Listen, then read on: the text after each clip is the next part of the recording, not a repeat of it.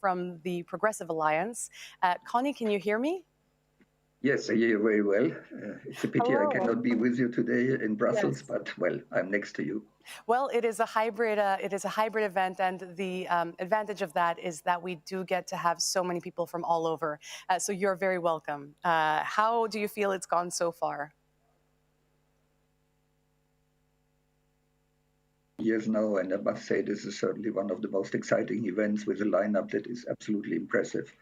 And I would like to use the opportunity, well, not only to congratulate you, Kelly, and the other journalists helping us to get through for this, but in particular the team who is behind the scenes and who is doing all this work, which helps us, to Zita, my friend, and to me and many others, just to be in the front line. And also, well, I want to congratulate Sergei and Andy Shida because they took this initiative. Well, for sure, we all would have liked to be physically present and really showing that we are a strong political family. Yeah? Social democracy is not lost in space. Social democracy is not speaking on visions. Social democracy is acting and promoting the most important, acting on the most urgent issues, which are for the societal development at global level. Well, from our side, like the other partners, we are not only participating in these 3 days, and I think it was a very good conceptual approach. You've more than 30 webinars and preparatory events worldwide, and some of them have been on the issue of resilient democracy. It would be great if you could tell us a little more about them.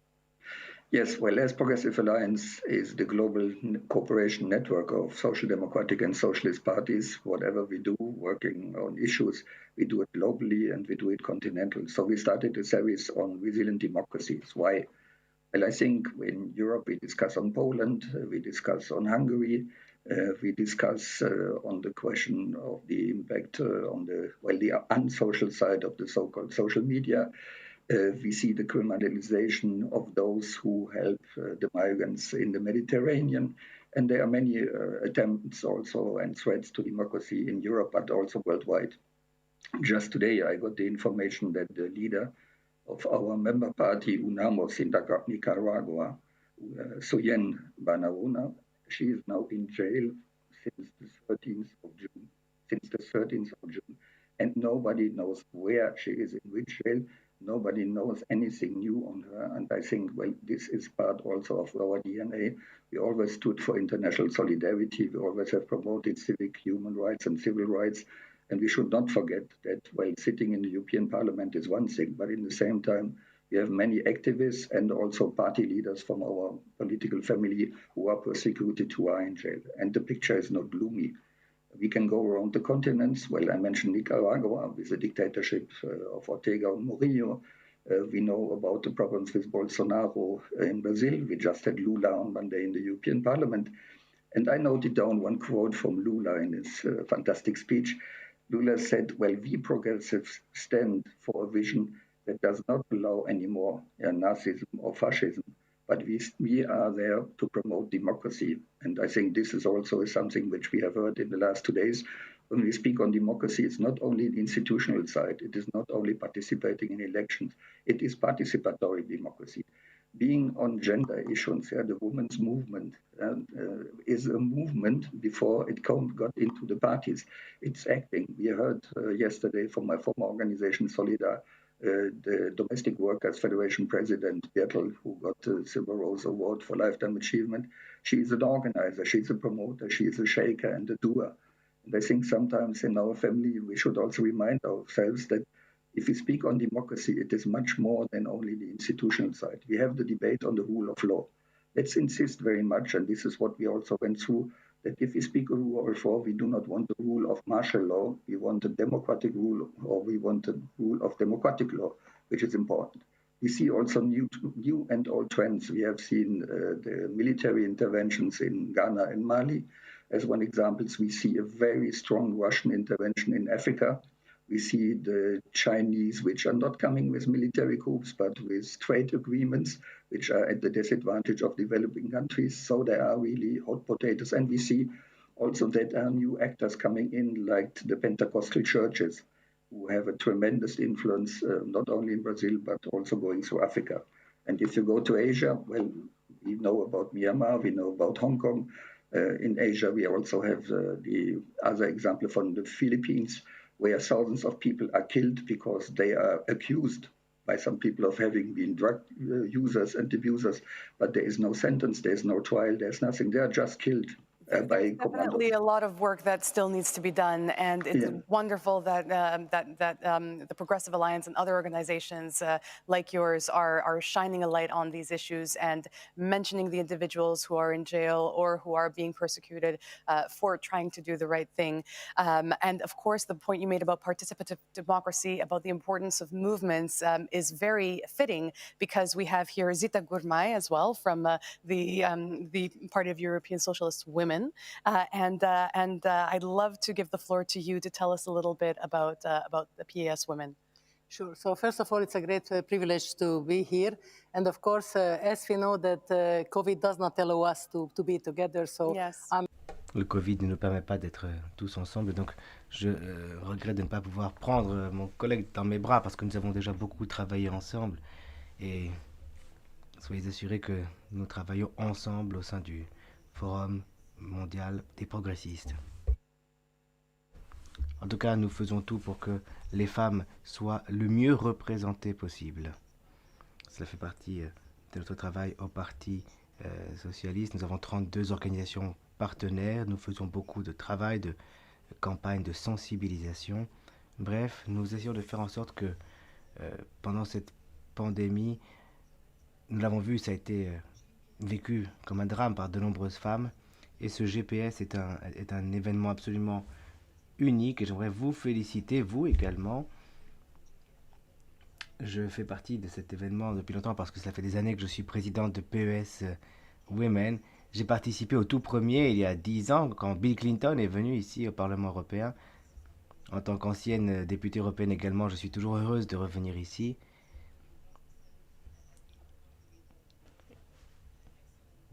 Nous avons travaillé avec nos excellents leaders de groupe et je peux vous dire que à l'époque, il y avait très peu de femmes intervenantes.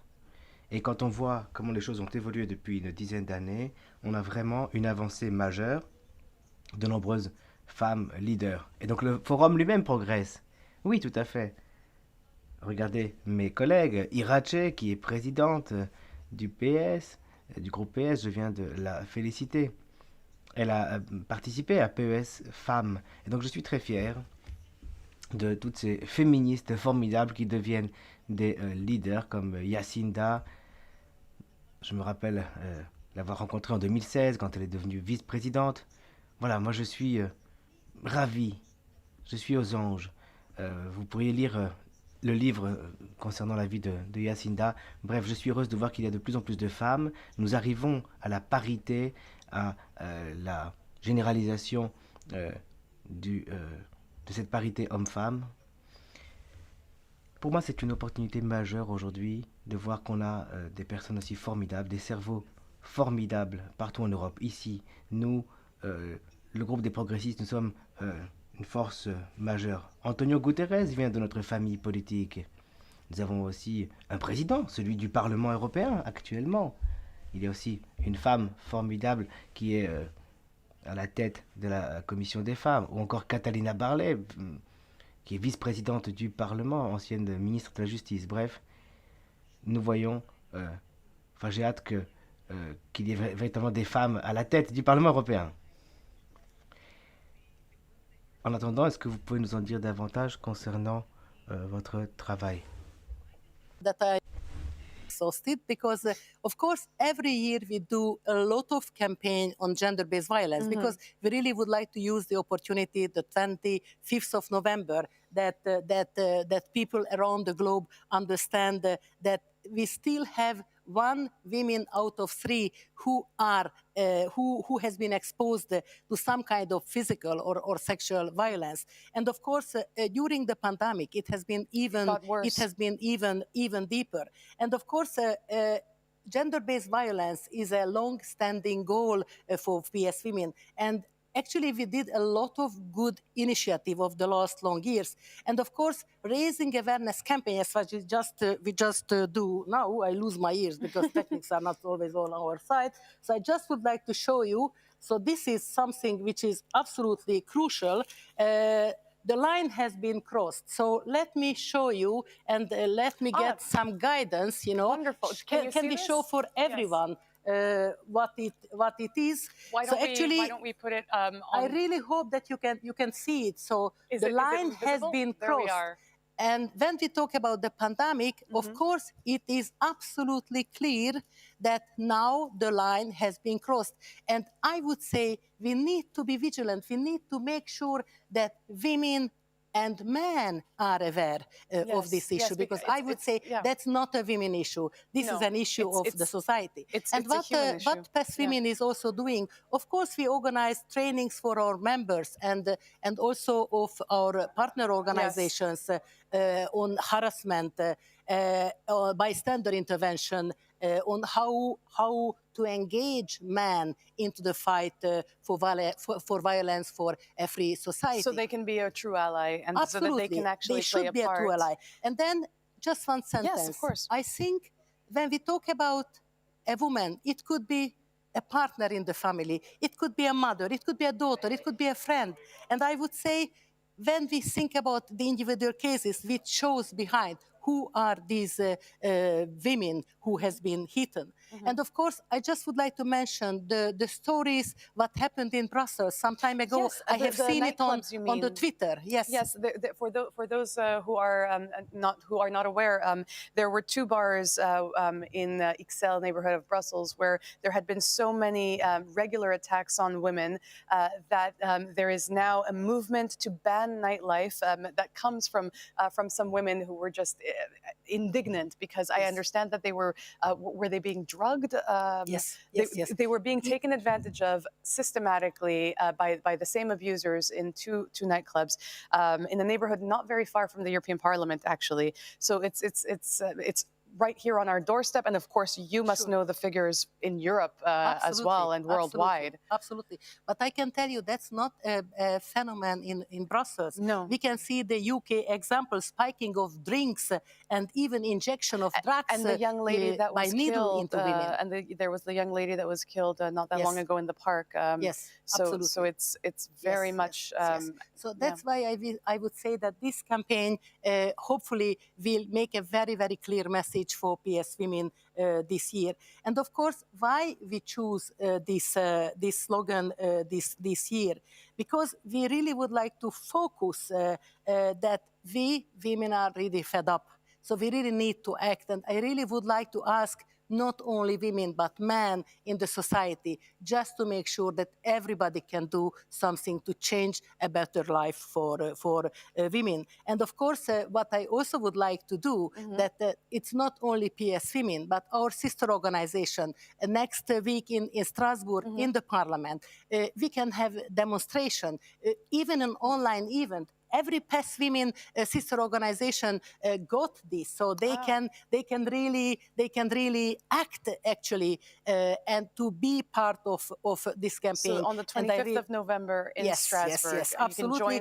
You can join the demonstration. Absolutely, and of course we have a lot of questions, but let's listen to Connie because we need to have a fair share of time as well. Of course, and we need men to be part of the conversation. So Connie, are you still with us?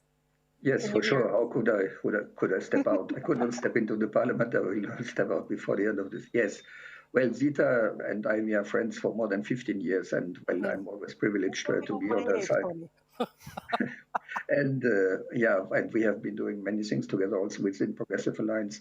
It's not the question of gender-based violence is a worldwide. It's not a phenomenon. I don't like this speech of phenomenon. It's a reality, a cruel reality.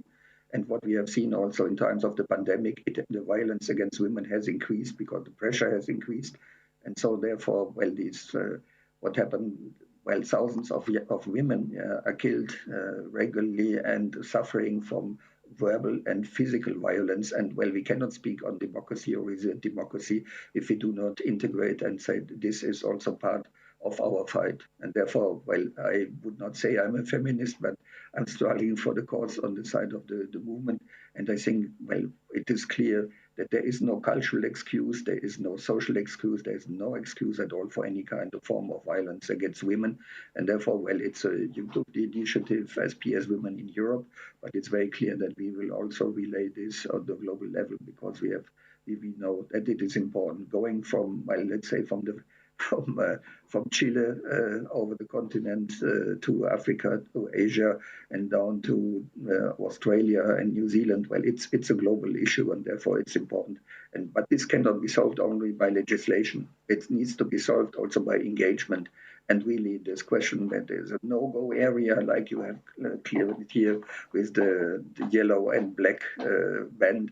I think this is a good initiative, and therefore, well, we stand on your side, and it's very clear whatever we discuss on social progress, whatever we discuss on fighting against inequality of our social rights, if we are not speaking on women's rights and equality at all levels, we will not really progress in the sense of a progressive society. Exactly, and it comes back to what you were saying earlier about movements, the importance of movements, and that democracy doesn't begin and end at the ballot.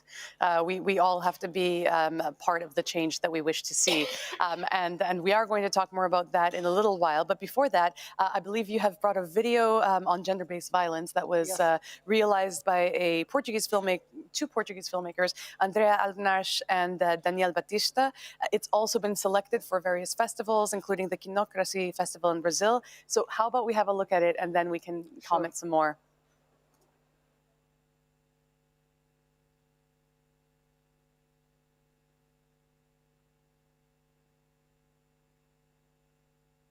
Eu não te estou a bater, estou a segurar-te para me ouvires.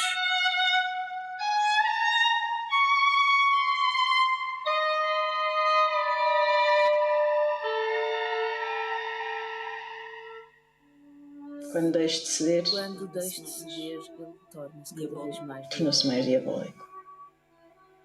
E recebia mata-leões, empurrões, estalos, chapadas, murros, arrancou-me o cabelo, Faltava-me o ar, faltava-me, eu quase que desmaiava. Enquanto ele sabia que eu ainda estava na teia. Enquanto ele sabia que eu ainda estava na teia, é uma coisa. Eu não me vou calar. Se tiver que morrer porque me estás a bater, assim farei.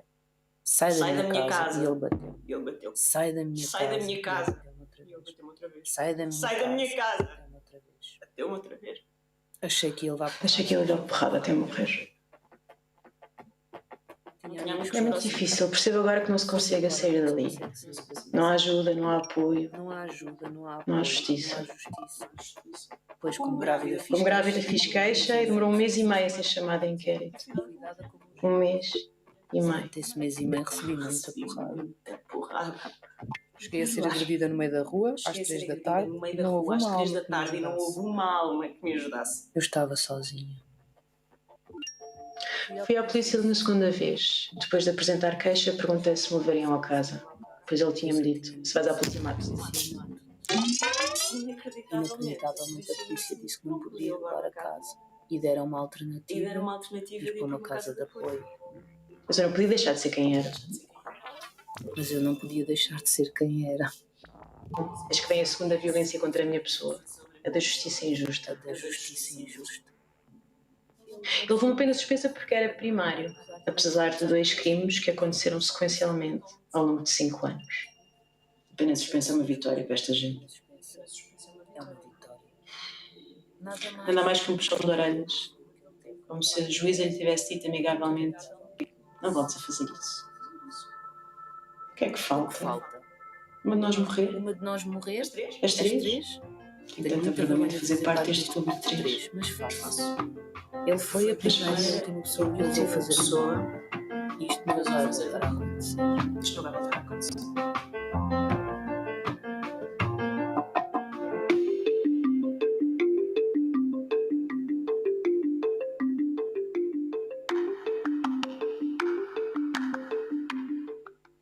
Very powerful stuff. And of course, we heard the word alone and asking for help a lot. I'd like to remind women watching that the sign on social media that has started trending to be able to notify someone if you're in need is this.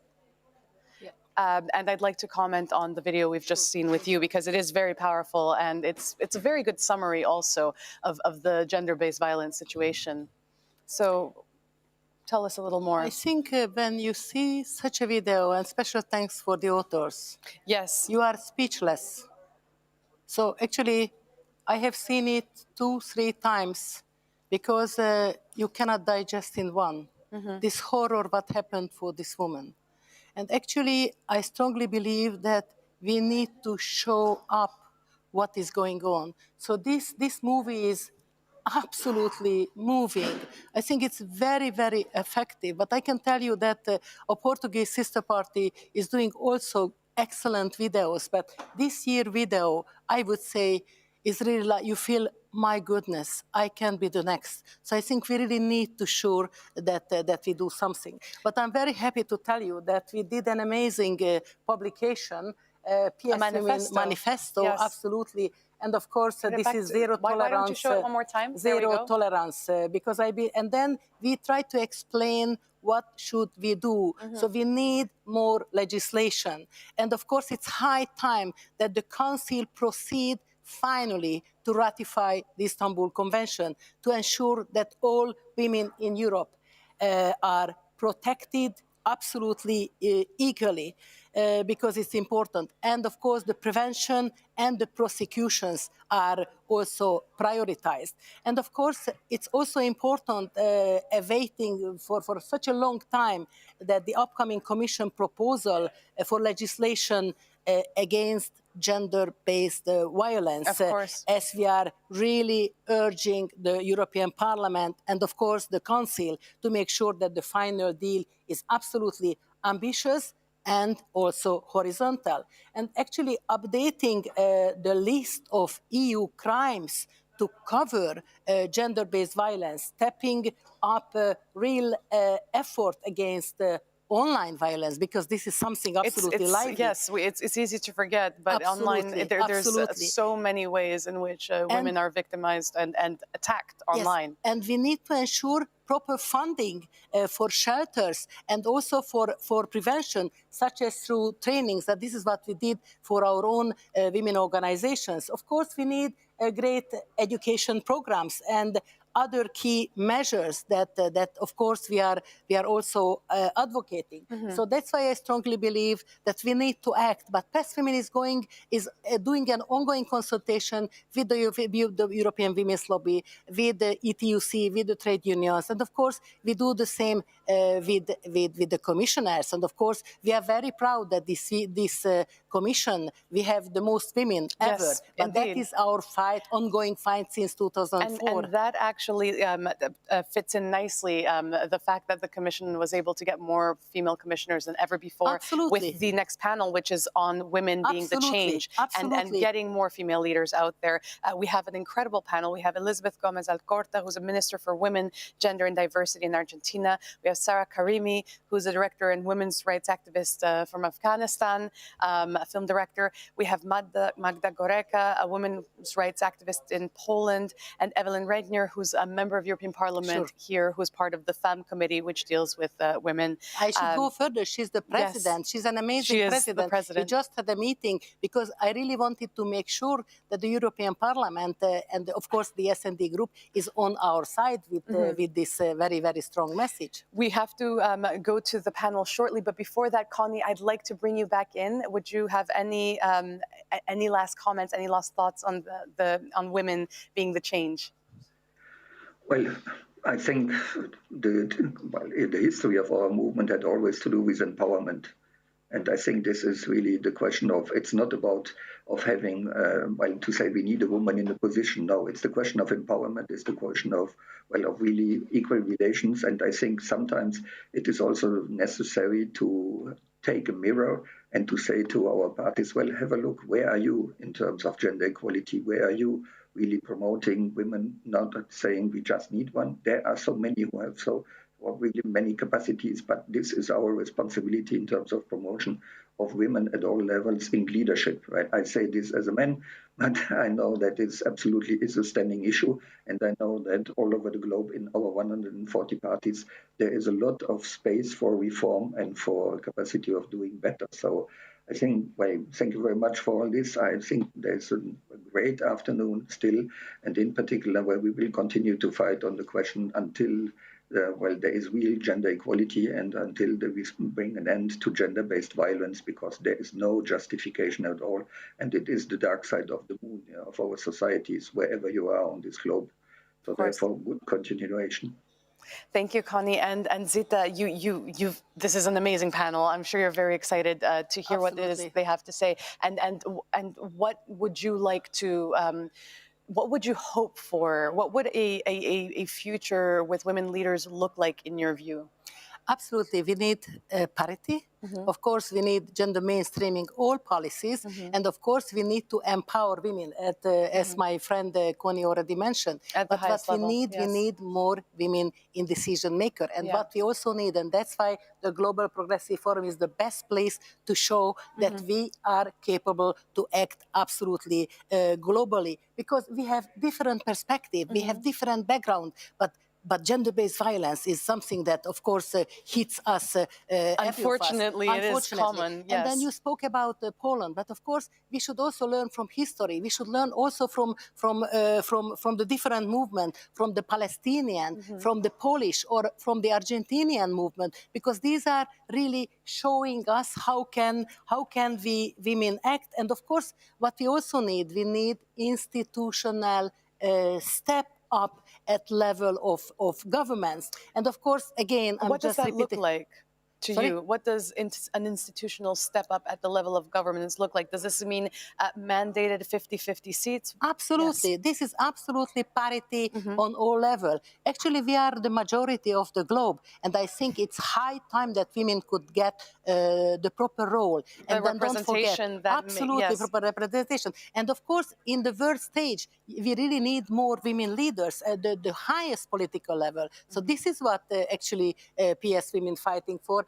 And of course, Connie Reuters is an absolutely great ally for this for the last 15 years. Of course, women does not like when you speak about age, but that is true that we know each other for such a long time. And of course, what we need in the Council, at the world leader stage, on the UN level, just to make sure that we have a proper representation of women, because gender equality is not just an add-on, it is the basis for socially just and equal society with well-being at the center. And I strongly believe that we progressive are on that. So let's make sure that on a global level, we can even have a better and more progressive role.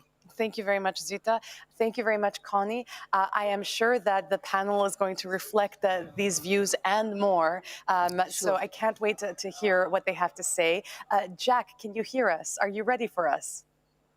We are ready for you. Yes. Fantastic. Thank you so much. I look forward. I'm great. It's been incredible. We've just heard from Zita and from Connie on how it's important to end the campaign to end gender-based violence, and on the importance of having representation, equal representation for what is a little more than half the globe. So I'm sure that you're going to have a very lively discussion. We are, and we'll come back to you shortly, Kelly, as well. So as Kelly said, we're going to have a panel now here at the Global Progressive Forum 2021 entitled Women Are the Change. We are delighted to have 4 women who are making changes in very different places in the world, fighting on different sort of platforms, on different playing fields, but still trying all to bring about, firstly, the end to things like gender-based violence, but and also politically to try and change the situation to make women's lives better. We have... A więc Magda Górecka, aktywistka z Polski, za chwilę połączy się z nami. Ponadto pani Gomez, która jest ministrem różnorodności i płci w Argentynie. Mamy też w studiu panią Regner, która jest przewodniczącą Komisji Praw Kobiet. Dzień dobry. Nie wiem, czy nasi paneliści już się z nami łączą, ale najpierw wideo, które przygotowaliśmy na ten temat.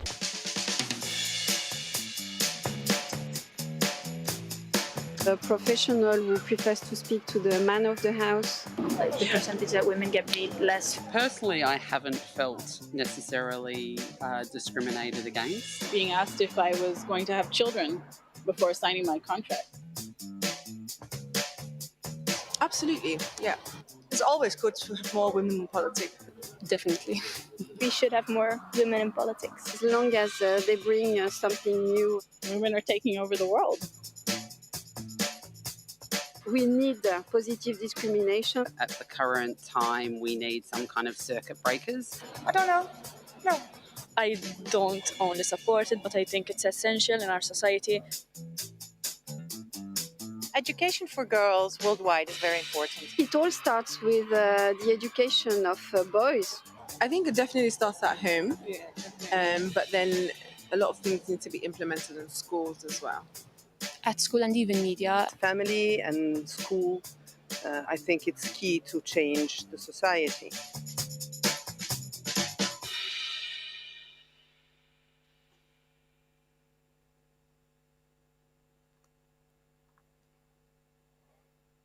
So that's the big questions. A więc były zadane najważniejsze pytania. Kobiety zastanawiają się o tym, gdzie leży odpowiedzialność. Trzeba edukować mężczyzn. Trzeba więcej stanowisk w polityce dla kobiet. Może pani Górecka teraz się wypowie. Jest aktywistką z Polski. Pracuje na rzecz praw kobiet. Była wielka kampania w Polsce organizowana ostatnio. Czy Magda jest online, tak? Dziękujemy. Nie widzimy. A, teraz widzimy. Może mogłaby pani nam powiedzieć, jaka jest sytuacja w Polsce, na czym polega wasza kampania, również jeśli chodzi o aborcję. Więc czuję się zaszczycona zaproszeniem i chciałabym podziękować.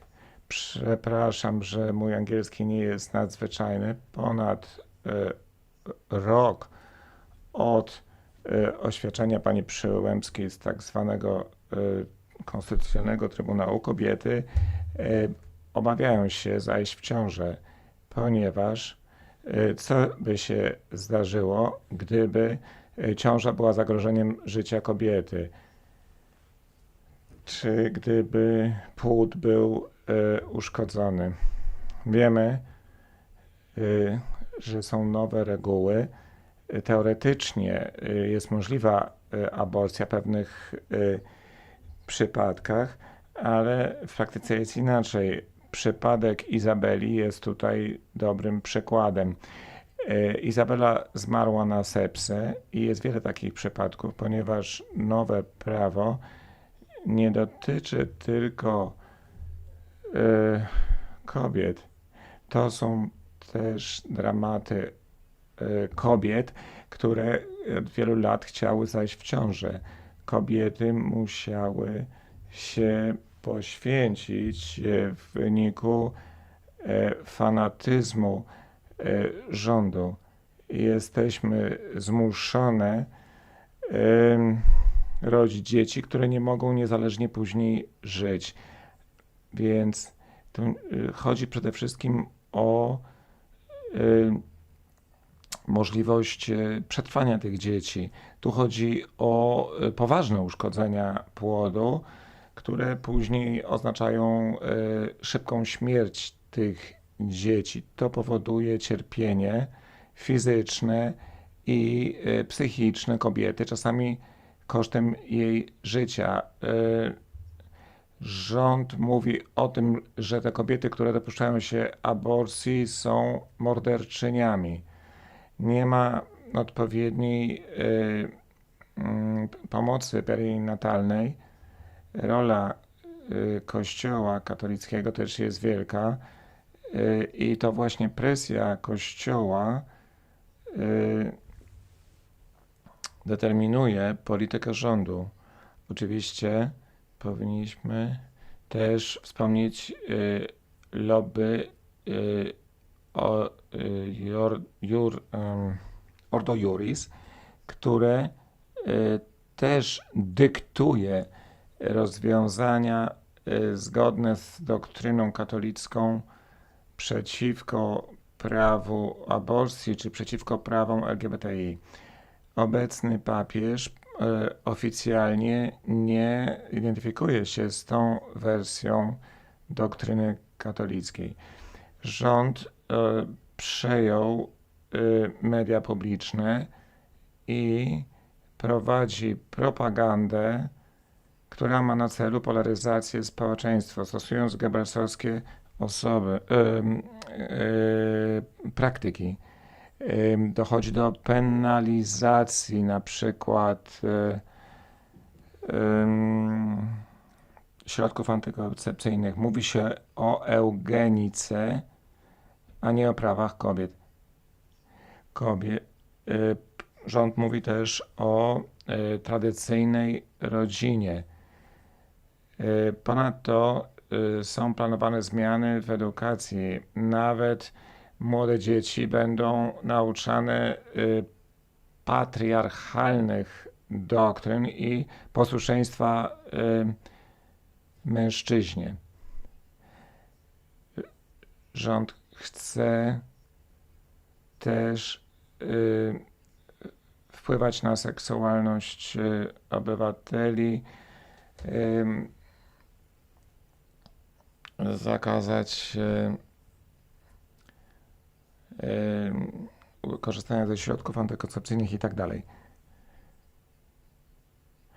Niestety duża część społeczeństwa nie ma dostępu do niezależnych mediów. Przepraszam na chwilę.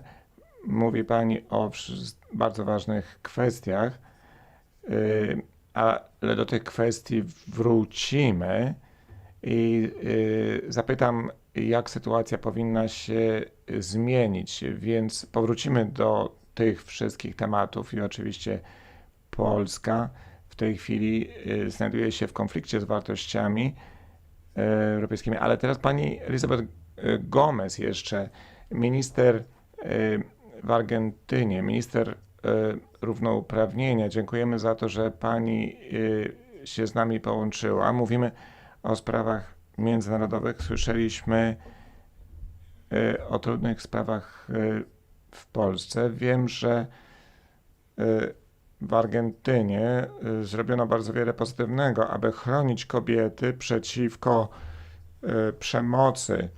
Może pani by mogła wyjaśnić, co tak naprawdę się robi w Argentynie? Tak, dzień dobry. Dzień dobry. Mam nadzieję, że mnie słychać. Nie usłyszałem do końca pytania, ale cieszę się, że mogę uczestniczyć w tym forum, tak abyśmy mogli porozmawiać o alternatywach dla hegemonicznego rozwoju, aby ten rozwój był bardziej równy. Ja jako feministka, aktywistka, ale też polityczka cieszę się, że państwo chcieli usłyszeć też nasz głos. Jak mówiono, pandemia jest globalna, ale różnie ona później, różne konsekwencje ma w różnych krajach. I też oczywiście różne grupy narażone bardziej cierpią w wyniku pandemii. Oczywiście ona też sprowokowała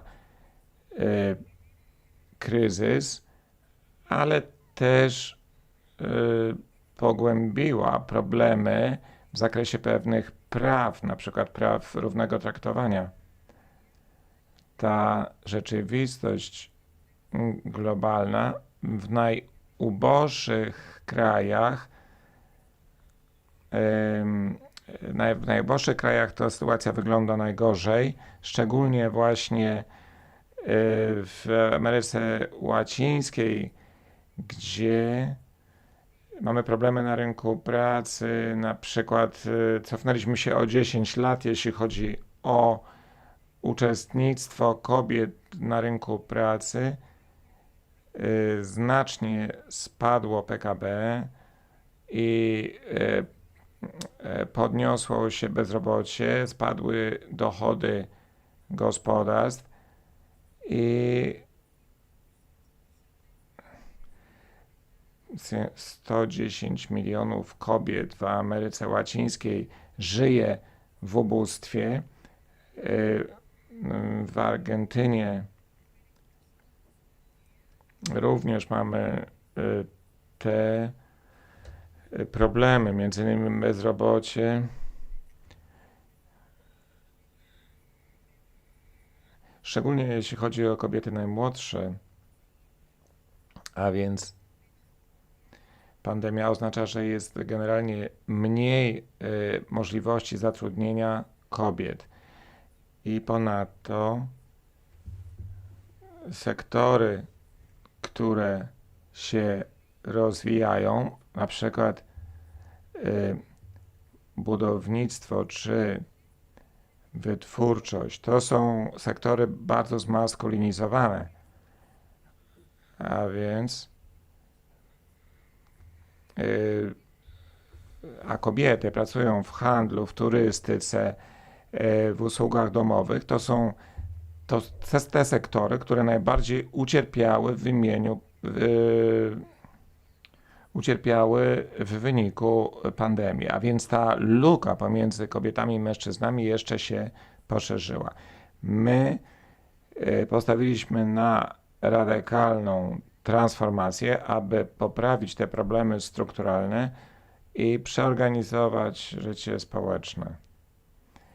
Zależy nam na większej sprawiedliwości, aby nie było dyskryminacji i trzeba zrozumieć, że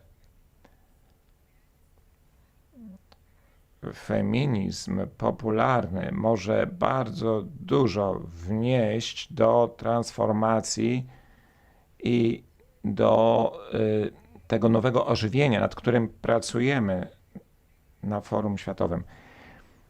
Feminizm w Ameryce Łacińskiej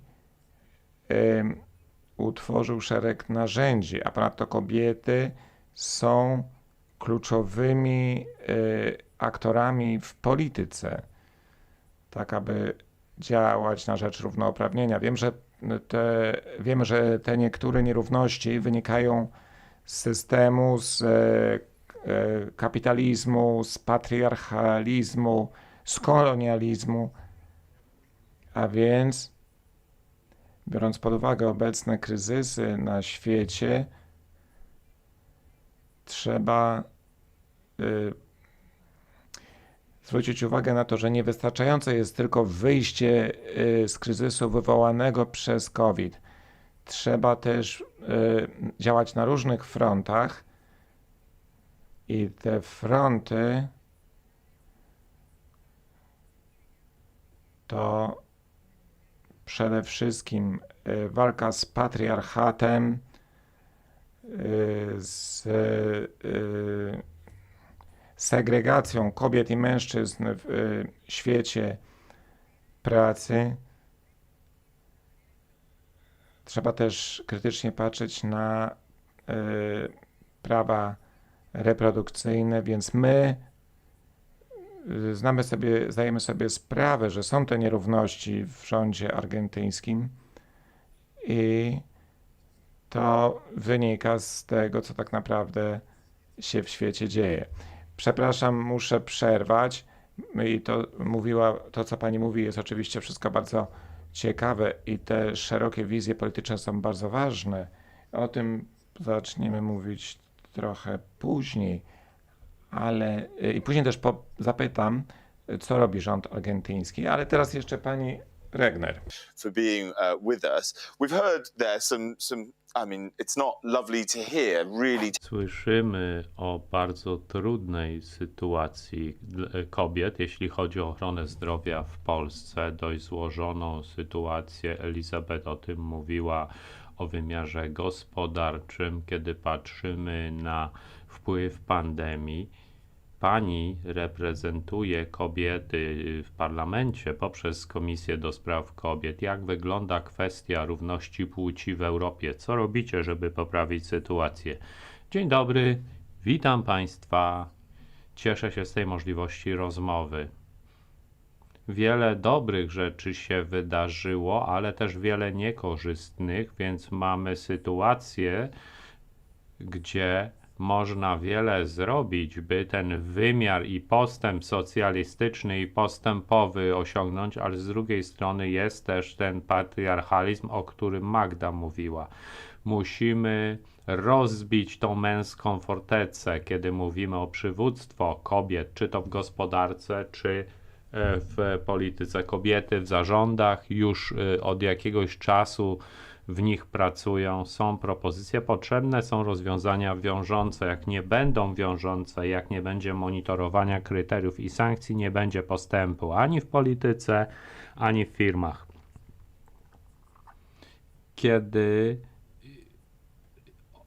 odnosi się w tym sukces, to wprowadzono kwoty, na przykład we Francji nie wypłacano wynagrodzenia zarządom, jeśli nie było równego składu, czyli oczywiście szybko znaleziono kompetentne kobiety, więc można sprawę szybko załatwić. Jest wiele takich przykładów.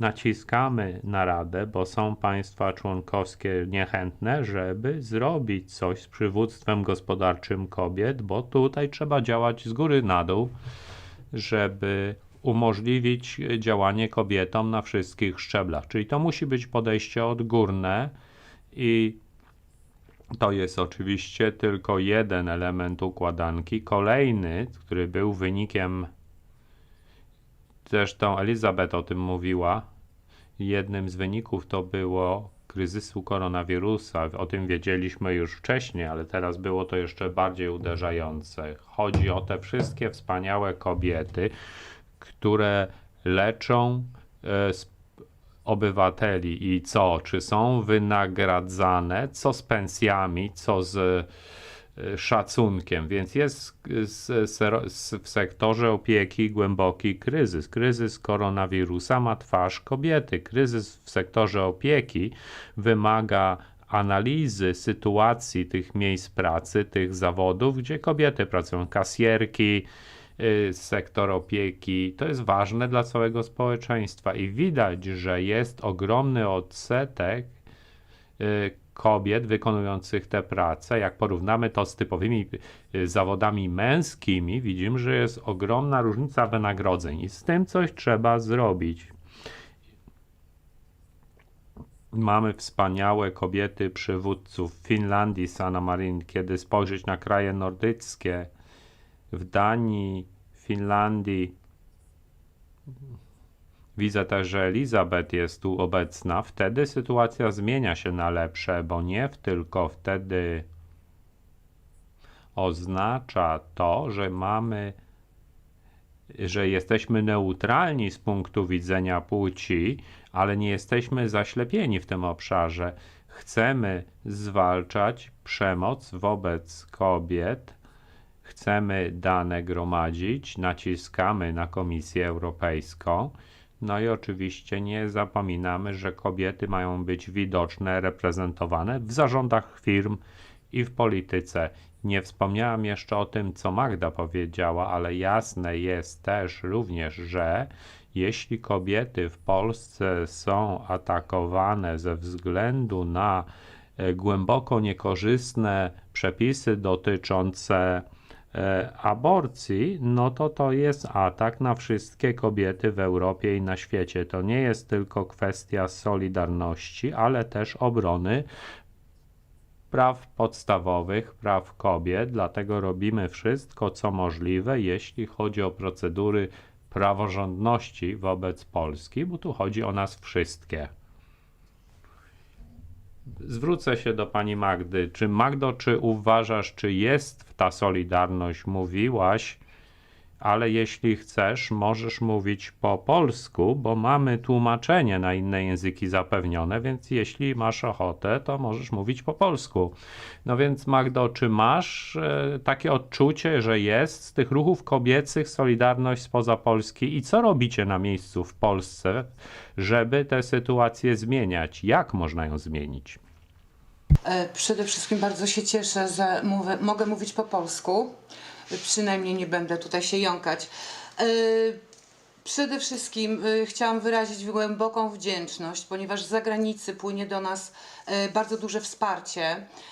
Nasze oddolne organizacje są w stałym kontakcie z poszczególnymi organizacjami poza granicami Polski i te właśnie organizacje polskie wysyłają Polki, które potrzebują natychmiastowej pomocy, właśnie z powodów, o których mówiłam w języku angielskim jeszcze, więc powiem po polsku, właśnie z powodów wad letalnych płodu, kiedy aborcja jest potrzebna natychmiast.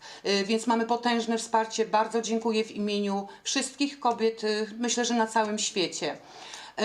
Unia Europejska wspiera nas w tej chwili w taki sposób, że przede wszystkim Parlament uznał prawo do aborcji jako prawo człowieka, a takie jest po prostu niezbywalne. Każdy obywatel, każdy człowiek na świecie z chwilą urodzenia ma po prostu prawo. W Polsce jesteśmy pozbawiane, jak o tym wcześniej pozwoliłam sobie mówić, my oczekujemy od Unii Europejskiej bardziej radykalnych kroków wobec rządu, nie wobec Polski jako obywateli, bo dotychczasowe restrykcje ze strony Unii Europejskiej dotykają nas, obywateli Polski, a rząd jest absolutnie bezkarny wobec wszelkich restrykcji płynących z Unii. Dlatego nie wiem, może jest jakiś sposób, nie jestem ani polityczką, ani nie za bardzo się tutaj orientuję w tych sprawach. Niemniej jednak apeluję o bardziej radykalne kroki wobec rządu, żeby nie były naruszane prawa człowieka, bo jak wcześniej było mówione, to nie są tylko prawa kobiet dotyczące aborcji, ale również prawa osób LGBT+, prawa obcokrajowców. Wiemy, co się ostatnio dzieje na granicy polsko-białoruskiej. Mówimy tutaj o demontażu systemu sprawiedliwości, o duszeniu polskich obywateli, pozbawiania ich człowieczeństwa każdego dnia.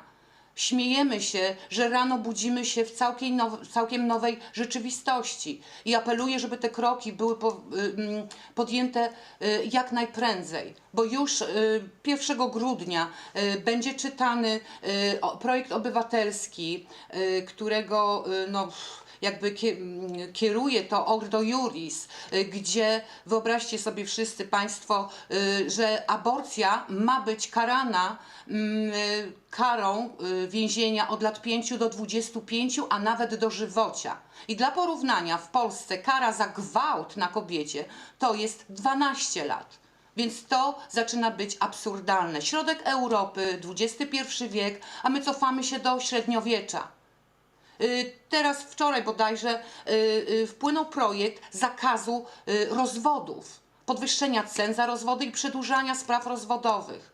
Także bardzo bym prosiła, apelowałabym o radykalne, szybkie kroki, żeby polscy obywatele mogli czuć się chyba ludźmi. Już nie mówię o obywatelach Europy, ale o byciu normalnym człowiekiem każdego dnia.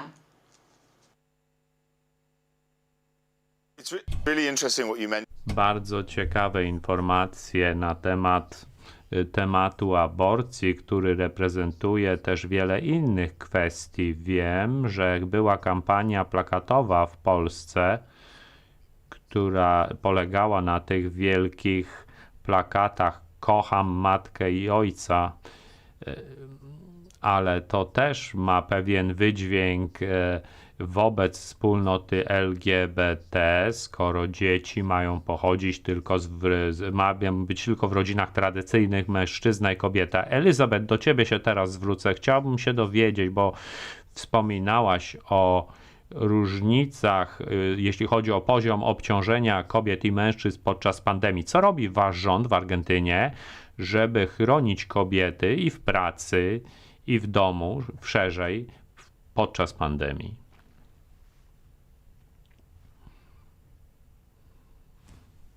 A Magdalena, que sabemos que... Tak chciałabym powiedzieć Magdalenie, że takie reakcyjne myślenie pojawia się wszędzie i dlatego musimy na poziomie globalnym walczyć z tymi wstecznymi ideologiami. Również w Argentynie, tak jak mówiła Evelyn, kryzys jest źródłem nierówności, przemocy i innych problemów. I dlatego dla nas w rządzie już od 2009 roku, w 2009 roku utworzono po raz pierwszy w historii Argentyny Ministerstwo do Spraw Kobiet. Ja obecnie jestem pierwszą ministrą, która zajmuje to stanowisko.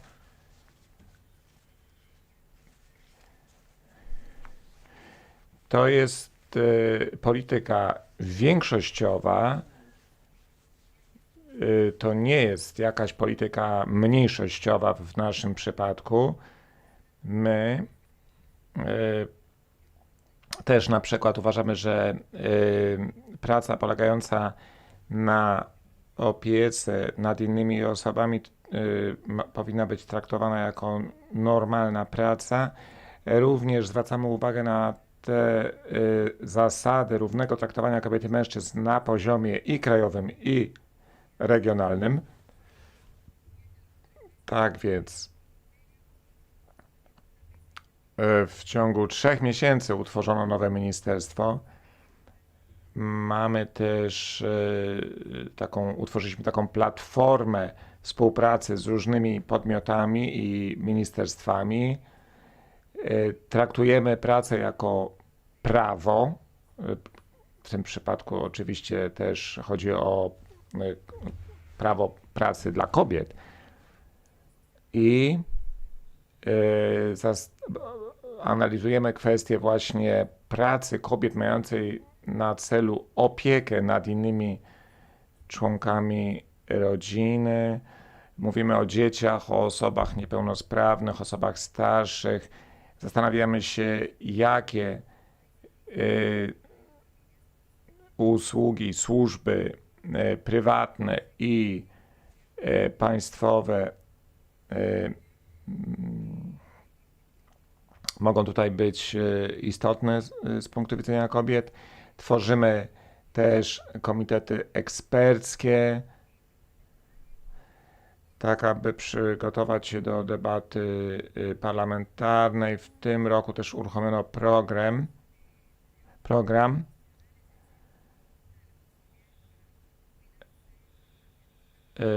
możliwości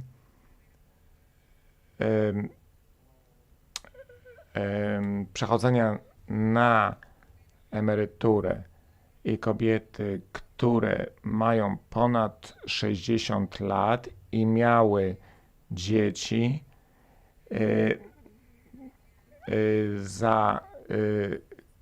z punktu widzenia tego prawa, za każde dziecko kobiecie należy się dodatkowo, tak jakby dodatkowo pracowała 1 rok dla celów praw emerytalnych. Chodzi o to, aby trochę korygować te strukturalne i historyczne nierówności. We wrześniu wprowadziliśmy też program zarejestrowanych chodzi o sformalizowanie i rozszerzenie pracy kobiet, które pracują w domach innych osób, w domach prywatnych. 1 na 5 kobiet pracuje w Argentynie w tych domach prywatnych, a ponadto 70% kobiet, które tak pracują, w ogóle pracują na czarnym rynku, a więc chodzi nam o rejestrację. Też w związku z tym prowadzimy kampanię w różnych miejscach, w środkach transportu, w pociągach, tak aby zachęcić kobiety do rejestracji, aby później miały prawa odpowiednie wynikające z tego zatrudnienia. Ponadto chodzi też o to, aby we wszystkich obszarach rządu stosować ten wymiar płci i przede wszystkim uważamy, że państwo powinno tutaj szczególnie właśnie zająć się tymi sprawami, które są źródłami nierówności. Przede wszystkim sprawa niesprawiedliwości związanej z opieką nad innymi osobami, to później też może prowadzić do przemocy przeciwko kobiet. Mamy też w związku z tym plan krajowy walki z przemocą wobec kobiet i ten plan ma trwać 2 lata i wszystkie ministerstwa przygotowały 140 różnych tematów, na które trzeba zwrócić uwagę, ponieważ oczywiście w czasie pandemii sytuacja się pogorszyła, ponieważ będąc w domu, w izolacji, często kobiety znajdowały się w izolacji w domach z osobami, które dopuszczały się przemocy. Przepraszam, muszę zatrzymać na chwilę panią, do niektórych kwestii wrócimy, ale zwróćmy uwagę na niektóre rzeczy, o których pani mówiła, szczególnie aby popatrzeć na to trochę z punktu widzenia europejskiego. To, co pani minister mówiła, to tak naprawdę można podsumować, że potrzebne są zmiany strukturalne. Ale co jest ważniejsze? Zmiany strukturalne czy zmiany społeczne? Nastawienie. Jedno i drugie, równouprawnienie to zmiana społeczeństwa bardzo głęboka po stronie zarówno kobiet i mężczyzn. Wszyscy muszą w tym uczestniczyć. Trzeba działać w ramach struktury, nad kulturą, nad stereotypami. Potrzebne są rozwiązania wiążące, bo inaczej nie ma postępu. To bardzo ciekawe, że obecnie można słuchać tego, co Elizabeth mówiła i muszę jej pogratulować,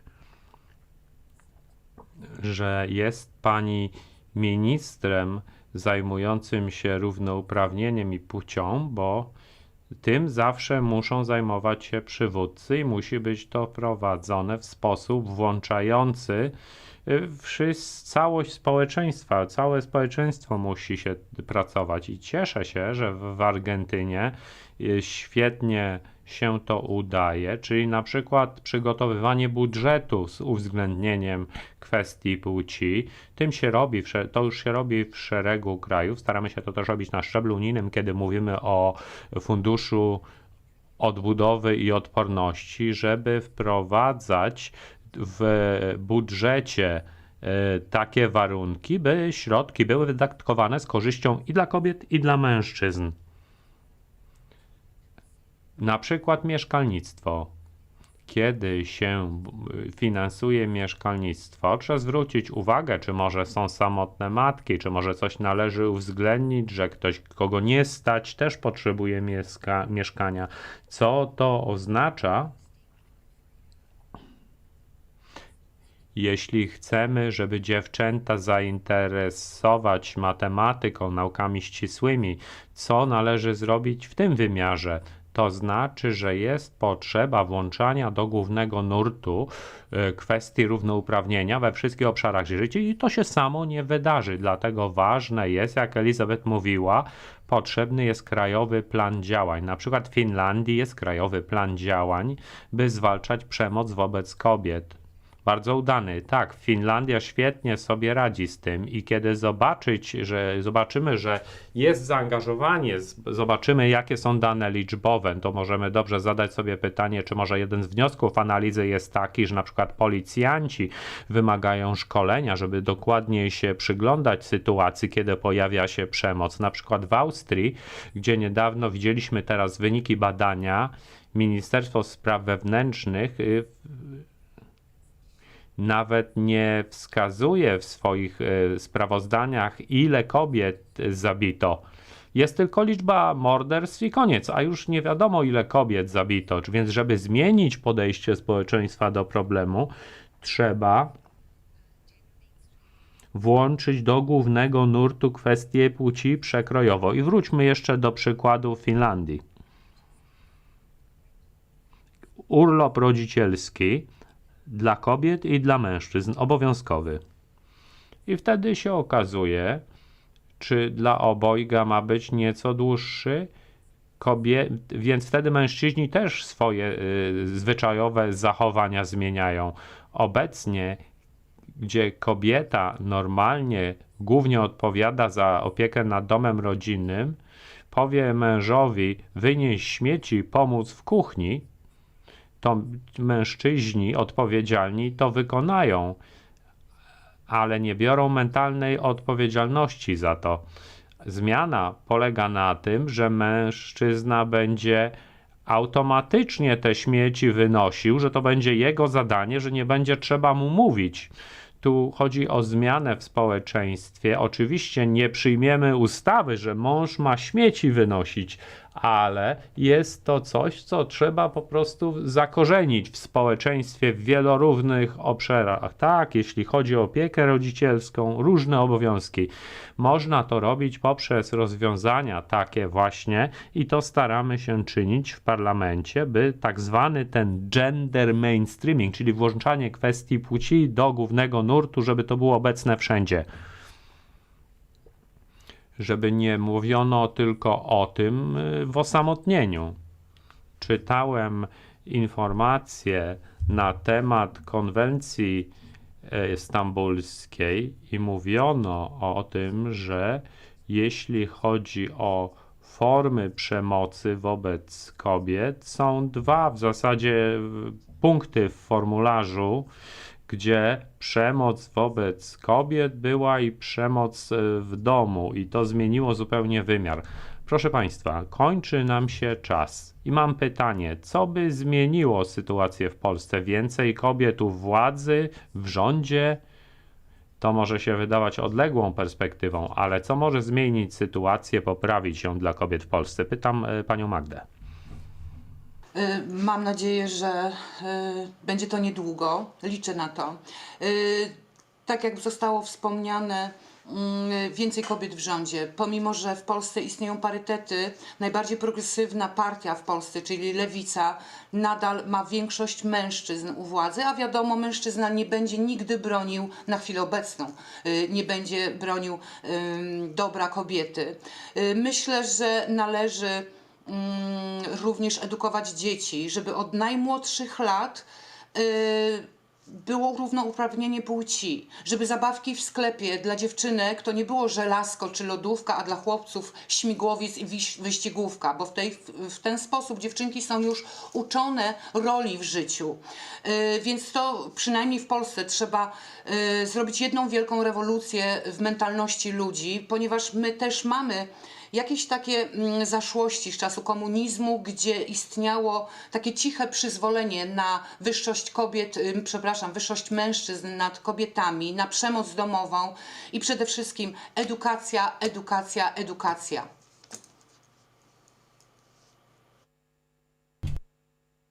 Interesting. Tak, to bardzo ciekawe.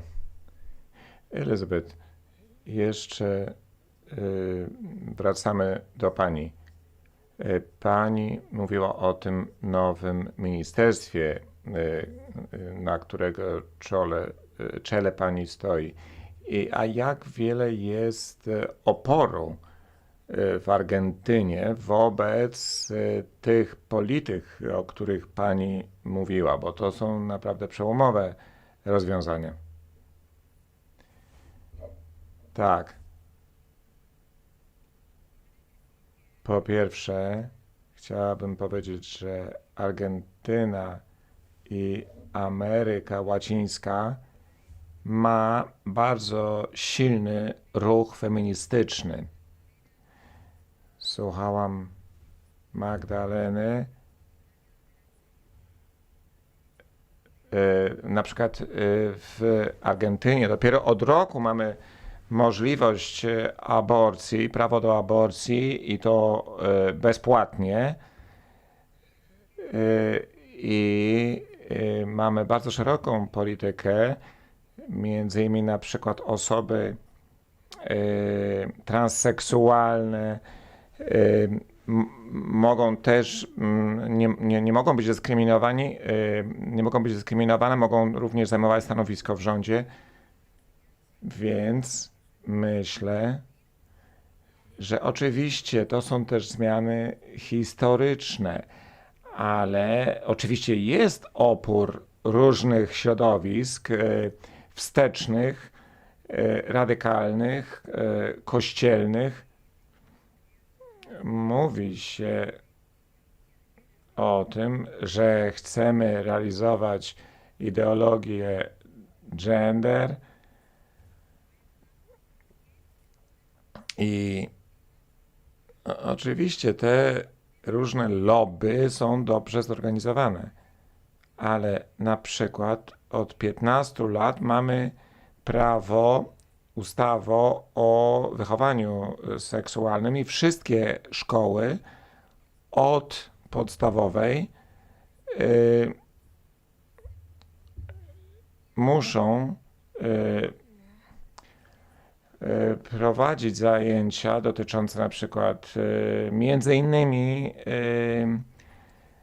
dotyczące roli kobiet i mężczyzn. Chodzi o to, aby to było bardziej równe traktowanie obu płci, więc to jest 15 lat.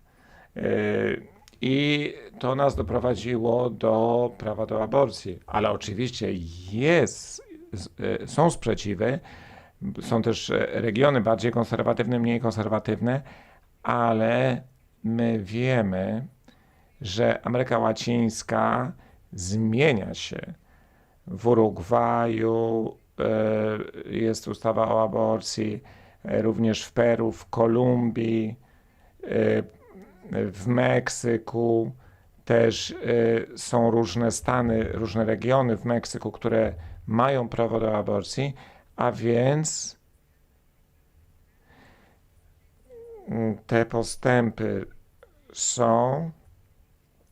Oczywiście wiemy też, że te postępy trzeba utrzymać, bo zawsze jest ryzyko powrotu do tych wcześniejszych praktyk. Tak, to jest bardzo ciekawe, ponieważ mówiła Pani o tym, że Ameryka Łacińska jest takim blokiem i że idzie razem, ramię w ramię. Myślę, że to jest dobry wniosek, że w Europie też powinniśmy mieć taki wniosek, a więc nie będzie pieniędzy dla Polski wtedy, kiedy rząd polski podważa prawo do aborcji, prawa kobiet, a więc na pewno będziemy solidarni i również będziemy chcieli zaangażować mężczyzn, feministów, którzy też chcą działać na rzecz zmian. Dziękuję bardzo. Dziękuję też Elizabeth Gomez, pani minister równego uprawnienia w Argentynie. Dziękuję też pani Góreckiej, która jest aktywistką antyaborcyjną w Polsce. Przepraszam, działającą na rzecz prawa do aborcji. Wiemy też, że bardzo trudna jest sytuacja w Afganistanie. Niestety nasza osoba, która miała uczestniczyć w naszym forum z Afganistanu, nie może ostatecznie się z nami połączyć, więc ja bardzo dziękuję też za to, że mogłem uczestniczyć w tym forum. Thank you, Jack. It was indeed a very interesting conversation and very wide-ranging.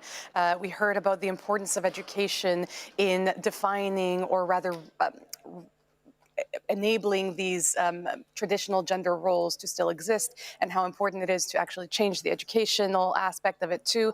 Of course, we covered female reproductive rights, and we looked at the situation in Poland, and also on better news, like what imposing quotas in France was able to do for getting more women on boards, and the economic dimension of actually involving 50% of the globe more into the economy and empowering them. I would like to say hello to Ona, who is our social media representative for today. She will be checking our comments. So if you had any comments on the panel that you just heard, Women Are the Change, or any of the following panels, please do comment on social media, share your thoughts. We are going through them, and we may share some live on air later. But in the meantime, we also have a poll, don't we? Yes, we have a poll on our website, globalprogressive.eu, and we have some results. The question that has been answered, the clicked most, For is, the question being, what is your progressive dream? Exactly. For the next 10 years? So the dream that people have most is, number one, reducing poverty and inequalities. So it seems like it's a priority for people to close the difference between poverty and rich people. The second most dream is the green transition, which is a very interesting topic. And we will have a session on it later today, so stay tuned. I think it is at 5, the new Green Deal. Exactly. And the third most wanted topic is stopping wars. So it seems like people are seeking peace. Fantastic. Thank you very much, Ona. So you can also still vote on the poll. It will be open until the end of the Global Progressive Forum this evening. In the meantime, we have another session on new politics about engaging the next generation that will start very shortly. And since I have a young person with me, I'd like to ask you about your views, Ona. My views is that politics has already entered a new era where people and politicians can use and have to use social media in order to communicate with everybody. So there is no border anymore. Everybody can talk and have an opinion. Yes. And that's why we want to show you some very interesting examples of politicians engaging, you mean, with the younger generation? Yes, exactly. That's pictures or videos that have had a big impact on people and their private lives as well, and how you can make everything political. Every aspect, when you go somewhere to some event, you can see politics. Let's have a look at the first one. In Tuvalu, we are living the realities of climate change, sea level rise, as you stand watching me today at COP26. We cannot wait for speeches when the sea is rising around us all the time. Climate mobility must come to the forefront. We must take bold, alternative action today to secure tomorrow. Aftailasi, Tuvalu Modertua.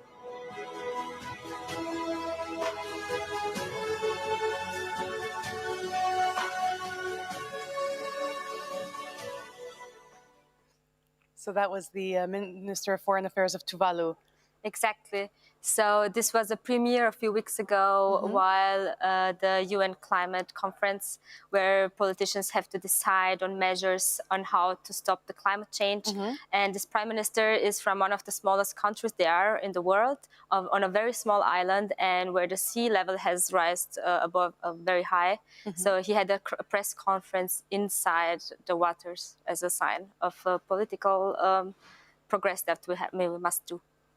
A very vivid image, of course, because it is literally showing us the future if we continue doing nothing about the climate crisis. And I believe you have a photo from a politician from a very different, very big country. Yes, this is one of my favorites as well. I love all the examples. This is Alexandra Ocasio-Cortez from the US. This picture is very famous. It was her before the Met Gala. So you can see her and her designer who has designed the dress. The dress says tax the rich. So it was a very big symbol for her politics, that she really wants to tax very rich people and give more money to the poor people. So very much aligning with the Global Progressive Forum ideals that have been spoken about in the last few days. And there was a session on the first day about the importance of addressing the tax inequality that exists throughout the world, because it is ridiculous that you have multinationals and billionaires who don't pay their fair share of taxes, while people like you and I will do so more than that. Exactly. So it's and she's also one. We should point out the youngest Congresswoman elected in the United States, and therefore she is also an example of how to engage with the next generation. Yes, that's a very good example, because that was a picture she has posted on Instagram. So she just posted on her private profile, and that has a huge impact. And it was reposted, and it went viral. Yes. And that's politics that goes viral, and that's important. And again, I think you found another example from the other side of the world once more. Exactly. Another one of my favorite female politicians. It's Jacinda Ardern, the Prime Minister of New Zealand. And she has a clip, and let's just watch it. Okay. You'll see that greater certainty for business. You're meant to be in bed, darling. It's bedtime, darling. Pop back to bed. I'll come and see you in a second. I'll come and see you in a minute, okay? Sorry, everybody. Yeah, Nanny will take you down to bed. Thanks, Nana. Well, that was a bedtime fail, wasn't it? So this was a video of Jacinda Ardern. So you can see live, right? Yes, it was her live on a live discussion on a very important matter, and that was her daughter interrupting her with some private matter, and that's very beautiful. You can see she's also a mother. So that's when you see that private things that happen at home also align with what we do in the public life. That we are a person in an interview and also a mother in the same time, and that's an important message that she has sent. That she doesn't have to choose between being a world leader or a mother. She can do both, and she actually she shouldn't have to separate both of them. She should not have to. And I think I remember a few years ago when she had recently given birth, I think she took her child with her to the United Nations when she went to address the United Nations, and it's also wonderful the way she. In my view, at least, and linking it to the Women Are the Change panel that we just heard, she subverts the mainstream by showing her partner actually doing a lot of the childcare himself when they go on these meetings around the world. So it's something that we said, if we can dream it, we can do it, is the motto of the Global Progressive Forum. But there's also I need to see it to believe it. So seeing a woman like Jacinda Ardern being an example to women everywhere is also something that will help us bridge that gap that has been unfortunately made all the wider because of COVID. Exactly, and to all the viewers we have, I strongly encourage you to follow and to look at how Jacinda Ardern makes her politics, brings it down to people through her social media. So she's very famous. She has done more live interviews where she just opens her phone, talks to the camera, and explains to people how she wants to change, what she wants to change. And that's a very good and interesting, a new way to do politics. In fact, just last week, I spotted Alexandria Ocasio-Cortez doing the exact same thing on Instagram. With the new bill that they have passed, she was explaining her position, and she was taking questions on the live from the commenters. In fact, the other great thing about these women is that they're great communicators. So it's also not just, I think, new politics, and we'll hear more about it in the panel in a little while, but I think it's about not purposely obscuring the language that we use in the technocratic jargon, but explaining what happens in houses like this one, like the European Parliament, and parliaments across the world, and in simple terms that people can understand, so that they can get involved in politics, so that they can mobilize, so that they can put their own opinion forward. Exactly. So before we go on, can I just check, is Jennifer ready for us? She's ready? Hello, Jennifer. Can you hear me? Can indeed, yes. Greetings to you from the other side of the European Parliament. Yes, hello. I mean, I can probably see you just on the edge of my sofa. This is a virtual event that we're bringing you live from different sections of the Parliament, as well as the whole world. It's lovely to see you. And before we go on, we actually have a video. Is that correct? I'm sorry, Jennifer. We're going to come back to you shortly.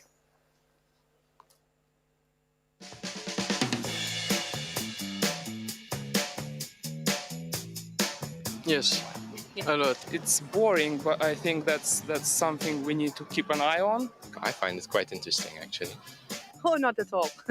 I found politics very interesting, but politicians sometimes very frustrating. I think we are politics. I think we get to decide the future. Depends on the subject, it depends on the politician.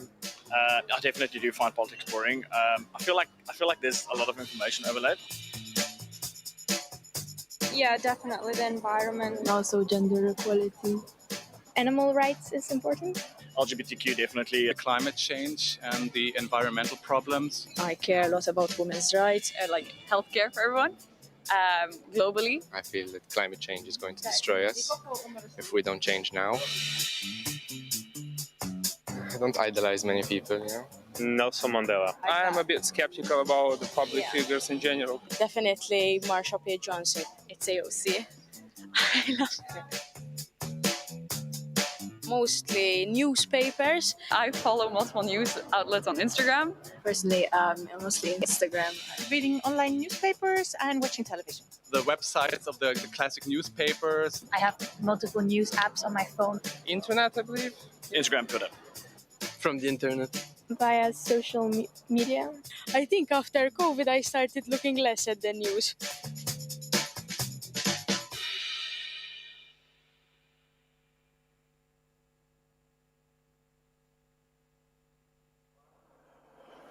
Hello again, Jennifer. I think that video was a great introduction to what's probably going to be a very interesting panel. Tell us a little bit about your guests. Well, we've got really inspiring guests here today who've been really at the kind of cutting edge forefront of the new politics that we're looking at. I thought that was a great video as well. I was a bit worried after the first two speakers that everyone was going to say that they found politics boring, so I was glad that so many of them actually told us about what that matters to them, so that we can talk about that in our discussion here today. Because if you're not engaging, then no one's listening. And I think that the onus is on us today in this conference to talk to people in a way that will actually cut through the blah, blah, blah, as someone very famous recently said. Greta, yes. As one of the guys in that video said, there is an information overload. So you want to be able to filter out the unnecessary noise and focus on what matters. Well, we certainly will be listening to this panel. Take it away, Jennifer, and we'll see you later. Thank you very much. Indeed, as we've said, this panel is going to be about the new politics, about getting younger voices heard, dealing with these intergenerational shifts and rifts and so on that we see happening. We're going to talk about what's engaging, how people communicate, what matters, and how do we actually deal with what matters in a way that is constructive and progressive and moving forward. So the title, of course, of this overall forum is If We Can Dream It, We Can Do It. We're going to talk about the dreams, but focus on the doing, I think, in this discussion. We've got joining us, I think we've got some remote speakers as well as here in the room with me. I've got Conor Rousseau, who's the leader of the Vooruit Social Democratic Party here in Belgium. Online, we have joining us Ellie Schlein, who is the Vice President of the Emilia-Romagna region in Italy, who knows quite a lot about talking about abuse online and being challenged and being trolled. We know about that.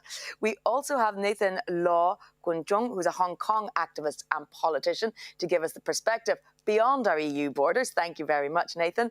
And then Anna Kazowski, who is a young German MP and has taken the seat that was held for years by Angela Merkel. So a meeting of the new and the old there as well. I'm going to start, Ellie, let me start with you. Tell us a bit about what new politics means to you. What do you understand by that term? Hi, everyone. It's a real pleasure to be with you in the context of the Global Progressive Forum. What does it mean to me? Many things, starting from the methods. It's very important to rebuild trust among the new generation, that we realize that these are not times anymore in which we that are active already in politics, we can go to people and say, hi, we are here to represent you. Now it's time in which we have to engage them and ask them to auto-represent themselves in a common challenge, because I think that the new generation are mobilizing with a consciousness, an awareness of intersectionality. What does it mean? It means that I saw the same faces mobilizing here in the squares and streets of our country in Italy, but also in other countries in Europe, on climate change, against racism, for gender equality, on good quality jobs. It's intersectionality. It means they are conscious that we have to join our fights in a common and shared vision of what future we want to live in. And I think this is happening among the new generation. So we have to open our doors. I was this morning with 5,000 students online, obviously, from all different parts of Italy. And we polled them directly to ask them, are you interested in politics? You will not be surprised by the fact that, unfortunately, 50%, 51% said no. So in order to regain trust, we have to build a new method to engage them and to, let's say, try to involve them in the fights that they're doing already across civil society in other forms, not directly in political parties. So I think this is the number one thing. And then, of course, you were talking about the disappointment on the decisions. You know, in Italy, there was a law against hatred and against discrimination for LGBTIQ plus community, and it was, let's say, in the Senate, there was a secret vote that shut it down. And of course, the new generation were fighting for this. And I mean, how can we be credible where politicians do not even take their own responsibility for shutting down such an important subject? And also on COP26, you have seen the right words in the conclusion documents, but let's say, before the right words, there are 18 different adverbs that are slowing down what we really need to get out of subsidies for fossil fuels. So I can understand the disappointment, and we have to try to rebuild trust with a new method. Anna, I see you there. You're kind of expressing frustration alongside what Ellie's saying. So let me come to you to react straight away.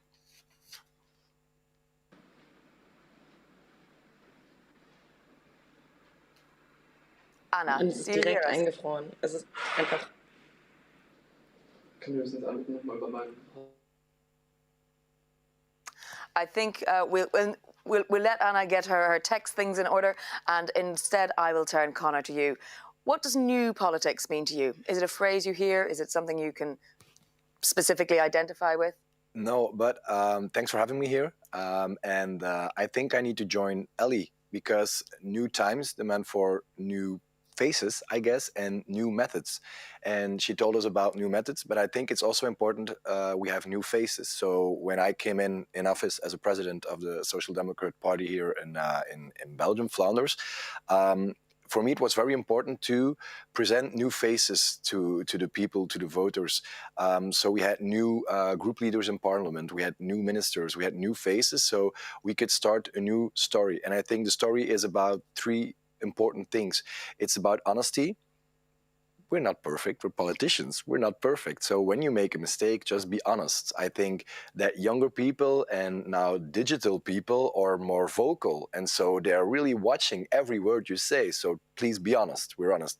2, straight talk. I don't like when leftish people talk and need to show and prove the world how smart they are and how intellectual correctly they are, and they talk like a professor would talk. But I like to talk the way the people talk and young people talk. So even on social media, we have a very, very, very strong extreme right party in Belgium, and they're the biggest on social media. And we were like the last one, but when we started talking the way people talk, not populist, but popular talk, we're now in person. I'm the biggest one on social media, and the party is really, really, really growing. So it's important to be there where the young people are. If it's about young people in politics, you should represent them, and you can only represent them when they know you and when you reach them. And you have to reach them on those new platforms, not only on classic media. We saw in the video, how do you follow the news? They didn't say, I watch the news every day. They say social media, internet. So we need to be there as left parties as well. And the last thing I think very important is when you are in government, it's what Ali talked about. There was a law and it didn't went the way it should be. It should go. We're in government as well here in Belgium, and it's about getting things done.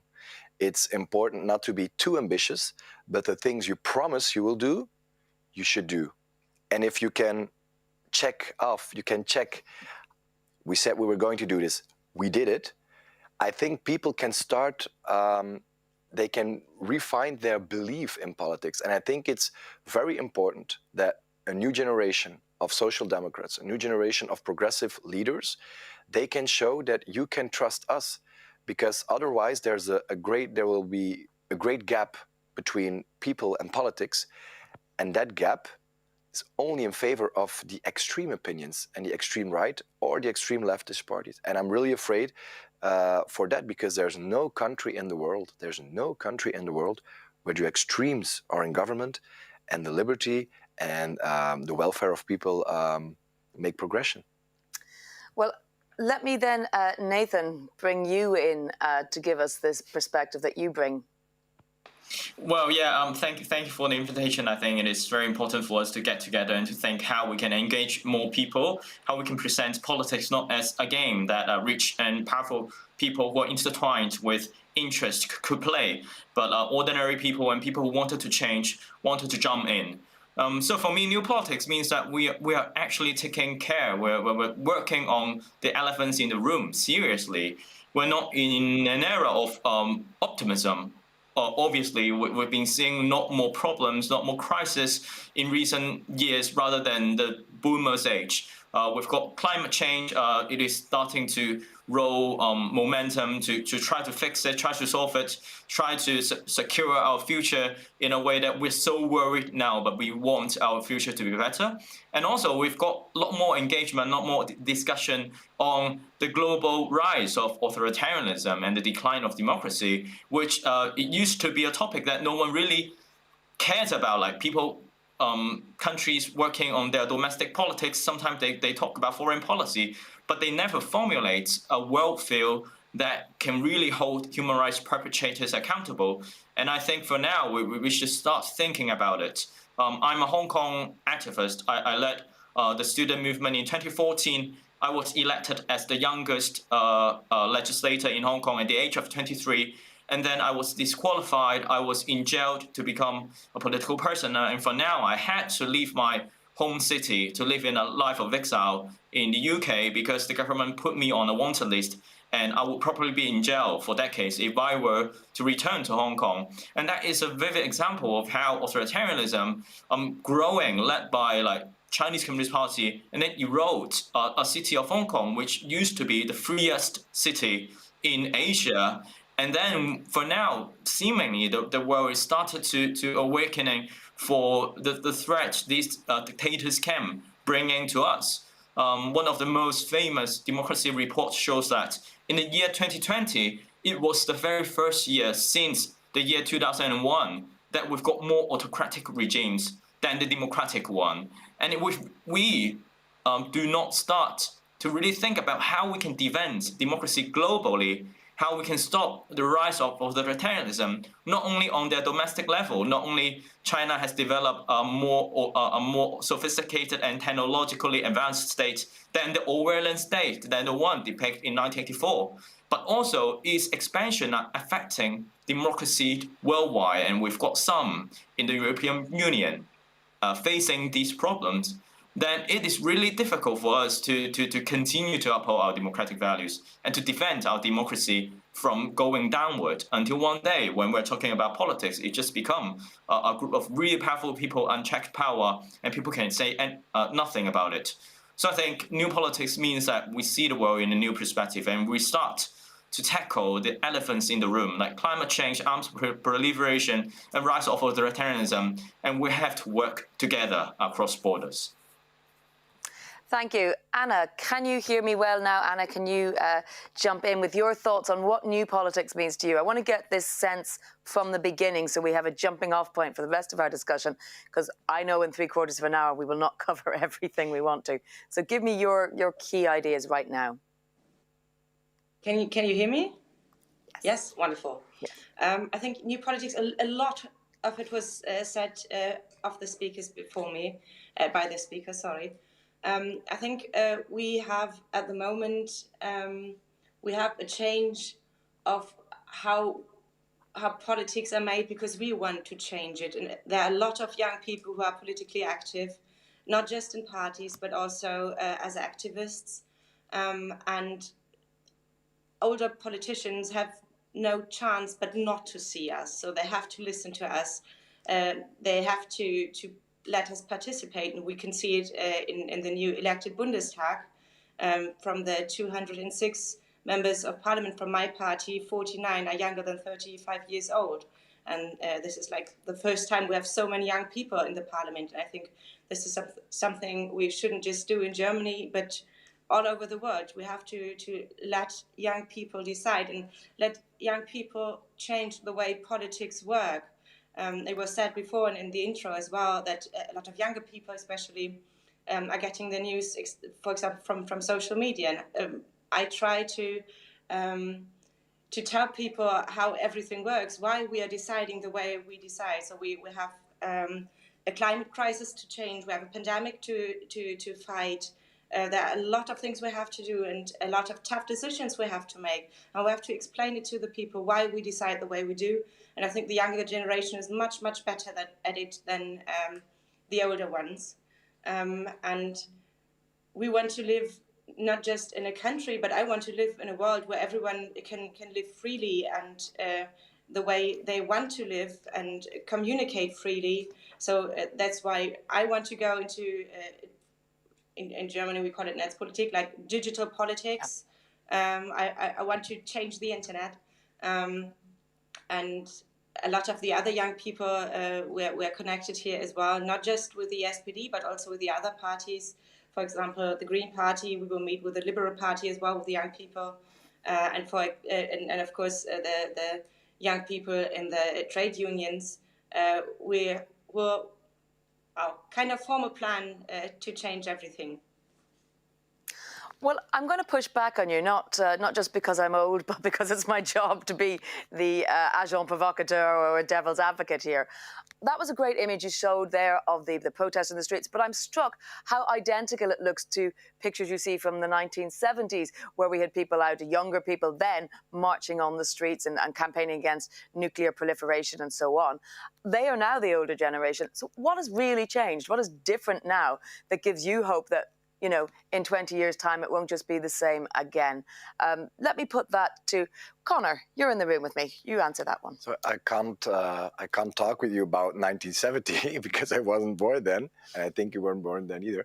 But I think other times, other people, and so I think when you're longer in politics, you're more willing to make compromises. And your story isn't that new or fresh anymore. It's not it's not a complaint. It's just a fact that you can't renew yourself for 40 years. And some people, especially in Belgium, they're politicians for 40 years. So do we need a kick-out point? Do we have a Yeah, point but to we're say- doing. First of all, I want to congratulate Anna for the elections she had, the wonderful elections. She's showing that social democracy in Europe is alive and kicking. So congratulations on that. And I think when I hear that in the SPD in Germany, they're like, she said, 50 people under 35 years are in parliament.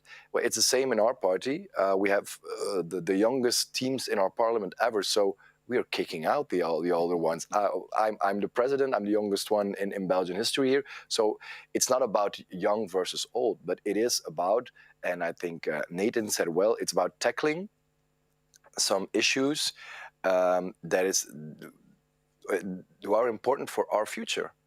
So we can't leave the future only to old people.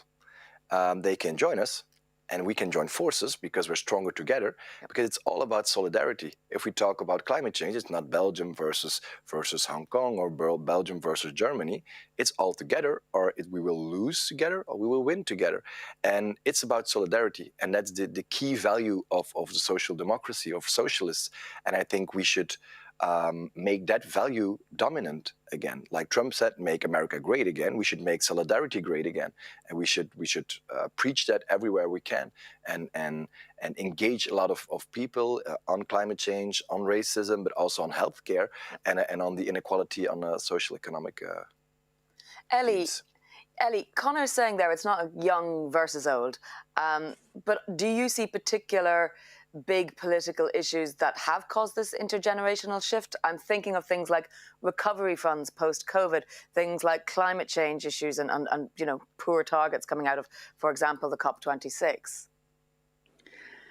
Well, yes. I mean, there are some issues on which, in Italy especially, we have, a narrative around an international, let's say, an intergenerational fight, pensions. Mainly pensions and the moment of access to the job market. But I think that in the new politics has to try to do what probably wasn't done in the last decades, anticipate and try to redistribute the effects of the huge transformation that have scared our societies, the demographic transformation. We are getting older, and we have to set up a new social welfare, which is universal and knows that in order to reduce inequalities, you have to offer, let's say, answers that are proportionate to the different needs of our communities and territories. So it's how we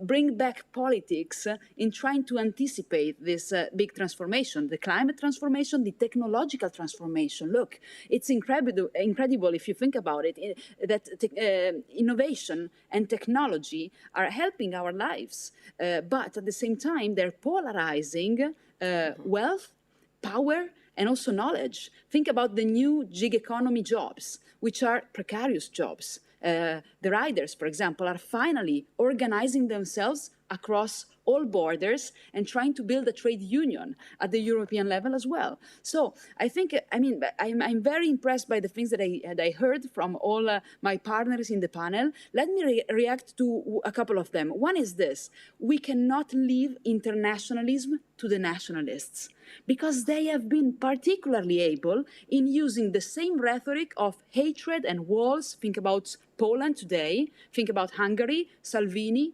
Le Pen in France, Farage, Trump on the other side, and using the same rhetoric, they're getting stronger. And at the same time, if you think about it, it's a contradiction, because that rhetoric makes them enemies on the opposite side of the walls they dream to build.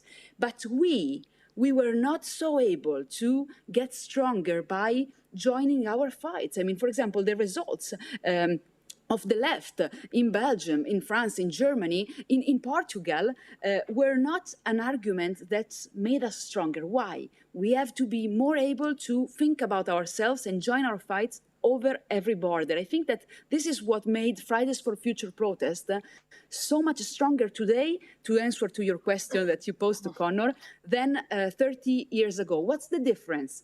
The difference is that now, with social media, and communication is key for the new politics, we can organize.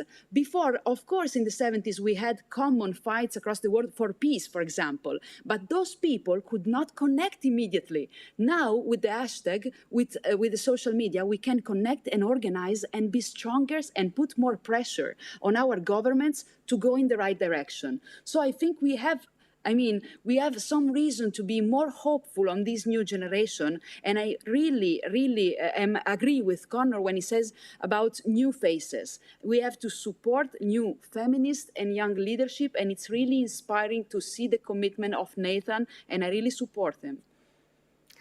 Thank you very much, Ellie. And also you mentioned there that the technological revolution, and I'm glad you did, not just because I'm a tech reporter, but because I see Anna also mentioned Netzpolitik, and I do want to talk to you about it, because the idea of the internet as a commons, as a place to convene, as a place to organize, absolutely is completely unprecedented. But then, of course, we hear, again, to play devil's advocate, there's a lot of slacktivism. It's very easy just to click an online button and say, yes, I support this, without having to actually make any changes to yourself. And I wonder if this is because the internet is largely a capitalist business-making enterprise. Anna, talk to me about what you want to see change with how you like our connected world works. Tell me, I mean, if the internet is all owned and run by a few billionaires over in California, is it really the place where we want to mobilize? That's exactly what we want to change. So the internet can be a place of freedom and a place of connection and a place of knowledge. For example, Wikipedia is a free encyclopedia we can access from all over the world in a lot of different countries, and we can gain knowledge for free. So the generations in the 70s, they haven't had that. And I think one point to your last question, I think the younger generation at the moment, I don't want to have an old versus new, and I don't want to fight the old people. We have to fight together. That's the whole point about it. But I think the younger generation is, at least in most parts of Europe, we are a generation, we grew up in peace. We haven't had to fight. We haven't had to starve. We are kind of, a lot of us, not all of us, but a lot of us are able to reflect ourselves and our privileges and are willing to give up privileges to help other people to fight, for example, climate change. And I think that might be a difference from the generation in the 70s, because they had a completely different background when they grew up. Back to the internet. I think we have a lot of governments, and not just China, but also in Europe and other parts of the world, who want to gain access to our part of the internet, to our communication in the internet, to what we do and what we write, and at the end what we think. And this is something which I think is very troubling, and we have to find ways to stop that by, for example, it's not that easy to say it in English, because I normally talk about it in German, but I'll try it. Encrypted messages is just like one example where it should be, by all governments in the world, it should be very clear that we protect encryption and that we will strengthen it. So our citizens, we as humans, are free and protected in the way we communicate, and that would be one point we can enforce, we can strengthen to help people not just in Germany, but for example also in Hong Kong. Oh, Anna, I agree with you so much. I'm delighted you're putting it into words. And I will say that a lot of the crypto nerds I know are indeed well over 50, so it isn't a generational pull. What I wonder when I'm talking about this, because I mentioned capitalism as not the root of all evil, but certainly the avarice and the nature of depending on money-making enterprises for our communications is potentially an issue. But I wonder if, on a broader level, we need new KPIs for countries, new key performance indicators outside of the merely economic. What's your GDP? Nathan, do you think that we could bring in a human rights element as a measurement, that it becomes the dominant way of measuring the worth of a country? Well, actually, yes. There are already a lot of index assessing like how happy people are living in a country, how well suited for human beings to live there, and there are lots of different ways that we can see a country whether it is good and how well it could be. And I think if we talked about countries, then we must talk about, like, for example, internet. There's basically a borderless thing that we need to reimagine how we could get together and how we can make it more efficient to advance politics rather to hinder it. It's easy for us to, for example, talk to people in different countries, talk to your voters simultaneously with the media platform. It increases access to people, increases the possibility of having a very flat and direct democracy. But it also encourages tribalism. It also encourages extreme views by them getting together, by a lot of social media making algorithm easy for extreme groups to get together. And seemingly on these private platforms, we shouldn't see it just a platforms operated by private enterprise. It is affecting billions of people.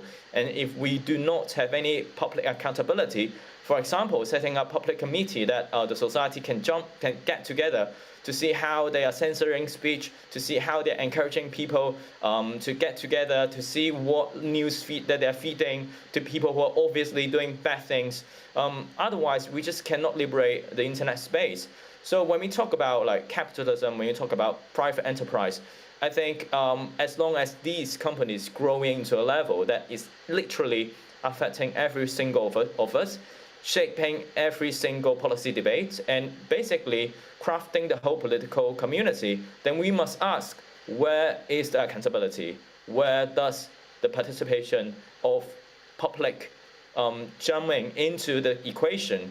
And I think these things are yet to be solved, but it is really important because we're living in an age of digital, and there are a lot of more things that are worrying people. I think one of the fundamental differences when we're living in 70s, 80s, 90s is that when you ask like random people on the street, they will say that, oh, tomorrow is better. They believe that their world is going to be better. But for now, if you're asking like young people on the street, they may say that, no, it's difficult. They don't really have high hopes to the future. We've got like pandemic, we've got climate change issue, our democracy is dying. And how we can get those confidence back, how we can really tackle issues that we all care. I think that is a responsibility of politics. So we don't fix digital problem, digital divide, and also that tribalism arise from it. And if we cannot just find a solution of how we can communicate better, rather than encouraging division, I think it is really difficult for us to step into the era of new politics and solve problems that we all have, that we all are seeing. Well, thank you, Nathan. I want to build on that with a question to Conor, and I'm going to stay a little bit with the tech area because we will move on, I promise, to other issues. But in terms of, as Nathan says, we have to make these, if you like, the big tech companies, the digital platforms, accountable. That then comes down to the politicians at the end of the day and the policymakers to make them accountable. There's a saying that turkeys don't vote for Christmas. So if you get elected off the back of a platform, are you really going to want to turn around and regulate it? And do you think that is something different that we're seeing with younger politicians? It's a difficult question, and it's also an easy question. It's difficult because I don't know my colleagues in the panel, but I think we all use social media to reach and to engage new people, younger people, also older people, but in my case, younger people, and to make them rediscover a belief in the future. Because what I've heard is very important is that studies have proven that younger people don't believe they will progress in their social economic position. They will have less welfare than their parents. So that's really not good. And that's fuel for the extreme opinions, because when you're not, the less secure people are, the more insecure people are, the more anxious and the more vulnerable they are for extreme opinions. And those extreme opinions are a lot on social media and the tech companies. So I think we should regain the lead in what's free speech and what's hate speech. I think we should really hold them accountable. And I think I prefer a level playing field.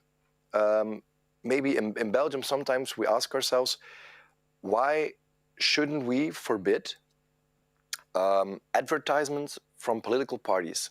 So it's about the content and about the message, and it's not about how much money you can spend towards a group. That's one.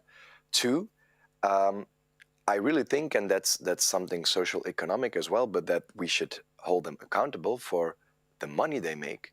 And I really would like to answer to your previous question about capitalism and happiness. I think we should rank and look to countries and the way their people and their citizens are happy. And why? Because that's our story. And why is that our story? Because those rankings prove that the most happy countries, the countries where the people are the most happy, are the countries with with less inequality. And less inequality means better jobs. It means better loans. It means better healthcare. It means more freedom. It's like the Nordic countries. It's like New Zealand. It's like Canada. And those are countries where people are free, people are happy. Not all people, but in general, free, happy, and the welfare is redistributed. And I think that's our story to regain control. I think it's the bigger picture. It's a circle. We should regain control on those platforms. But I think as well we should do something about the negative and hate speech on those platforms, and we should do something about the fuel. About the gap between people and politics, and the gap in the increasing inequality. Because I'm afraid that in Belgium, I'm sure that that's the reason that there's a lot of hate speech and extreme opinions, and people are vulnerable for extreme opinions on those platforms. So I think it's the both. Absolutely, and inequality also creates a vacuum which you can put a scapegoat in, and people like to blame a scapegoat. Moving on to, I'd like to talk a little bit about the importance or not, or relevance of traditional political parties. And Anna, I think you might be a good person to talk about this from your perspective, because within parliaments, be it the European Union Parliament here we're sitting in, or be it the Belgian Parliament or the German Parliament, traditional parties are still the norm, and they still also allow independence to exist. But where do you find your position? Well, I think I'm very glad we have political parties, and we have kind of traditional political parties like the SPD, the Social Democratic Party of Germany, is the oldest party here, and I'm very glad we're still existing.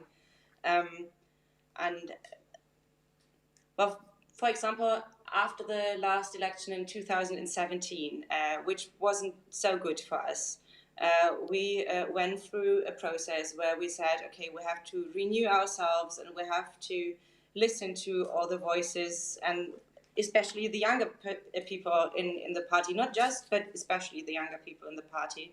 We have to change the way we work, and we have to change how everyone can participate in the party, and we did that. Our party program we had in the election, we wrote together. It was not just Olaf Scholz giving it to us and saying, okay, we will work with this now. No, it was a team effort. And I think that was one of the reasons, because all the generations and the different opinions in the party, we worked together to form a program where every one of us could say, okay, that's my program, that's our program, we will fight for it. And we stood together in solidarity, and it was the election campaign was great. It was not easy, but it was fun. And yeah, everyone could see the result in the end. And we as users and as the youth organization of the Social Democrats, we always work together with young trade unions, with, as we call it, like natural allies, activists, with whom we discuss different topics, and they will bring it into their organizations, we will bring it into our parties, and together we go on the streets and try to change politics. And sometimes it works, sometimes not. And now with a lot more younger and progressive people in the parliament, I think it will work more often. But in general, I'm very glad we have representative democracy with parties I think it's easier not to fall for the extremists than with the direct democracy. Well, I want to pick up on this, on the point of coalition, because I'm mindful that in Germany and particularly in Belgium, coalitions are a big thing. And for me, growing up in Ireland, we always had coalitions. And I feel that perhaps maybe moves the extremists to a pressure valve situation rather than dictating policy. But I'm interested to know whether you think coalitions or that sort of cooperation between political parties is the inherently correct way of doing politics. Ellie, your thoughts on this? Well, it's a very good question, but I'm not scared of coalitions. We need coalitions unless we want to wait until we have 52% in the polls before making a change. So it's difficult, but finding the highest compromise is part of the art of politics, as we are trying also to change it. And let me give you some example. I mean, if you have a credible political class with new faces, and if you have a coherence of the vision of the future, then it works. It's particularly difficult in Italy, where we face every day, young people are delusional with politics, also my generation, but even more the ones that came after. So how to fight that? They are not engaging in traditional politics and parties, but they are engaging in association, in civil society organization, in the movements for climate, for example. So how to rebuild that, let's say, that dialogue. This is what we are trying to do every day. First of all, what they are asking us is unity, yes, but coherence. Unity as itself is not a value if it's not accompanied by coherence of the project. So are we able with other forces to find coherence? Yes. In the European Parliament, where I spent 5 years, we had a progressive caucus. And it's the thing that I bring with in my heart from that experience, that with different colleagues of 27 different countries and 24 different languages, among the groups of the Social Democrats, where I seated, among the groups of the Greens and also the United Left, we worked together on some issues, and we were able to push them forward together. We made a wonderful work on the Dublin regulation reform. Unfortunately, the government stopped it. I'm still stop you there because I want to bring Nathan in. We're talking here about wonderful coalitions that we have in Europe. China, notably, not so much in terms of coalitions, but even we look at other parts of the world where it's maybe only a two-party state, where it's always the Democrats or the Republicans, for example, or even in the UK. So, Nathan, what's your view on traditional political parties? Well, I think politics, of course, is about belief, about values, but sometimes it's about connection and trust. When you have big parties that they have trust of people, and when you've got people that have their deep connection with them, having ties with them, sometimes they can also be a force of good to change when they talk to the trusted voters and they make progress in their policy. So I think in this political world, we've got each of us, we've got our own part to do. We need to compromise, but also we need to shift the compromise towards the direction that we foresee is good for the society. We are not like compromising for the sake of reaching conclusion. We're compromising for the sake of making the world better, to try to shift the political dynamics to the way that we wanted our society to be, to foresee changes. So I think traditional parties, definitely they need to refigure themselves. They need to adopt and catch up with the change of the societies. But they're also having important roles that we must engage. And for us, if we want to change, then we're not only asking the change from ourselves, but from all the parties that are important in the society, and we work together. Thanks, Nathan. Conor, do you think there is an increasing number of single-issue politicians? I mean, convictions, courage of convictions, but where they stand on a platform for example, climate change mitigation or LGBTQI rights. Is there a change in that, or are politicians less all-rounders than they used to be?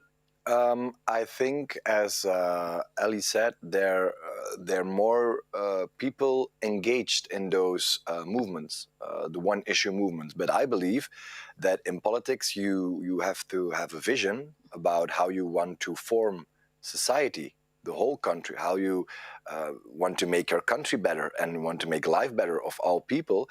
And that's never just only one issue. So I believe that if you want to make a difference, you got to step in the arena. You got to step in the arena, and the arena in Belgium, it is very long formation of a government. I did it myself here in Belgium, and it's very hard negotiating to find compromises. But yeah, it's like Ellie said, unless you want to wait until we reach 51% of the votes, we should act now to make a difference. And you should never just join to join, or to be in office.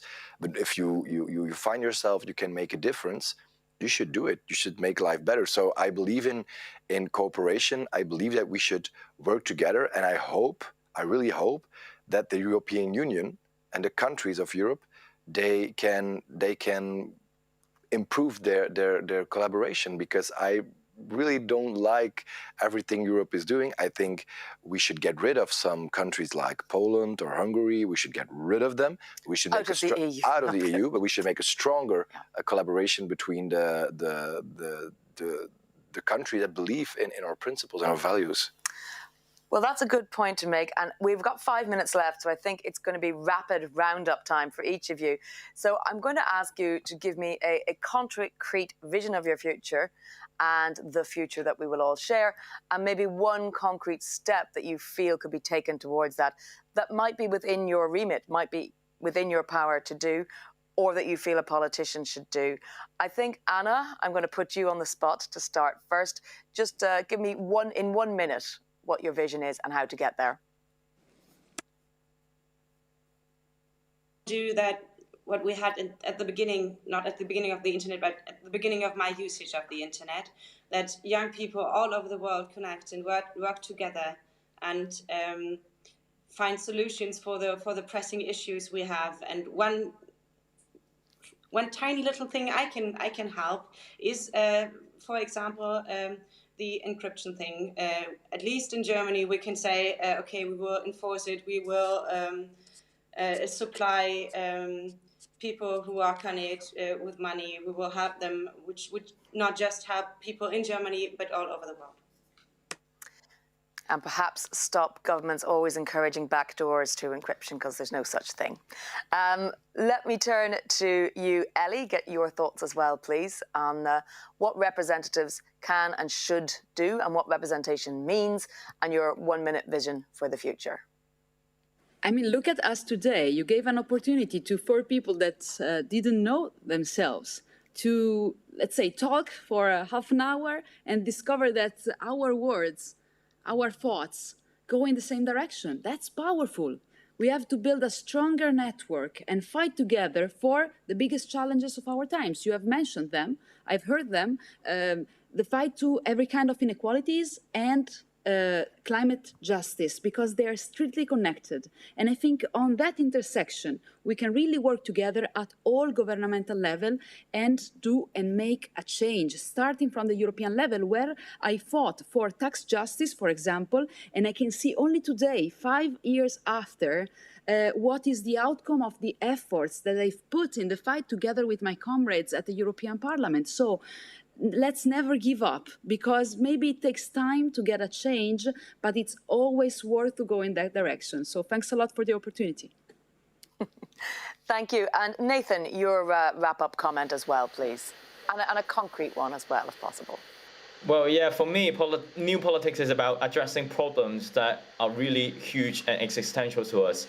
Rise of authoritarianism is definitely one of them. I think for the past 2 decades, the world has been too complacent about it.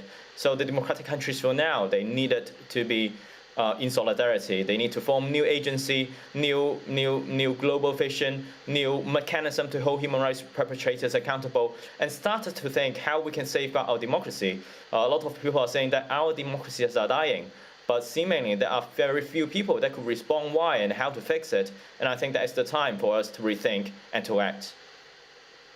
Thank you. And Conor, what's your commitment to the future? I think and it's something we can all do in every country in the world, we should reclaim the dominant frame. We should not have the frame of austerity, of hate speech, of polarization.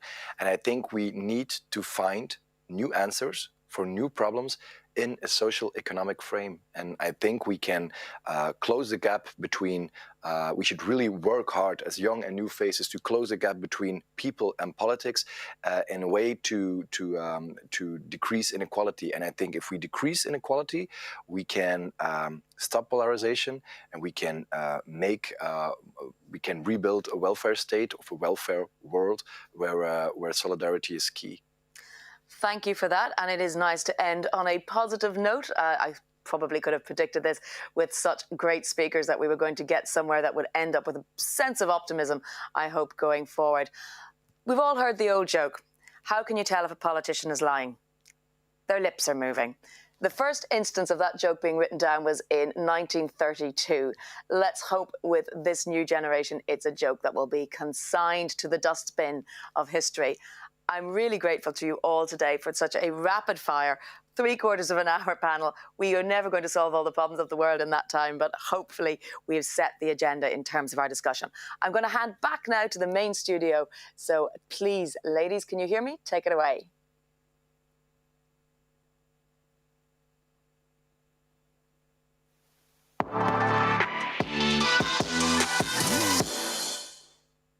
Thank you very much, Jennifer, for that amazing panel. So interesting to talk to the next generation of leaders and also activists, because it's not just the politicians, of course, it's about civil society being engaged as well.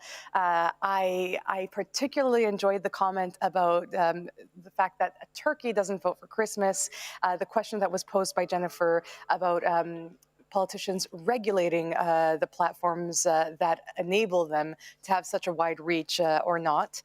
It's one that I find particularly interesting because of course, that is the new way of engaging as well. So it's quite a dilemma.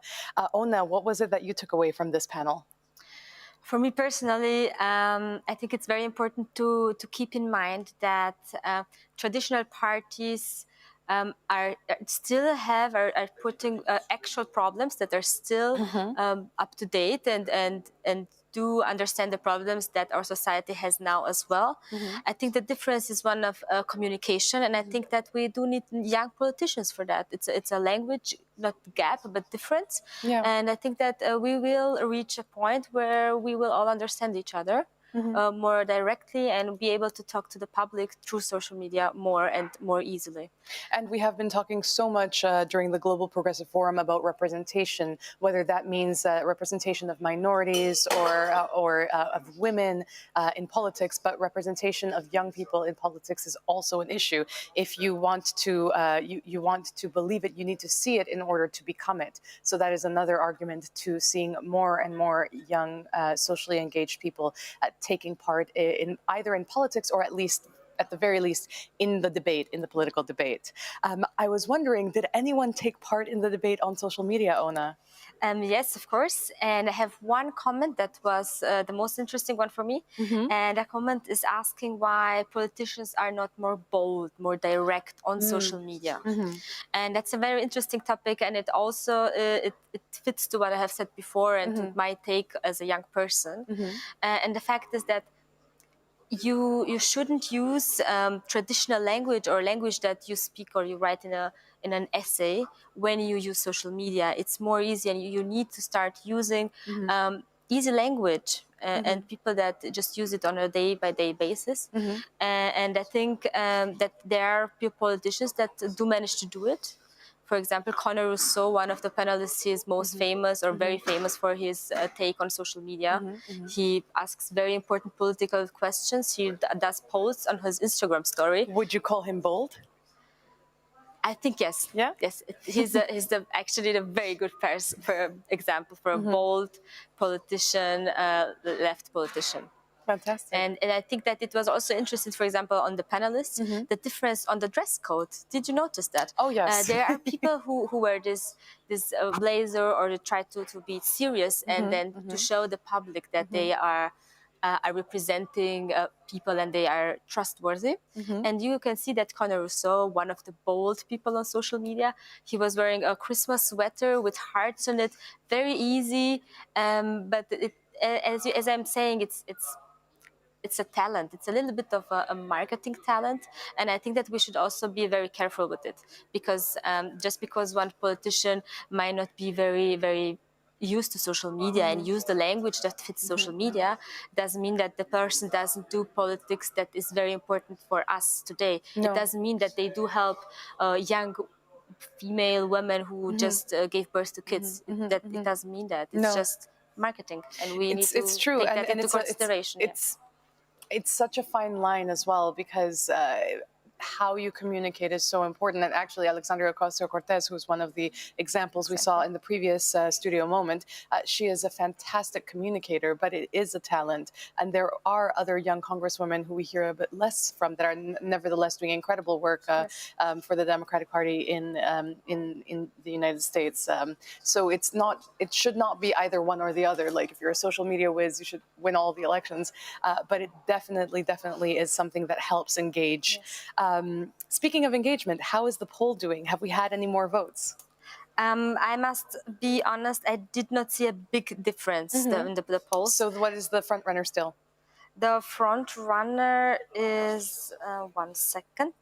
So the front runner is still reducing poverty and inequalities. Okay. So I'm still saying that it still seems to be one of the big topics, and I think it has something to do with the pandemic.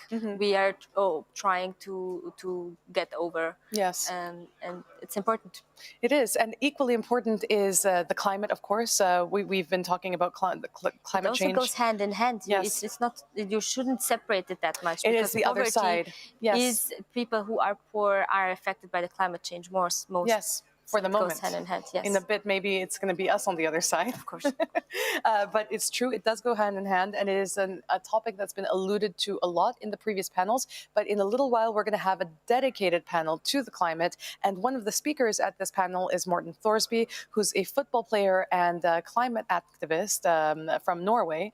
And I believe that he's also got a campaign called We Play Green. Exactly. That's a campaign that's also a very interesting phenomenon that's happening. So he's also very well known on social media. He's a young, good-looking football player, of course. And this initiative of his, he wants to make all football players who spend a lot of time running and in nature, and they do care about their health. He wants to achieve this mindset that you should take care of the environment. So being healthy and living green, it also goes kind of hand in hand. And this is the awareness that he wants to show us. Let's take a look at the video from We Play Green. To make sure future generations can live and play like we do today, we need to restore balance with nature. We all need to change. But we cannot change if we are not made aware. Once aware, we will engage. And once engaged, we will change. By connecting more than 3 billion people across the globe, football has a unique possibility in taking a leading role, raising awareness and uniting us despite our differences in cultures, languages, and religions. Players, clubs, business, and supporters all have a role to play. This is a game we cannot afford to lose. Hi, my name is Morten Thorsby and I'm playing for Sampdoria in the Serie A and the Norwegian national team. I'm concerned about the environmental problems we are facing, and I believe football has to do more to address these challenges. Therefore, last year I created a foundation, We Play Green. We Play Green's vision is to help mankind restore its balance with nature. Our goal is to activate the 3.5 billion football fans all over the world by creating awareness and inspiration in partnership with clubs and players. Join us in this vital game. Let's play to save the planet.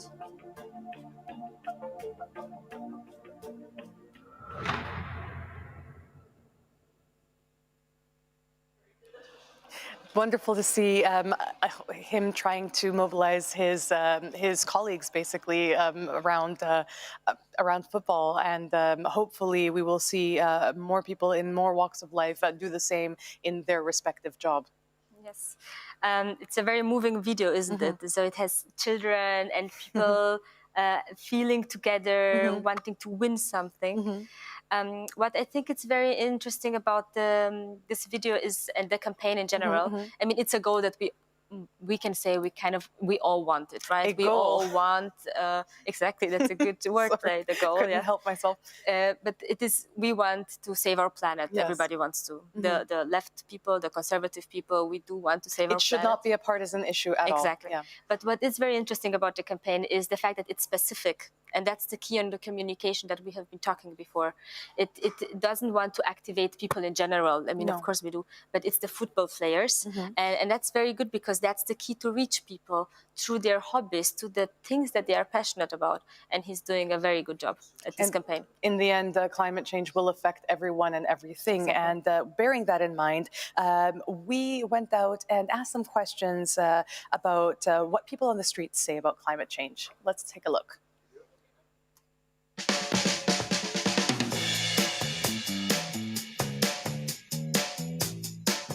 Yes, I do. You can hardly deny it at this point. No, it's real. It's a real threat. Yeah, it's a real problem. No, it's real and it really worries me. I think it's a real threat. Climate change is real, so something should be done. It's a big problem. Personally, I'm a vegetarian. We try to recycle on a daily basis. I use the public transport. Buy some eco products. I also buy second-hand clothes. Try to buy local. Just cycling. They're putting effort, but I think they should put much more. Of course, much more. It's never enough. Yes, sure. You pay taxes on bikes, but not on flights. Like, how does that make sense? I think they should be affordable for all. I think it should be affordable to everyone. I prefer to pay extra. If only rich people can be eco-friendly, then we won't get very far. I wouldn't mind spending more if I know it will be better as an overall for the environment.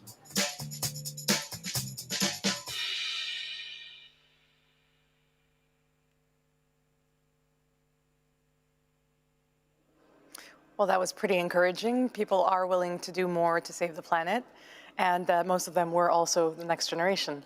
Exactly. And I think it's very important we are at the Global Progressive Forum here, yes. And climate change is a global issue, and this is the exact place to talk about it. And in fact, it is the subject of our next panel. A new Green Deal for climate justice will start very shortly. Beatrice, are you ready for us? I am ready for you, and my speakers are ready for you. A very interesting conversation we're going to have today about the need for climate justice. This is about emissions, but it's also about money, and for sure it's about reparation of all the damage that we have caused all across the world, and how to make sure that we compensate for that when we talk about moving forward into a more sustainable economy. So we're going to have representatives from different parts of the world, from the civil society, but also from the political sphere, and we're going to be addressing all those issues in a minute. Wonderful, Beatrice. Tell us a little bit about who your speakers are going to be.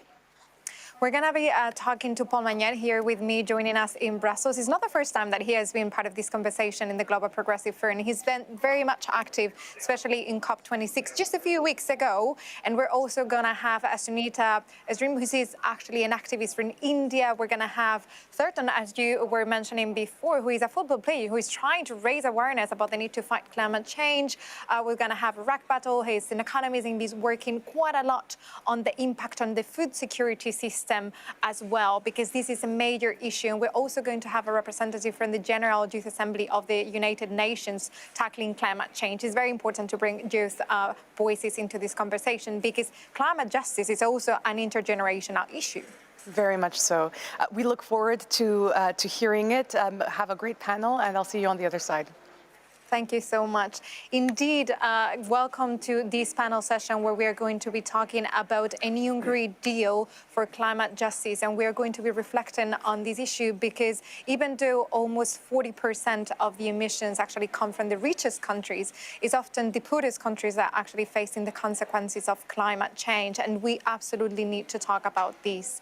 And I'm going to be talking about this with a very important lineup of speakers. We're going to have here Paul Magnette, who is the mayor of Charleroi, but he's also the leader of the Socialist Party in Belgium. You have been very active in the COP26, but it's definitely not the first time that you have been there, isn't it? No, well, that's the first time. My first COP was COP14 in Poznan in 2008, so I've been following those global discussions for the last 12 years, yeah. We're going to bring all that experience into the conversation for sure. We also have joining us from India, Sunita Narain, who is an environmentalist and a political activist. And we have as well Morten Thursby, as we were talking about before. He's a football player, but he's also a climate activist who has been very active in making sure that football is a little bit greener.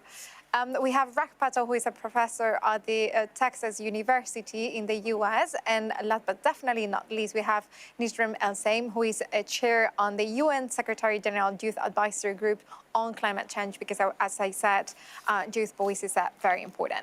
Now, this conversation is not only about climate action, but especially about climate justice. When we talk about all the different ways in which we need to tackle climate change, do we bring enough the voices of those who live in the countries that are more affected by the consequences of climate change, in these cases, southern countries? Well, certainly not. If we look at the COPs, and certainly the last COP, there were more than 500 representatives of the fossil fuel industry. And of course, they have direct access to the ministries and to the high civil servants of the United Nations or European Commission and so on and so forth. And they can put a lot of pressure. While many countries in the group of the least developed countries have, it's very difficult for them to send delegates to those COPs, and also the representatives of the small islands and those countries, which are the first victims of the already of the consequences of climate change already now. And of course, all the civil society, all these young people who were very, very frustrated, and met lots of them. They had traveled to Glasgow by train. They had with friends. They wanted to be there. They wanted to be part of the event, and they had very, very little access to the real places where decisions take place, or even negotiations and discussions. So, although I must say, climate negotiation is probably the most transparent, most inclusive, most open process at the global level compared, for example, to trade negotiations, which always take place behind closed doors with lots of lobbyings without any kind of transparency.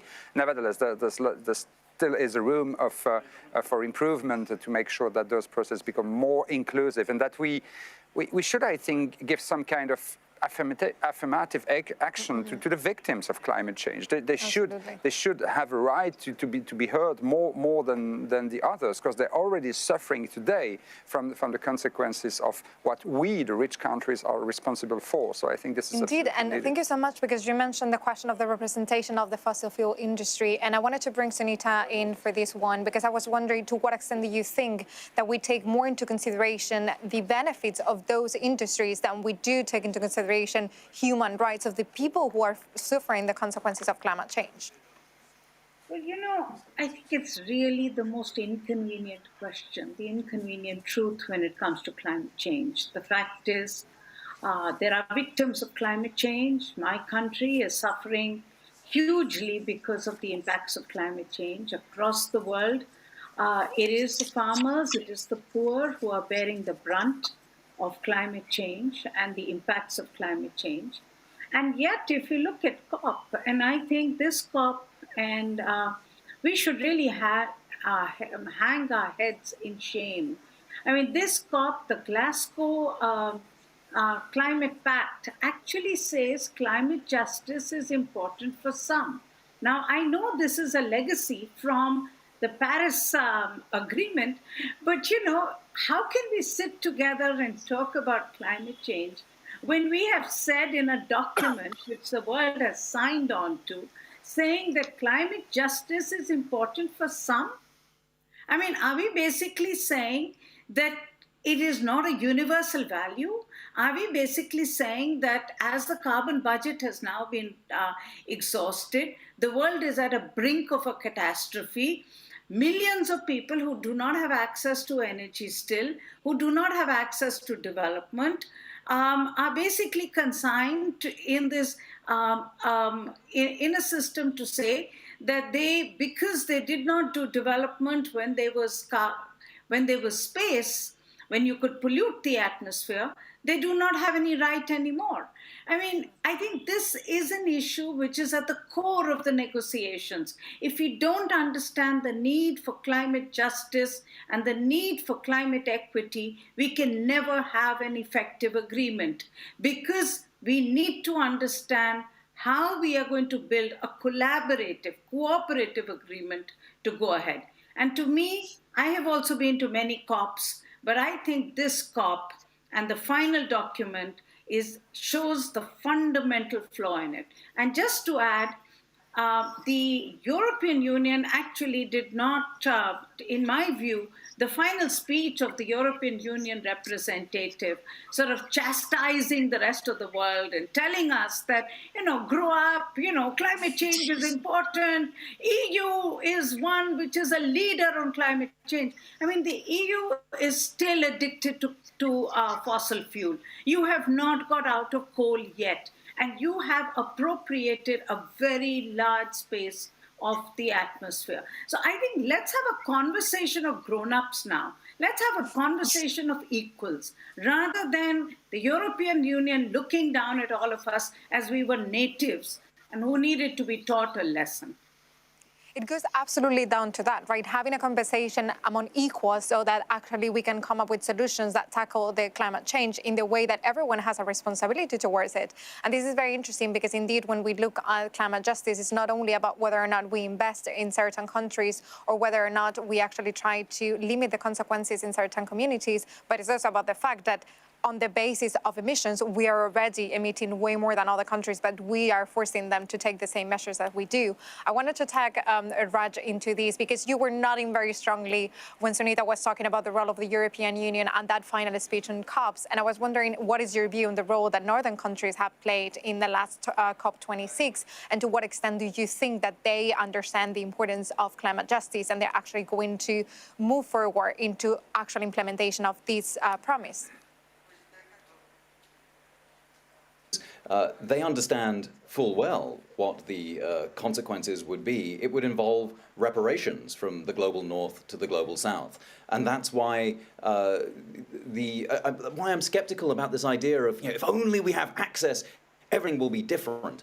I don't think that's true at all, because we had impassioned speeches from Tuvalu, for example, about the importance of mechanisms to compensate countries in the global south for loss and damage caused by climate change. And there was access, that we had the conversation, everyone said, yes, you're right, we should do something about that. And then the European Union and the United States blocked any meaningful loss and damage finance mechanism. And then Barack Obama turns up and says, oh, Donald Trump was a very bad man. Under my administration, we did fantastic things. And he promised $100 billion a year of climate financing, and they've yet to reach that. So I don't think, I think we might be beyond the stage where having as many people as you like at COP will result in a good outcome. I think that at the moment, the kinds of policy that seem to be working are not coming from national governments, they're coming from subnational regions, and they're coming from social movements. In the United States, for example, one of the best ways of keeping fossil fuel in the soil has been direct action by indigenous groups. Over the past decade, 25% of US fossil fuel emissions have either been delayed or kept in the ground completely because people are putting their bodies on the line in front of pipelines. And there isn't a better policy that I know of than that kind of direct action. And that direct action speaks much more than having a voice at COP. Absolutely. We have seen that it's actually the social movements that are actually pushing the changes at the policy level. And I wanted to come back to Paul on that. But before, I wanted to bring Thornton into the conversation. And because Raj mentioned the question of social movements and their importance in driving action in climate change, I was wondering, how do you see yourself as a football player, but also a climate activist, trying to raise awareness about these issues and trying to mobilize people into putting more pressure on politicians so that we actually move into a more climate justice society? Yeah, it was good you mentioned the social movement, because that's exactly what I'm trying to do with the biggest social phenomenon in the world, football, which is cross-culture, religion, and country, and it's the only sport you can call is 2 times the size of Christianity, and bigger than China and India in total. So I mean, it's huge, and I want to create that social movement through sports, and especially football, because one of the core values that we have in football is right to play, and no matter where you come from, where in the world you live, and those are the kind of things that's basically something that football has always lived on, and that everybody has a chance to actually become, a huge star and play. And now, of course, the biggest market of football is in Europe, but everybody in the world, every kid around the world should have the possibility to come here and play and compete with the best. And I mean, I'm trying to tell a story where this is no longer a reality in 30 to 40 years, where we actually have a world where a lot of countries will struggle with huge problems, who won't make it possible to actually play football. And I'm trying to create now, because the football world is still far in behind, and when we speak about sports in general also, because of course they've been the last 20 years they haven't been involved that much, because everybody loves sports, and that's great, and it brings so many positive emotions. It's so important to bring cultural understanding cross countries. So I mean, sports brings a lot of positive things, but they have to understand now they also have to contribute and help us in becoming a forerunner in this fight against climate change, because I genuinely think that football and sports can actually make a huge difference. And when I speak about the numbers, 3.5 billion people around the world following football, football fans, that's a huge amount of people that we can bring into a social movement, actually bringing these causes and bring up these causes to the politicians to bring more and further action. And that's what I'm trying to do. And I'm making now a foundation for all football players around the world to bring this message out. A lot of fans is from Asia, also from the global south, and I think this could be a huge contribution to actually solving these problems. Indeed, because also the beauty of doing this in a football stadium is that you're not necessarily preaching to the choir, but it's just a different audience that is actually being exposed to these messages. I wanted to bring back this debate about the role of the European Union, but also other northern societies during the COP, and to what extent they have blocked any actual action when it comes to climate justice. How do you see it yourself? Well, I don't know if the European Union is blocked, but the European Union has not supported, has not pushed for it, and has not done what it promised to do, and that's the main problem. I fully agree with Nasreen that the main problem is that we promised in Copenhagen to create a green fund.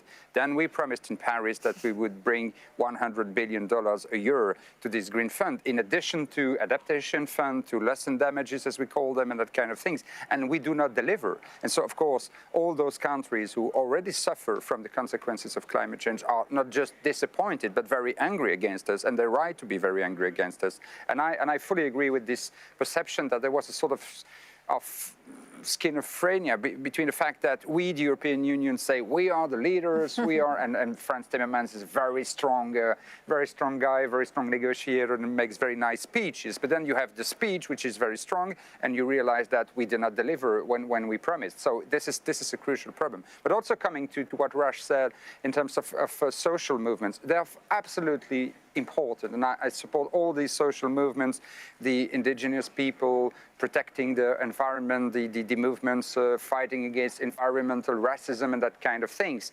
But I think it's also very, very important to politicize them. I meet lots of those people, and they don't make any difference between left and right very often. They say, well, this is the politicians. And suddenly with those young movements, those young people striking and demonstrating in the street, they say, we ask politicians to act. Andreas Malm, who is a very famous writer on those issues, said to Greta Thunberg a few days ago, Greta Thunberg posted a tweet and she says, we ask the leaders to take decisions. But if you ask, you will never get anything. You must do much more than ask. You must mobilize and you must connect this to politics and say, yes, there is a difference between conservative politics and progressive politics. And this is a very basic choice, but yes, elections do matter. They're not everything, but they do matter. And if you only do elections, that will never be enough. But if you put all your trust in social movements without having any kind of interest for elections, that will never be enough either. You need to connect, and that's the story of big social movements. Absolutely. You need to connect the social movements and the elections and to convince those people that, yes, voting for progressive parties, and even, I mean, Biden is maybe not the perfect incarnation of the fight against climate change. But yes, there's a difference between Trump and the Democrats, between those who leave the Paris Agreement and those who come back in the Paris Agreement. It's not enough, but that's a difference. And the fact that left and right, progressive and conservative, that makes a difference. We as Social Democrats reassert that. You absolutely need political firepower to come together and actually make action that can make a change.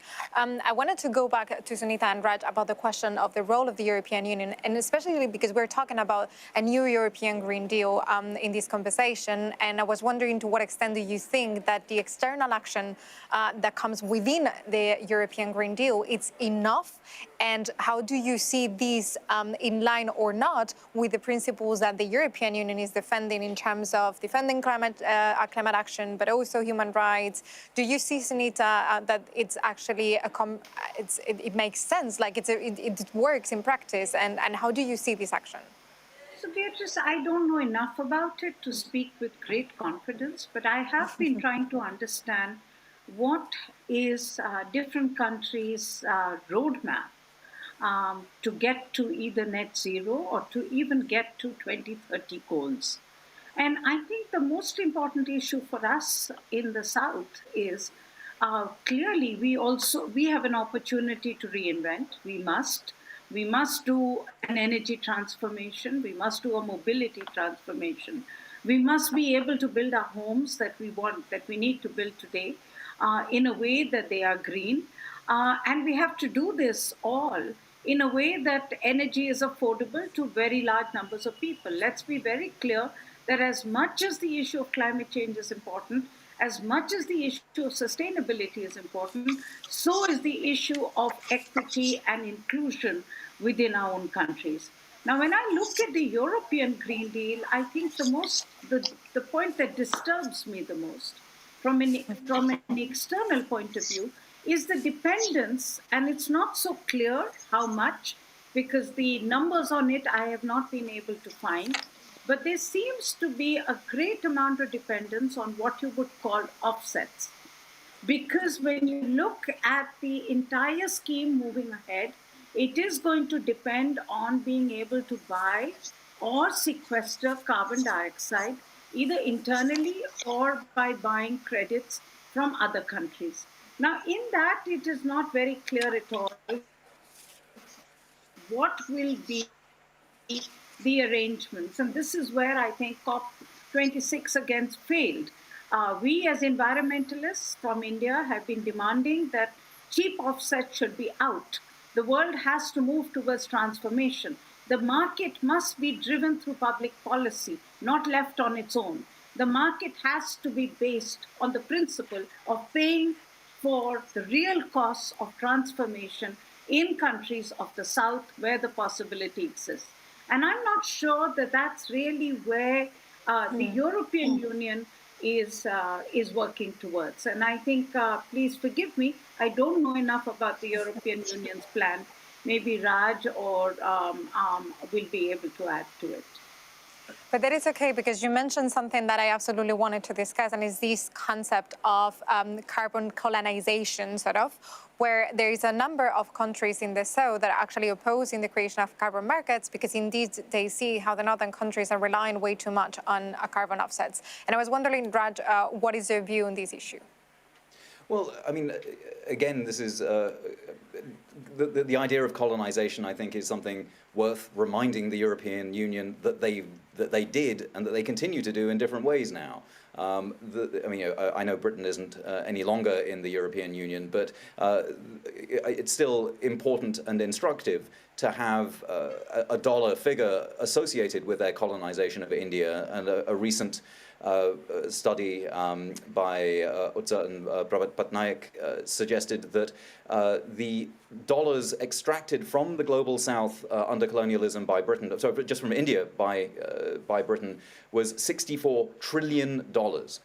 Now, that's a number just to have in your head when you then think about how the Green Deal fits into stories about colonialism and also about debt. I mean, for me, there's a real disconnect between ideas of the European greening itself, while at the same time holding debt from the global south that essentially forces countries into the kinds of behavior that are about cutting down forests and mining fossil fuels in order to pay off euro and dollar denominated debt, to pay off creditors who got this debt in the first place, often from illegitimate regimes. And if now the mechanism for paying off this debt is not mining or burning, but again, privatizing and creating carbon offsets in ways that again exclude people from their own land, you can understand why people in the global south would be quite upset by this new green colonialism.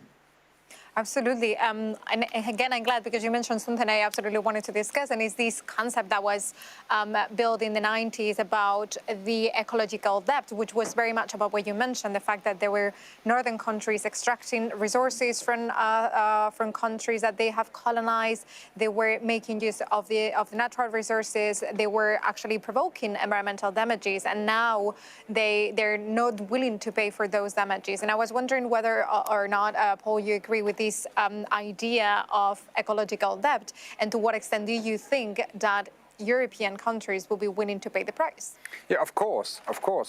Europe has become what it is because it has exploited not just the natural resources, not just the land of all those countries, but also the people of those countries. All those slaves sent from Africa to the Caribbean and to Latin America have, of course, been one of the reasons which explain why Europe has become so rich today. And this is a historical debt, which is much more than just it's an ecological debt, but it's also a social, a human and moral debt that we have towards all those countries. So we have a very strong and deep responsibility, and in the same time we emitted more than 20% and we keep emitting much more than the rest of the world. So we have a very deep responsibility, and we have to pay for that. But if you want to pay for that, we also need here within the EU to open the debate, or where would we find money? Because if we ask the citizens more taxes to pay for global transition, global ecological transition, it would be politically very difficult. But if we say we can do that with new own resources in the EU,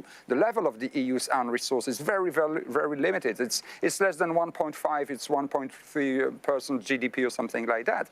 But we can raise a carbon tax and adjustment at the frontiers of the European Union. When we import goods from regions which do not respect the ecological and social standards of the European Union, we can ask a global carbon tax, and then use, of course, this carbon tax to support the least developed and the developing countries, and to pay to refund this debt, so to say. We can also, and we should be, we social democrats, the champions of a tax on capital here in the EU. We see that the capital has been rising very, very fast the last 30 years, and it continues to rise much faster than the wages.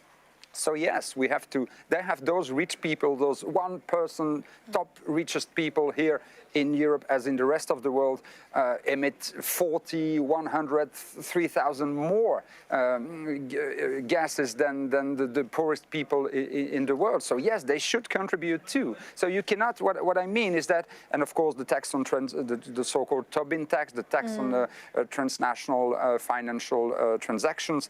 These are ways of getting a lot of money and to use it to support those countries which need it and to open the discussion about the debt without asking the citizens to pay more, except, of course, the richest ones, and also to reconnect this idea of global equity and fight against inequality is also here within the European Union. So the domestic issue and the global issues of justice are deeply connected, and this should be, I think, at the core of our political message. I wanted to come back on the carbon tax and bring Sunita in, because there has been also some criticism towards this mechanism that the European Union is trying to build, this carbon adjustment tax, that it's actually meant indeed to tackle the trade coming from countries where the climate levels, the climate action levels are not as good as in the EU. And this has been criticized by many developing countries because they're saying, look, we cannot raise our climate targets because we don't have the funding to actually do that. So we're going to be penalized as well in our trade. Do you think that that's absolutely the case? Do you think that this could actually be used, as Paul was saying, as a way to support those countries in need? You know, we really need a good discussion on this. I mean, the fact is, and I think Paul is right, that we need to raise money at scales that we have never seen before. There is no doubt about it. That we cannot just talk about national taxation to pay for the kind of transformation we require, especially when you're dealing with not just the change you need in Europe, but the change that you need in vast countries across the world. And I think that clearly needs funding levels, which the world really can't just scramble around and say, oh, I have a few pennies here that I will put in and a few pennies here. So Paul is completely right to say we need new forms to be able to raise the money. But is the EU's border tax the right way to go? I'm not sure. I mean, let's be clear about this. Trade has been the single biggest reason because of which we are in the mess we are today. There is no doubt. If you look at the climate agreement, the irony of it is, and I am old enough to have been at Rio in 1992, when the Framework Convention on Climate Change was agreed on. And, you know, all of us miss the fact that that is also the time when WTO came into existence. And WTO came into existence to get the world's economy stitched up as one, to get free trade going. And on the other hand, the world was trying to get together an agreement where we would limit the outcome of trade through the climate agreement. Now, if you look at the way the free trade agreement has happened in the world, it has been an agreement to outsource production into countries which can discount the cost of environment and social change. There is no doubt. It is more expensive to produce the same goods that you would do in Europe than it is in Bangladesh or India, and certainly in China, okay? Because you have no environmental conditions, you have no labor conditions. And that's why the world's economy has flourished. Now you have China, which came into WTO in 2004, and since China came into WTO, its emissions have gone through the roof, okay? And they've gone through the roof because China is today the production house for the entire consuming world. Now, in this, the EU wants to just correct this entire thing by saying, oh, we'll put a border tax. I mean, let's get real people in the European Union. And I'm really, Paul, you really need to shake up your own colleagues and say, you know, let's have a conversation on this. I mean, you can't just turn around and tell the people who you first sold this model to and you said, you know, we are outsourcing all our production to you because you will do it so cheaply. Now we have a crisis of climate change and we put this little border tax and we think it's going to make it all go away. I mean, let's really get real about this. I know, Paul, that trade is a topic that is very close to your heart, and this that Sunita was saying, this resonate with you. Do you think that we actually need to change our trade policy if we want to support climate action? Well, I think trade is very important. Besides trade, we also have financial globalization and liberalization, and which has produced fiscal fraud. And those three elements are the core, I think, of the biggest problems that we have everywhere around the world, but especially here in the EU.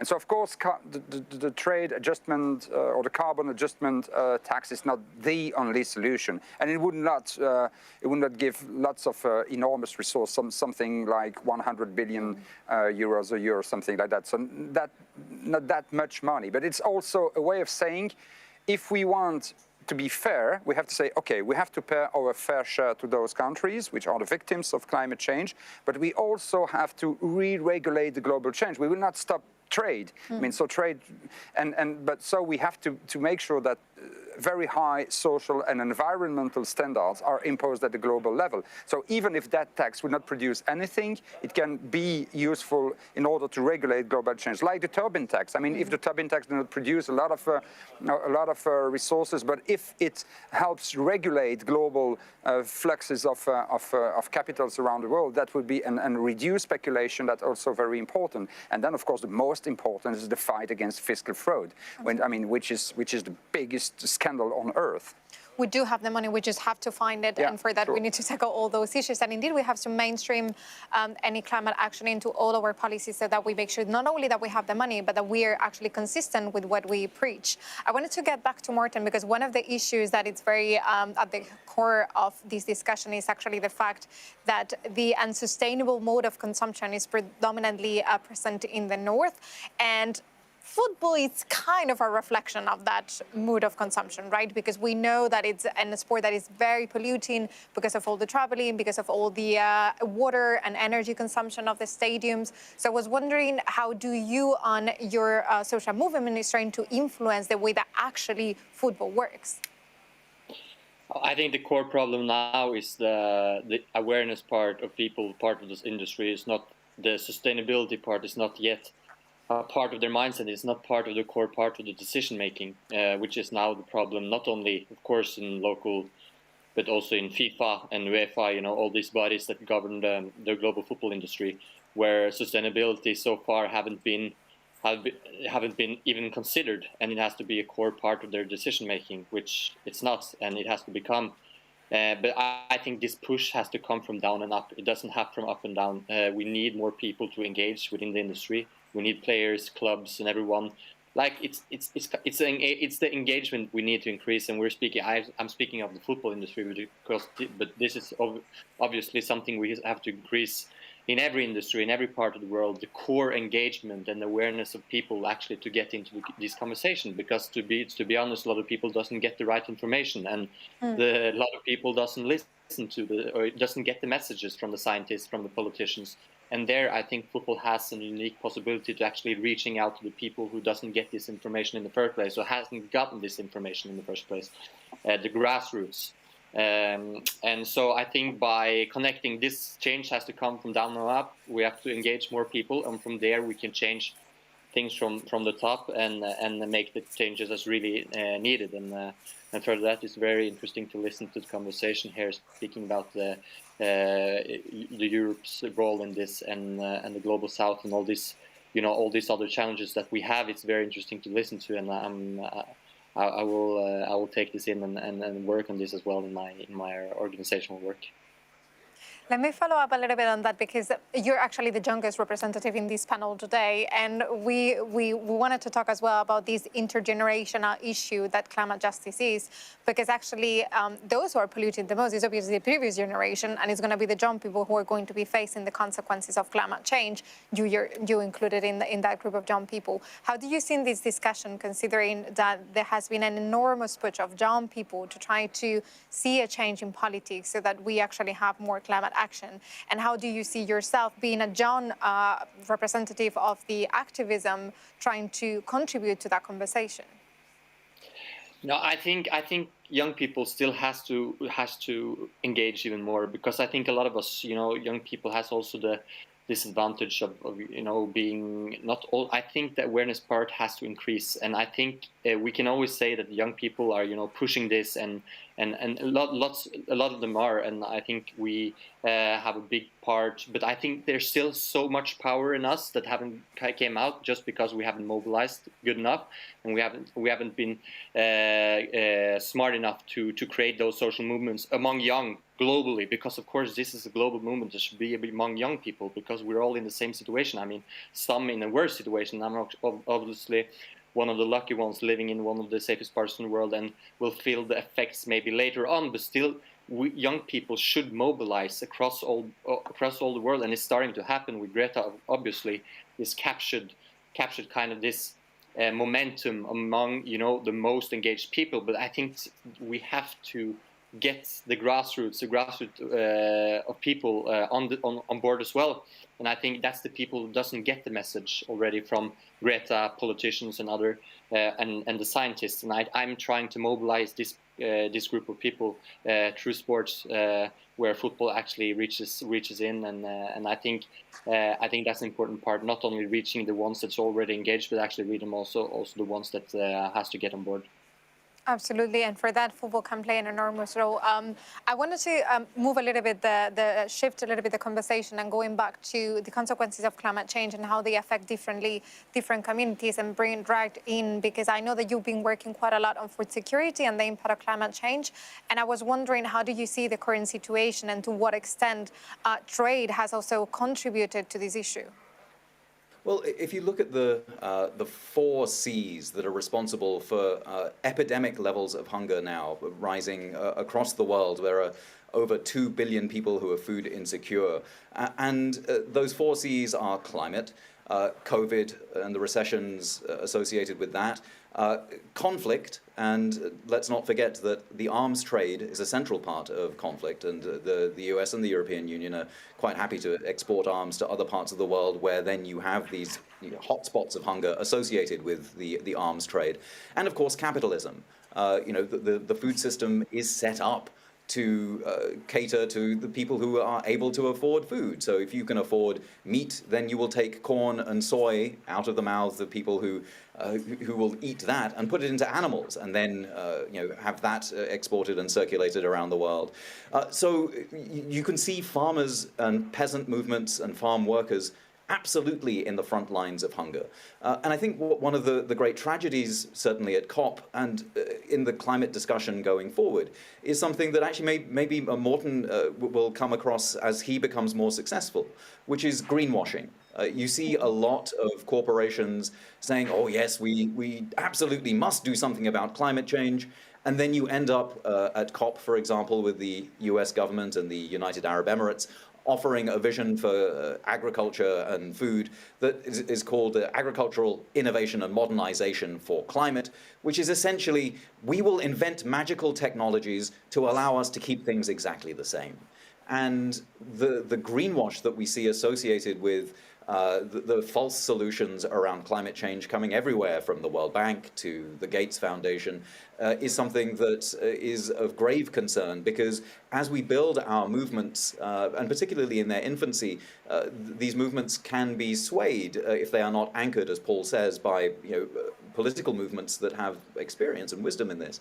That we can get lost in the lies that the the private sector has funded very well for centuries. Actually, Paul, this is a conversation ongoing as well in the European Union regarding the Common Agricultural Policy. How do you see this debate? To what extent do you feel that it's green enough? We had this morning a demonstration here of people complaining because it's going to be voted next week. How do you see this conversation going in Europe as well, and how it can affect to the way we live and the way we consume? Well, the reform of the CAP, of the Common Agricultural Policy, is one of the biggest failures of the EU. We have to acknowledge that, and that we have.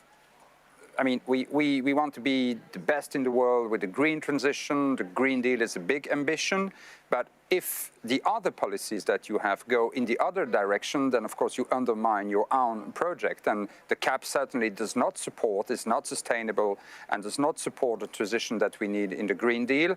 The same holds true for trade policy. I mean, we keep negotiating Mercosur, so it means that, as Raj mentioned, we keep saying that we want to buy more soy and more corn from Brazil or from Argentina to feed Belgian or Dutch cows and to eat more beef meat here in the European Union, which is completely, of course, in contradiction with the ambitions of the Green Deal. So the coherence of all our policies, trade, the fight against fiscal fraud and the regulation of financial flows at the global level, and the CAP should be made coherent with the Green Deal. Otherwise, the Green Deal cannot be taken seriously. Absolutely.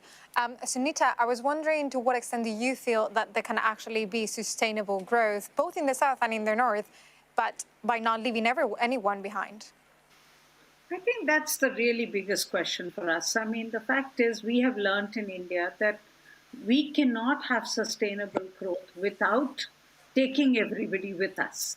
And I think that's really what we have learned fundamentally. I mean, I come from a city which is choking with pollution, and the way that we have to deal with pollution is to make sure that not everybody, I mean, today only 20% of Delhi has a car, and yet we have this massive problem of pollution. We do not have the space for 80% to get onto a car, the road space or the airshed. So we actually need to reinvent mobility so that it is affordable to all, and that is the only way that we can get clean air. We also know that one of the biggest issues with clean air is the fact that very large numbers of people in India are too poor, women are too poor to get clean cooking fuel, that they use biomass to cook their food because they don't have the money to even pay for the subsidized cylinder that the government is offering. Now, that pollution goes into the same airshed, which then ends up contaminating the air, which the rich and the poor both have to breathe. So the only way that you can deal with cleaning up Delhi's air is to find an energy transition which is affordable for the poorest. And I think that has really become the fundamental question also for climate change.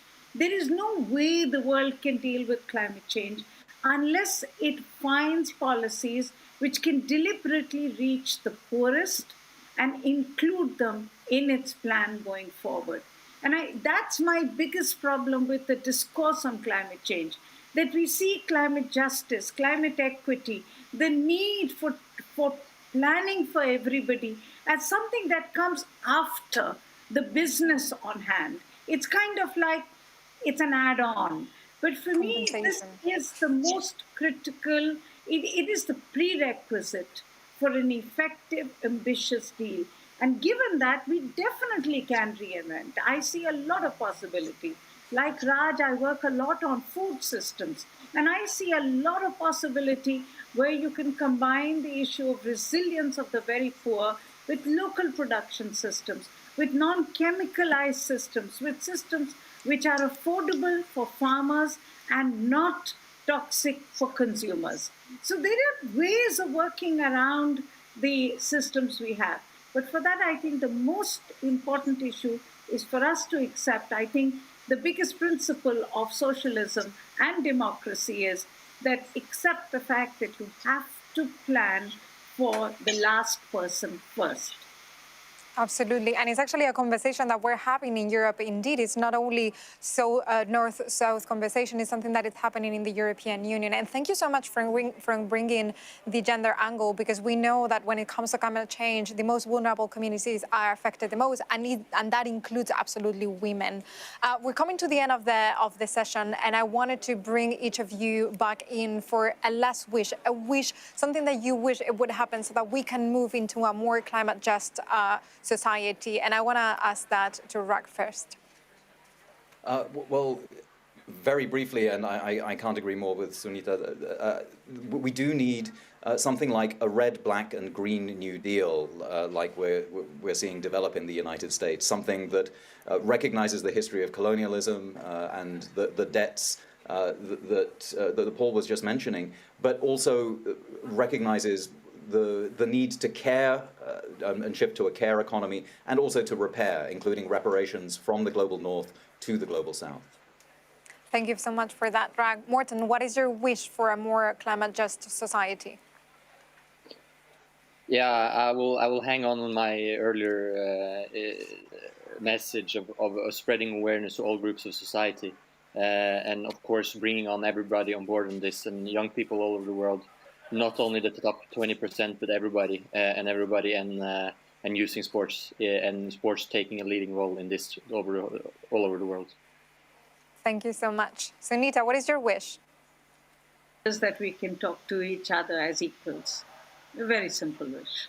I do not want the European Union to preach to us and lecture to us. It just pushes us back 100 years when it comes to building an effective deal. So I have a very simple wish. I'm not sure if it can be realized, but I really hope that we will work towards a more equal world where we can talk as equals. Thank you so much. Indeed, let's conversation going. Paul, what is your wish?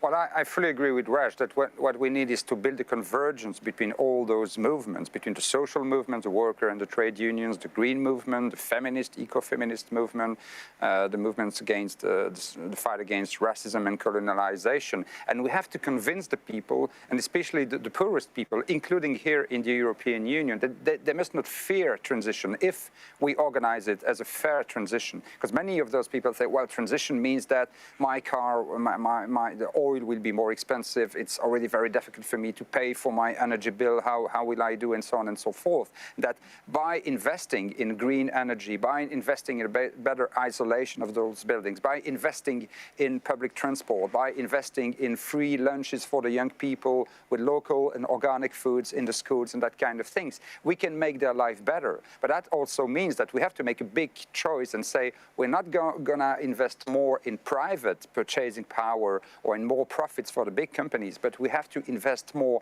in common goods, in basic public services for everyone. And if everyone can benefit from basic public services in the south and also here in the north, then their life will be better after the transition than they are today. And we need to create enthusiasm and to convince them that they should support this transition instead of fearing it.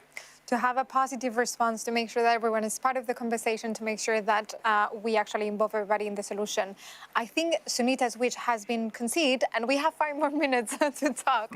So I wanted to go back to her indeed, and to bring back this issue about bringing a positive movement and thinking, what is it that you find that it's missing in that conversation that you want to keep on going? What do you think should be part of the discussion that we are having that we haven't had yet? So I think exactly, let me follow up from what Paul said. I think it's so critical what he said, that we need to find those convergence points. We need to be able to build a narrative which explains to people how this transformation can happen, and it will take into account the needs of the poorest, the needs of people who need, I can see a lot of opportunity. I think there are a lot of ways in which we can do this in a way that we can build a much more just world, which is also sustainable. And I think if we could take that as the principle moving forward, that it's not about just sustainability, but it's about sustainability which is inclusive.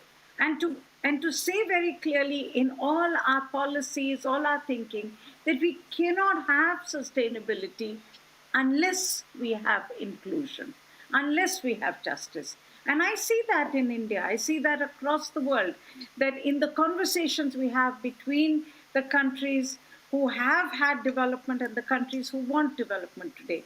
We clearly need transformation. We are facing an existential threat. There is no doubt in even as I talk to you, there are parts of India which are going underwater today. Whether it is Chennai, which had floods last week, or yesterday Tirupur, or today the city of Udaipur, which does not even get rainfall at this time, and has got unseasonal torrential rainfall, and you have massive breakdowns. And remember, all this takes away the development dividend. People lose years of their ability to be able to cope. They lose their ability to be able to live and survive. And that's why we are beginning to see such extraordinary migrations taking place from villages to cities, from cities to outer countries. And I think that insecurity, that anger, that is what we have to understand to say this transformation is an imperative. But for the transformation, very much like all my panelists said, I think the most critical thing is for us to understand that we need to make sure that it is about the poorest, they get a just transition. And it is possible, but we need to keep that in mind. Thank you so much, Anita. I couldn't have wished for a better way to put an end to this panel. This strong message about the need to ensure sustainability, but make sure that it involves everybody and it's fair and it's equal and it's just. And I would like just to thank all of you for being part of this session. I would like to thank Sunita, Rag, and Morten, and obviously Paul, who is here with me. And I would like to thank you all for being part of this conversation and following us live. We're live here from Brussels. The Global Progressive Forum continues, so stay put.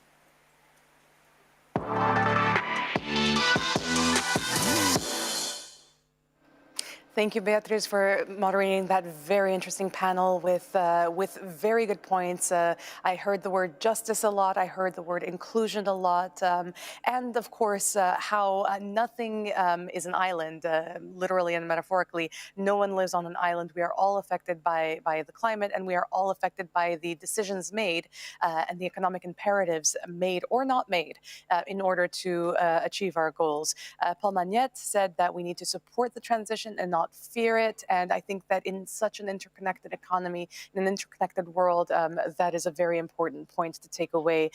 Ona is with us still. I'd like to ask you what you took away from this panel. Well, I'm trying to put it very simple. And from one of our panelists, we got the 3 C's, which is the COVID, climate, and not directly, but capitalism. Mm-hmm. And I think that's very important too. In order to solve one or all these problems, we need to put them together. Mm-hmm. So maybe I can go over and also talk about the comments that we have already received since we are engaging our followers. Mm-hmm. One of the questions is, but we need to fight climate change, and then we need to move money for this, and how are we going to do this? So since we also have seen the fact that capitalism and the system that we live in is one of the big, not necessarily problems, issues that are causing climate problems. Moving money, I think it's important for us to generally change the mindset we are having. Mm-hmm. The profit is not the most important thing that some company needs to seek, but it is somehow to make the world better and also help the environment. Putting people over profit, literally and metaphorically. Exactly. Because in the end, if we do put profit above everything, there will be nothing left. So there's no point in the end if we go for the fatalistic view. It's been an incredible event. We're almost at the end, but we're not quite there yet. We still have a very interesting last session, which very much ties into that last comment, because it's about creating a new social contract for inclusive and sustainable recovery. We are going to hear from the representatives of trade unions from around the world, from Europe, from Somalia, from India, from the United States. It will be moderated by Sharon Burrow, from the International Trade Union Federation.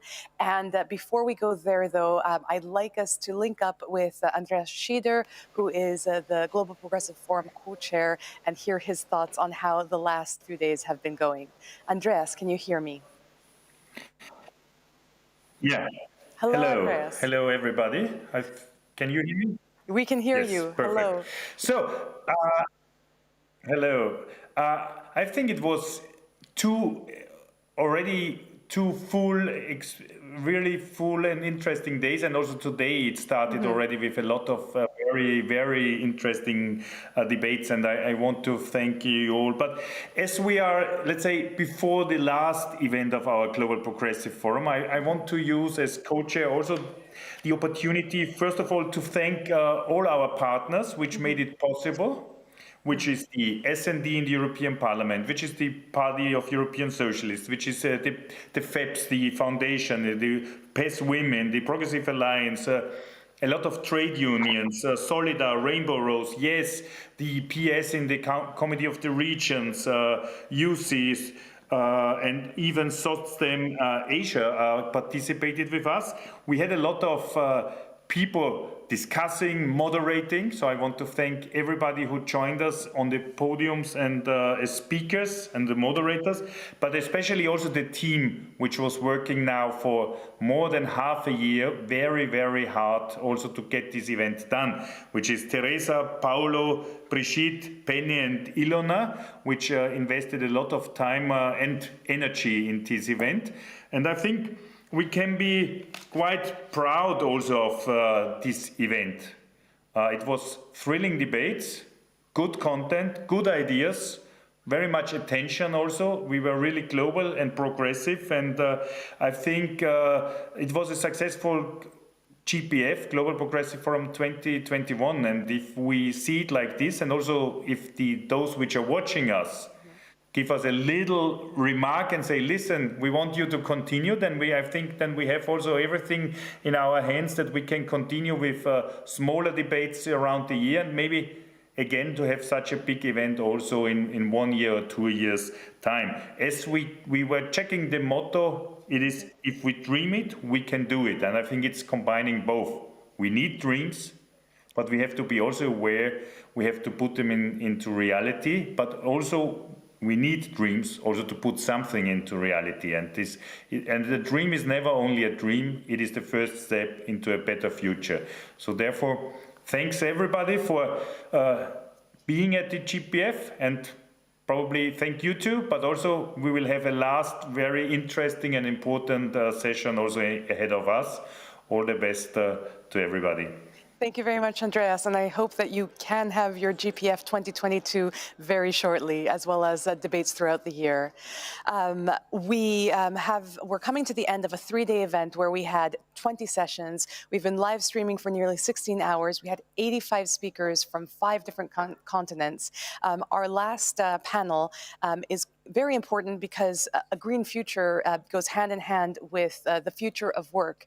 And a study that I saw recently from the Institute for the Future said that 85% of the jobs that will exist in 2030 haven't been invented yet. When we think about the conversation we had on the first day of the GPF panel, where we were asking many of the progressives what their dreams were, we were looking back to what has or has not been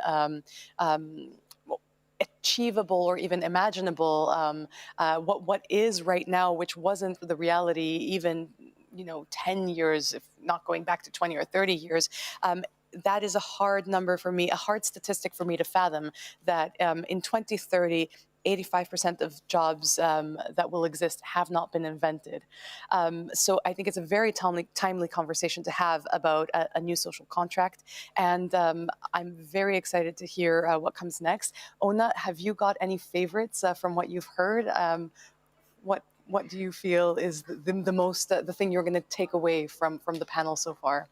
And I think what you have just said is a very important topic, because digitalization is for many people, this picture where you see people in the subway and people look on their phone all the time, and older people are very annoyed by the fact that people do not talk to each other. I think that the most important thing that we need to take with us is that then the new future is just a different way of communicating. It is still very much involving lots of communication. I think that modern times that we are seeking do include more communication that we have had in the past, because now we speak more languages, we have many devices and many kind of communication that we can do. And I think that we should take with us that the future can and will be a better one, always. Thank you very much. Before we go to the next session, I'd like us to play the video Focus on People one more time to remind ourselves of why the Global Progressive Forum is here ultimately.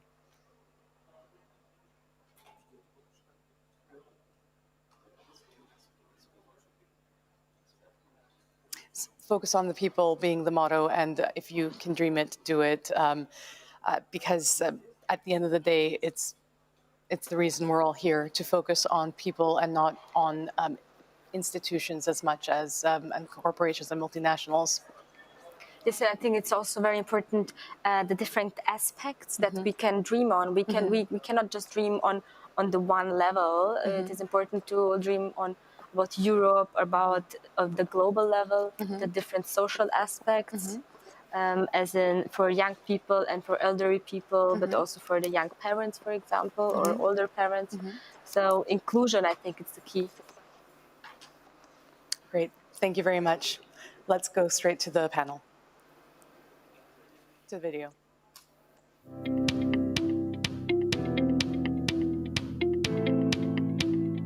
Some people don't have a house, access to water, or food for their family.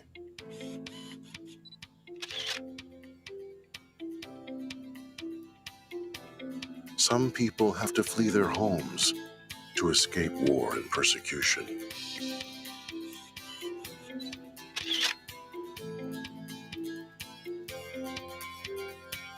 Some people live in countries where love is a crime.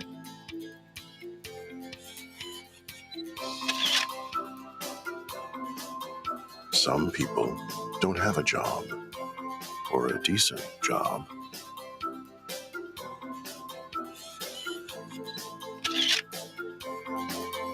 Half of people are women, but they still do not have half the power, half the rights, or half the opportunities.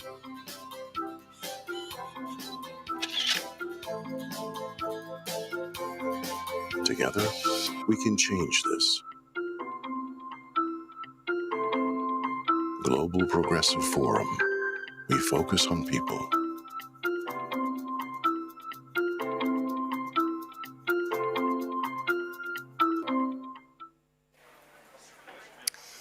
Good morning, good afternoon, wherever you are in the world. Thank you for joining us.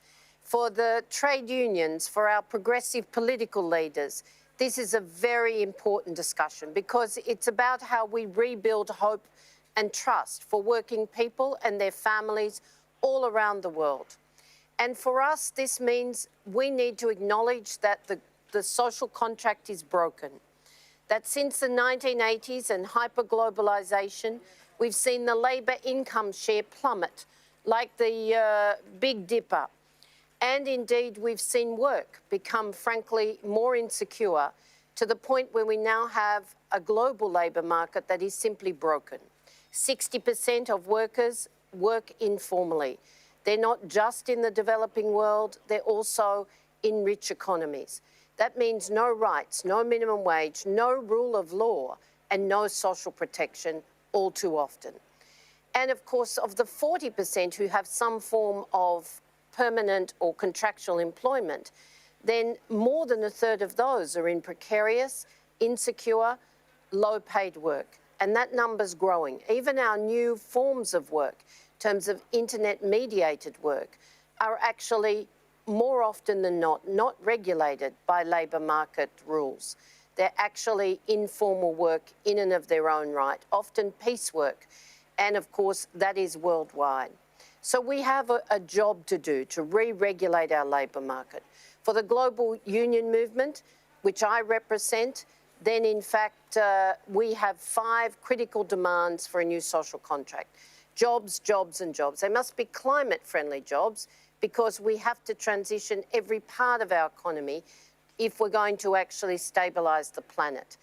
And there are simply no jobs on a dead planet. But we do need just transition. We also need, of course, rights. The attacks on workers' rights, if you read the ITUC Global Rights Index, is more massive than ever. And we need mandated due diligence. We need, of course, to see universal social protection and the solidarity of a global social protection fund to contribute to building systems in the poorest countries. That's in the interest of everybody, individuals, our economy, everybody. And we need equality of income with minimum living wages and indeed universal social protection, but also collective bargaining to share prosperity. The question is, why do we make wealth? Why do we build our economies if we're not prepared to share it? And then, of course, we need equality of gender and race. I know that many of you, including Jayati, will pick up the impact of the COVID pandemic on women. Already, progress for women had stalled before COVID-19, but now the loss of $800 billion. That's massive, and we need to make sure gender equality and equality of race are on the table. And the fifth one is inclusion. We have to build inclusive labour markets. We have to deal with the issues of refugees who are growing in number. And, of course, we have to realise the SDGs as well as the Paris Climate Agreement. I know individually each country will have different demands, but all of those are central to the security of workers who face the impact of a convergence of crisis.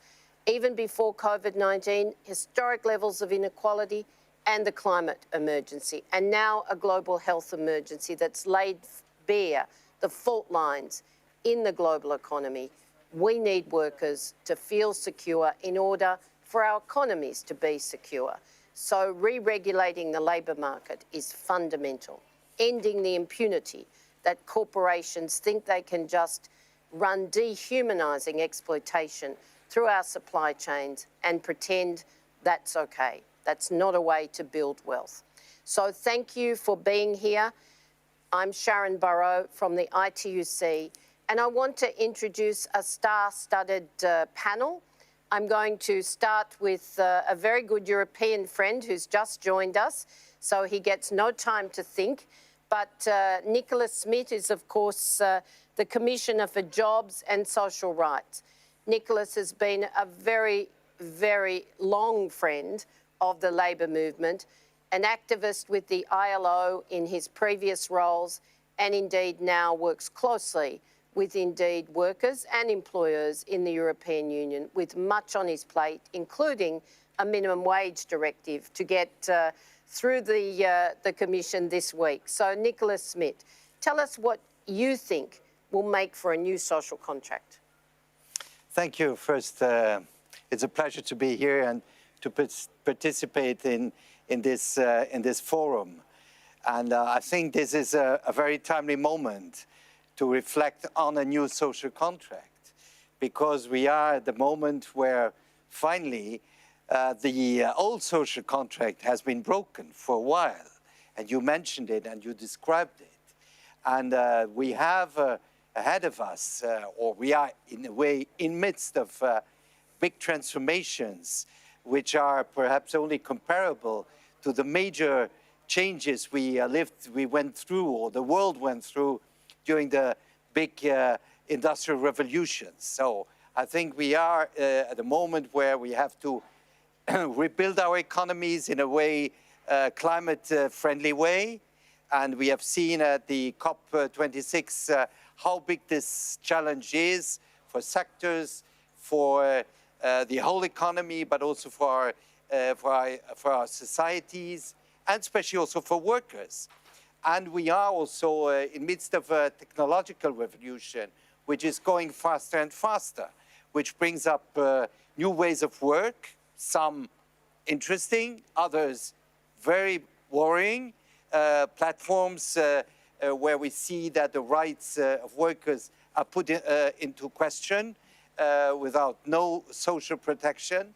And therefore we have to act. And therefore we have now, and it's especially also because of this health crisis, because of the pandemic, that we need a new social contract which reaffirms the existing social rights, labor rights, social protection, investment in social infrastructure, investment in people, investing in their skills to be able to face this big transformation.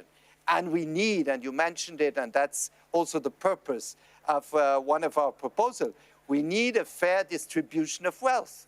We need a fair distribution of wealth inside our societies first, and we have seen that globalization and sometimes also technological change has changed this distribution of wealth, mainly through a lower part of wages in the overall wealth creation, but we need also the issue of wealth distribution between the rich countries and the developing countries. So it's a global issue of distribution of wealth, and it's inside our societies. And I think this means that we need a social contract, a new social contract, on the basis of these rights in our societies, between labor and capital, but also between labor and social partners and the governments, so the tripartite issue, and also between social partners. And we need a new contract, social contract, especially also related to climate change and other major challenges, development challenges between the more prosperous world and the developing world. Thank you very much, Commissioner. And indeed, we are very grateful that you are a leading voice here in Europe. But let's also think about how we build the alliances globally. And there can be no more important alliance than at this moment than, in fact, the transatlantic alliance. So if you have Europe and the US totally committed to putting workers, unions, good union jobs back on the agenda, then that gives us hope. It gives working people hope everywhere. And while we're used to social dialogue and a commitment to the rules of the game in Europe, where they crack a little, then, you know, there's a lot of anxiety, but at least the structures are there. When you go to the US, we've been very heartened, of course, by President Biden's election and his advocacy for workers, for good union jobs. We've also been really heartened to see, and I've just, of course, like many of us, come back from COP26 to see that there is an equation that says climate action has to equal jobs. We know there are jobs in the transition, but it has to be absolutely front and centre. So Jennifer Harris, Jennifer is indeed the Special Assistant to the US President and the Senior Director for International Economics and Labour for the National Security Council and the National Economic Council.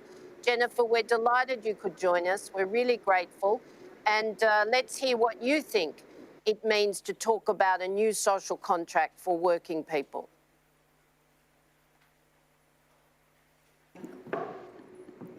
Well, thank you. I'm delighted to be with you and in such esteemed company of people who have been sounding the alarm on the wayward state of corporate-led globalization and under attention to how power really moves through our economy for a long time. And I am sort of, obviously it's a moment that demands deep reflection and bold action on the kind of government that can deliver for working people. I think you're beginning to see the fruits of that, fortunately, in some of the legislation that is moving here in Washington.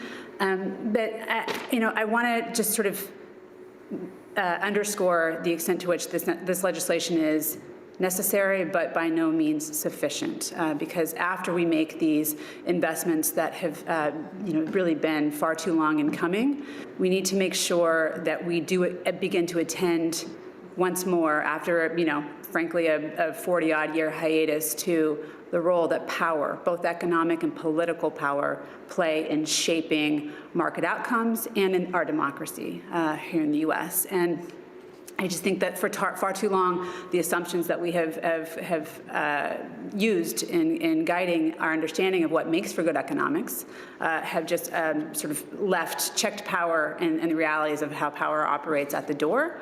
And I think you are beginning to see the fruits of a different approach in the U.S. And I would sort of point to a few different markers of that. One, the global minimum tax deal that we were able to sort of push through and bless at the most recent G20 leaders meeting. It was certainly a victory for taming globalization and reclaiming the kind of agency that we all have and have always had over our economies. And but in that, I think it is also a win for small d democracy. and just reasserting that it is within our reach to design the kind of economy that we want to live in and the values that economy should serve, and importantly, to ensure that that is an economy that works for workers and not the other way around.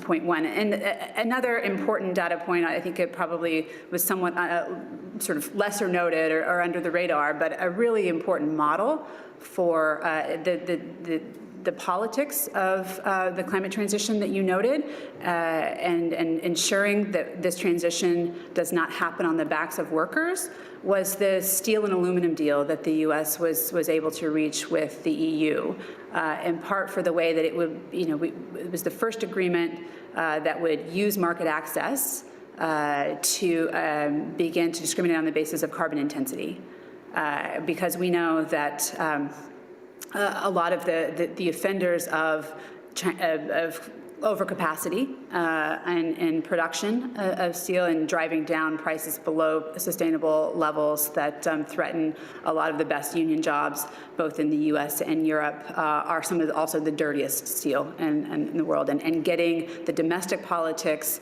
on the right side of climate transition, I think, is going to be crucial to ensuring the kind of political sustainability of the transition and the just nature that we all, I think, are rightly demanding. So I think, put together, both of these pieces are evidence of a different approach that is really about countervailing power. And you see that, too, in the Biden-Harris administration's renewed commitment to organized labor and to unions in particular. And I think, whether it's through, renewed commitments to organized labor and unions, our renewed emphasis on antitrust and really taming corporate power through those sets of tools, to the kind of efforts on corporate taxation. These are all different stories about countervailing power and its crucial role in designing the kind of economy and democracy we want to live in and we deserve to live in. So with that, I will conclude, and thank you very much. Thank you, Jennifer. And can I say I also helped launch Secretary Blinken's Blue Dot Network, which is about actually making sure that the foundations of infrastructure investment through the OECD have both human and labour rights as a floor for giving infrastructure projects around the world the seal of the blue dot, which will, of course, give investors confidence, we hope, but certainly workers confidence that those projects will, in fact, be absolutely worker-friendly and create the dignity of work that we know is so vital. Let me bring in a couple of union voices here, because indeed Liz Shuler, as the president of the American Federation of Labor, the AFL-CIO, we know the importance of your role, both domestically but also as a leader globally, with all of our affiliate leaders working together for, indeed, a new social contract. And Liz was one of the first people we could celebrate with, along with South Africa. When the ITUC said we want a jobs plan in every country, it was almost instantaneous that President Biden actually released the plan for climate and jobs. So, Liz, what makes for the justice, the social contract for you? What's your dream for American workers, and what are you fighting for? Sure. Thank you so much. This has been such a joy to listen to. And Jennifer, I just want to say thank you, because you are right down the street from me right now. And I think it's emblematic that we are so close together and so much in sync with this administration. And it's a true pleasure to be here, certainly with you, Sharon, my shero, our leader of the ITUC, and my distinguished co-panelists for this discussion, because reimagining, rebuilding a sound global social contract is the perfect way to conclude this Global Progressive Forum. I know we're the last panel and we're bringing it home on the most important topic, because we know we live in a deeply connected global economy and a society that right now are organized in ways that are unsustainable. And we've been hearing it throughout the conference. It's a trend that we've enabled since the 1980s with this blind belief in unregulated global markets, a blind deference to national governments, even as they violate fundamental human rights. So it's time to open our eyes. It's been made clear throughout the conference the current global economic model is what's feeding runaway inequality, and it undermines democratic institutions. And now we're living with the consequences. Incompetent world governance systems enabled the worst global health emergency. And now they're strained to the breaking point by climate change. And everywhere, there is a systematic devaluation of human beings. So we cannot overlook these facts. And obviously on this panel, we are in solid agreement. So what now? We all agree on the problem, but what we need to do now is pivot into building a different approach to global governance. And solidarity has to be the foundation. A livable planet has to be the foundation, and working people have to be the foundation. So in the United States, of course, the Biden-Harris administration, as you heard, is building this new framework with workers and sustainability at the center of both domestic and global policy priorities. I cannot tell you how refreshing it is for us as trade unionists to be working with this administration. It is such a refreshing change. President Biden just signed a once-in-a-generation infrastructure investment just days ago that will create good-paying union jobs, he keeps saying, union jobs, and grow the economy sustainably and equitably. And thanks to this administration and the U.S. labor movement, we are on the brink of passing investments that will take it even further with the Build Back Better plan, investments in the care economy, investments in the clean energy transition. We're one step closer because our United States House of Representatives just passed Build Back Better this morning and is now sending it to the Senate. So rights, equity, a universal social protection floor, a just transition, and solidarity. And it's nations and people working together. That's how we are going to solve the great problems that are facing workers everywhere. And a new global social contract should be a baseline understanding among the world's governments, global corporations, multilateral institutions, communities of faith, trade unions, and civil society organizations, that we will work together and structure the rules of the global economy so that those who are doing the work receive a fair share of the wealth that we create. And we support the ITUC principles. And Sharon outlined, those 5 pillars beautifully. But I think we can take some very clear first steps right now toward a new social contract. And I just wanted to outline a few of those. Number 1, make the COVID vaccine available to every person in every country by the end of 2022. Number 2, develop a concrete plan to fund the UN Sustainable Development Goals. Number 3, ensure that fundamental labor and human rights standards are included in all trade agreements and the WTO rules.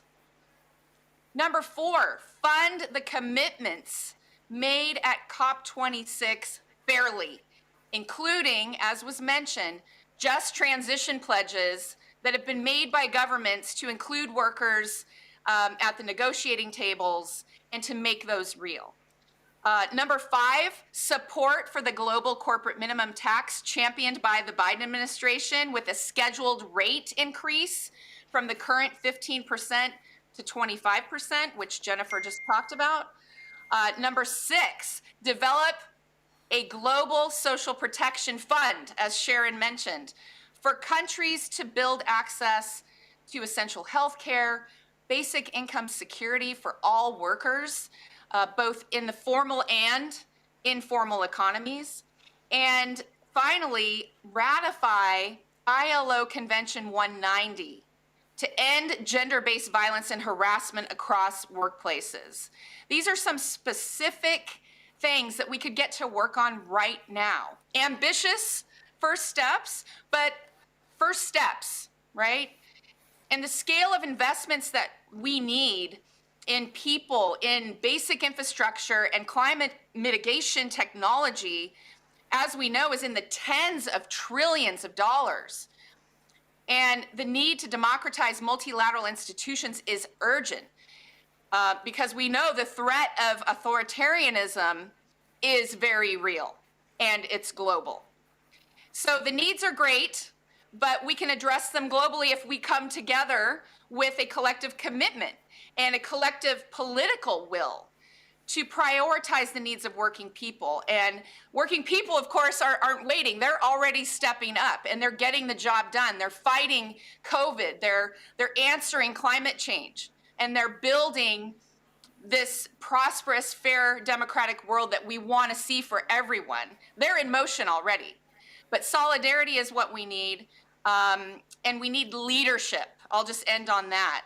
Because leadership is what's going to get us there so that we open our eyes, as I said earlier, imagine and create the new global social contract that working people truly deserve. Thank you. Thank you, Liz. And indeed, let me give a shout out of thanks to your trade ambassador,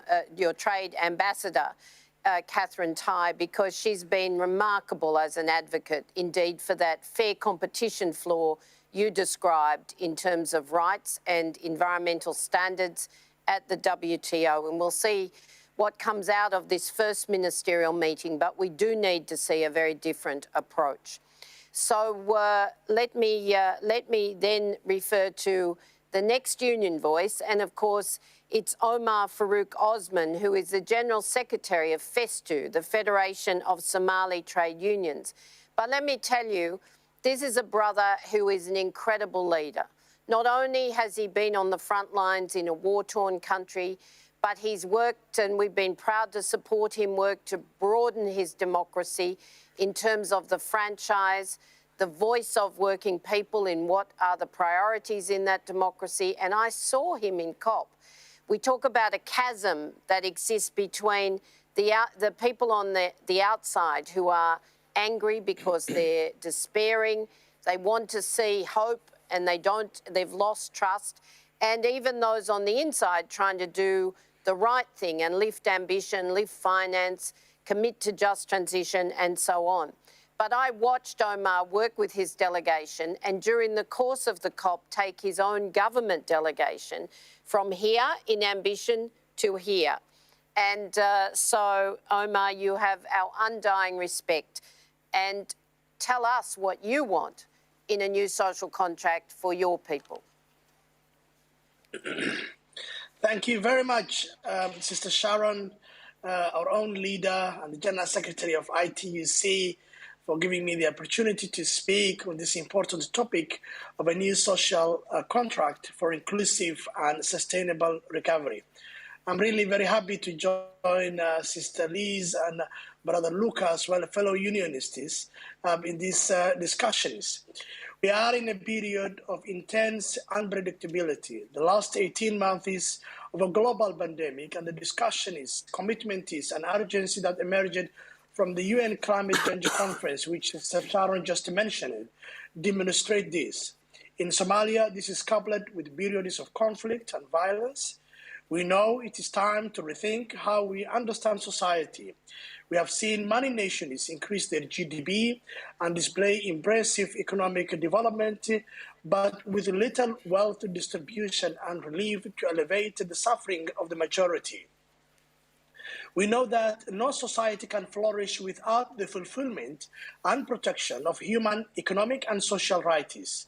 No society can flourish without an empowered and thriving working population that is supported by decent jobs and working conditions and an acceptable degree of social protection. In the context of the multifaceted crisis presented by COVID-19, poverty and unemployment, lack of protection from shocks, climate crisis, and continued violence and conflict, Somalia desperately needs a new social contract. For some time, organizations like mine, the Federation of Somali Trade Unionists, have been calling for job creation to be a key component in the new social contract. It can serve as a facilitator for recovery and resilience, particularly in response to COVID-19 and more broadly towards a conflict-free, truly democratic Somalia. This includes the creation of climate-friendly jobs with just transition principles. In addition to job creation, we have also demanded that the new social contract include enforcement of progressive labor rights, social protection, and equality for women and other marginalized groups in our society. Our federation's calls align with the position of the ITUC, which advocates for a new social contract with the floor of a universal labor guarantee, the central recommendation of the ILO Global Commission on the Future of Work. We believe that this is the only approach that would ensure that all workers are able to realize the promise of decent work and have access to justice. FESTU routinely brings together union activists and government representatives where we raise the issue of poor working conditions in Somalia. This includes loss of jobs, wages, income, and general livelihoods. An unimaginable number of Somali workers suffer from precarious and unpredictable working conditions. To compound the challenge, only a small minority of workers can claim to have a decent jobs, with many of them in the current climate having either suffered layoffs or significant wage cuts. This is within the context of Somalia being one of the poorest countries in the world. According to the United Nations Development Programme, Somalia has a poverty rate of 73%, meaning 7 out of 10 Somalis are poor, with youth unemployment rate staggering at 67%. We also cannot forget the 2.6 million Somalis currently displaced within their own country as a result of climate shocks and internal fighting.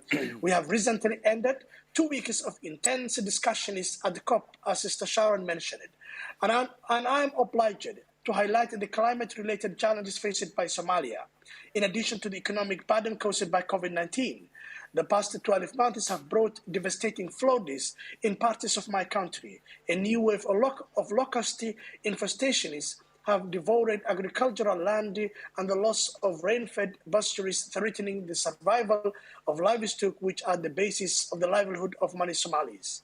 Most recently, discussions have called specifically for a new social contract for Somalia's recovery and resilience. This means urging government authorities, the private sector, trade unions, and other stakeholders, as well as the international community, to intensify their efforts to decisively deal with the multifaceted crisis. A new social contract requires sustainable investments for a just transition to a green economy, economic recovery that guarantees social protection for all, a living wage, a safe and healthy working environment, respect for rights at work, and a culture of social dialogue for labor market governance. When we appreciate the level of poverty, inequality, unemployment, and vulnerability in Somalia, it is clear that a new social contract will make a strategic and sustainable impact and allow Somali people to live decent and dignified lives. This, in turn, facilitates their social, political, and economic participation in the society. Finally, a new social contract will demonstrate that our government is committed to reducing poverty and helping workers, individuals and families and children live a quality life despite the circumstances in which they were born into. I thank you very much. Thank you, Omar. And I have no doubt that you will be on the front lines of that struggle, not just in your own country, but indeed throughout Africa, as well as, of course, integrated into our international leadership. Let me now introduce somebody who really needs no introduction. In fact, her title as development economist and professor from India really does not do Jayati any kind of justice. Jayati, you are a global voice. You are much respected, but you are also much loved by us. And I just finished reading your piece on a feminist economy. And I must say, again, I was struck by the wisdom of what it means to share economic prosperity and to build that from the ground up. If we're going to actually return to full employment, the dignity of work, then we know in the formal economy we need 575 million new jobs. The UN Secretary General says 400 million. We'll take that and build on it. But also, of course, we need universal social protection, but we need women to be in the centre of that, to actually get the lion's share, because the impact on prosperity for women has been so dramatic, and yet their capacity and their leadership is indeed recognised everywhere. So, Jayati, give us a framework of what you think are the economic conditions for a new social contract where workers can enjoy full employment and social protection. Well, thank you so much, Sharon, and it's really a great pleasure to be with all of you in this even virtual format. You know, I think that already the ITUC and all of the people here have talked about some of the critical building blocks that we need for a sustainable future, and they're well known, so I'm not going to repeat the obvious. But I think, let me just begin by saying that we have to really think of a global multicolored New Deal, not just green. Absolutely green, there's a no-brainer, right? We have to do something not just about climate change, but the overall environmental damage that is already eroding our societies and economies. But we also have to be blue. We have to recognize the significance of water, especially in the developing world. I don't think we pay enough attention to how much we have destroyed and degraded our water resources and what that means for the ordinary lives of people. Women have to walk double the amount of time, sometimes as much as 8 hours a day, to collect water in some parts of India, for example. It has to be a purple New Deal. By purple, I mean the care economy. And I think definitely this is something that people in the Biden administration in the US recognize. But it's not adequately recognized, despite COVID, despite the importance of essential workers and care workers and so on. They have not got a better deal. We have not realized that care is central to not just the economy of the future, but jobs of the future. Giving the right appropriate numbers of care workers per population would generate at a minimum 250 million more jobs by 2030. So there is a huge opportunity for investment in care, which also has very high multiplier effects. And of course, it has to be it has to be redistributive. And that redistribution comes not just from open redistribution through taxes and subsidies, but it comes through regulation. Too much of the regulation is oriented now towards allowing large enterprises, global multinational corporations, to basically get away with not just not paying taxes, but actually with murder, because they do deny people vaccines and so on. Now, we can't say that they have to suddenly become good and start thinking about other people. We have to make regulations that do not allow them to do this. And it's possible. It has been done in the past. If technologies are developed with public support and assistance and public knowledge, they have to be publicly shared. And companies can be made to do that.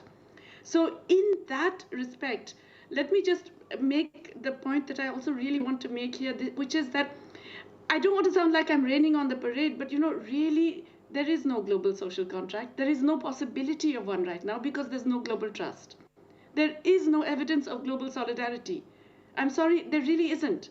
We have seen that in the climate negotiations. We have seen that with the vaccine distribution. We have seen that in the transfer of technology issues. So if I have to identify a few low-hanging fruit that I think would build the trust that is essential for a global social contract, without which, let's face it, there is no globe left. We will all actually perish if we don't do this. What are the minimum things we have to do? We have to distribute, I think you already mentioned, we have to distribute vaccines by the end of 2022. Why the end of 2022? Why not now? Rich countries, G7, are sitting on huge amounts of vaccines. Instead of giving boosters and children and et cetera, distribute the vaccines to countries that haven't even got 5% of their population vaccinated. And force the companies that have got the technology that you allowed them to get and that you paid for them to get, to share this technology so that it can be produced elsewhere in the world. I think that's really a no-brainer. Why isn't it happening immediately, and why are people in the North not demanding this? Secondly, technology transfer for greening. You know, vaccines is just a taster of the absolute monopoly control over knowledge that is preventing us from doing anything to save the planet. And a lot of the green technologies are still hoarded by major multinational companies that do not share and make it unaffordable in large parts of the developing world. When countries try and subsidize and create their own renewable energy, they face cases in the WTO, sometimes encouraged by trade unions who are pushing their governments to bring these cases. This is unpleasant, but it's true. And it also does not build an atmosphere of trust. Tax cooperation. The OECD tax agreement was mentioned. It is a disaster for developing countries. We will get nothing from this. The alternative was easy and available. It has been so whittled down through the lobbying of multinational companies, largely US multinationals, that it amounts to 10% of the global profits being subject to taxation and to major rules that will actually be so easy to avoid that the major multinationals are delighted with this new agreement. And developing countries are likely to get almost nothing from it. It can be fixed. And there are solutions out there. The Independent Commission for the Reform of International Corporate Taxation, of which I'm a member, has been suggesting these solutions for a very long time, and they can be implemented if there's enough political pressure.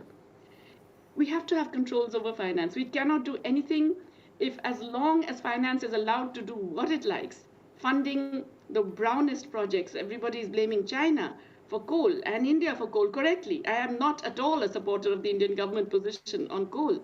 But the biggest funders of coal projects globally are 8 US finance companies. Why don't the regulations prevent them from doing this? Why don't we have regulations that say if you're going to fund coal, triple that amount, you have to be funding green projects at the very least? And finally, we have to recycle these special drawing rights. We've got a $650 billion allocation of new special drawing rights. The G7 countries alone get 60% of that, and they're not going to use it. It's going to lie there in their accounts in the IMF. Recycle these, for heaven's sake. There are so many options. This Global Social Protection Fund, climate finance, which the developed countries have not met their commitments for 12 years, of just a measly $100 billion a year. The actual public money spent, on average, in the last 12 years is $25 billion. The rest of it is all bank guarantees, and even that comes to about $65 billion, which is not just peanuts, it's appalling when there are these massive fiscal stimuli going on in the developed world. But this recycling SDRs would be a costless way of doing it. The fiscal cost is negligible because you only pay that tiny little interest that the IMF asks for. And so why don't we ask the governments of the advanced countries to recycle the SDRs towards these essential global public investment for battling climate change, for dealing with adaptation, for dealing with loss and damage due to climate change, for dealing with the disease, for public health purposes, and for new diseases that may come up, and for global social protection. I really believe that we have to stop, just saying the big general good things and do the specific things, because trust will not be built otherwise. And without trust, we will not get a global social contract. And without a global social contract, as I said before, we will not really have a globe for much longer. Thanks. Thank you, Jayati. And trust is certainly at the centre of our fight to build that new social contract. And I accept that the conditions are against us, but we will fight nevertheless. Industry policy you've raised, and I know my final union speaker will pick up on this. But just before I go to Luca, can I ask you to do 30 seconds each? If we take a really short-term view, the next 6 months, the first 6 months of 2020? What's one thing that we could aim to win, that you could aim or you would want to see the world put in place that can actually start to rebuild that trust? Jyoti, is it in fact vaccine sharing of vaccine production? What is it for you? I would say immediately recycling SDRs towards a range of things like vaccine purchases by developing countries, purchasing of patents and technologies for greening technology. Okay, SDRs. I'm saying just recycle the SDRs, that's all. And there are all kinds of purposes you can do that. We have 10 seconds each now. Recycle the SDRs. Omar, what's your number one demand for the next 6 months? What do you want to see? Well, the first thing that I wanted to see is we are victims of climate crisis. And what we need is the global north to be serious and to support countries like in Africa, to transition in a just way. Global solidarity for just transition, jobs at the heart of it, absolutely. Jennifer Harris, what do you want to see? What's the one thing you want to see achieved in the next 6 months?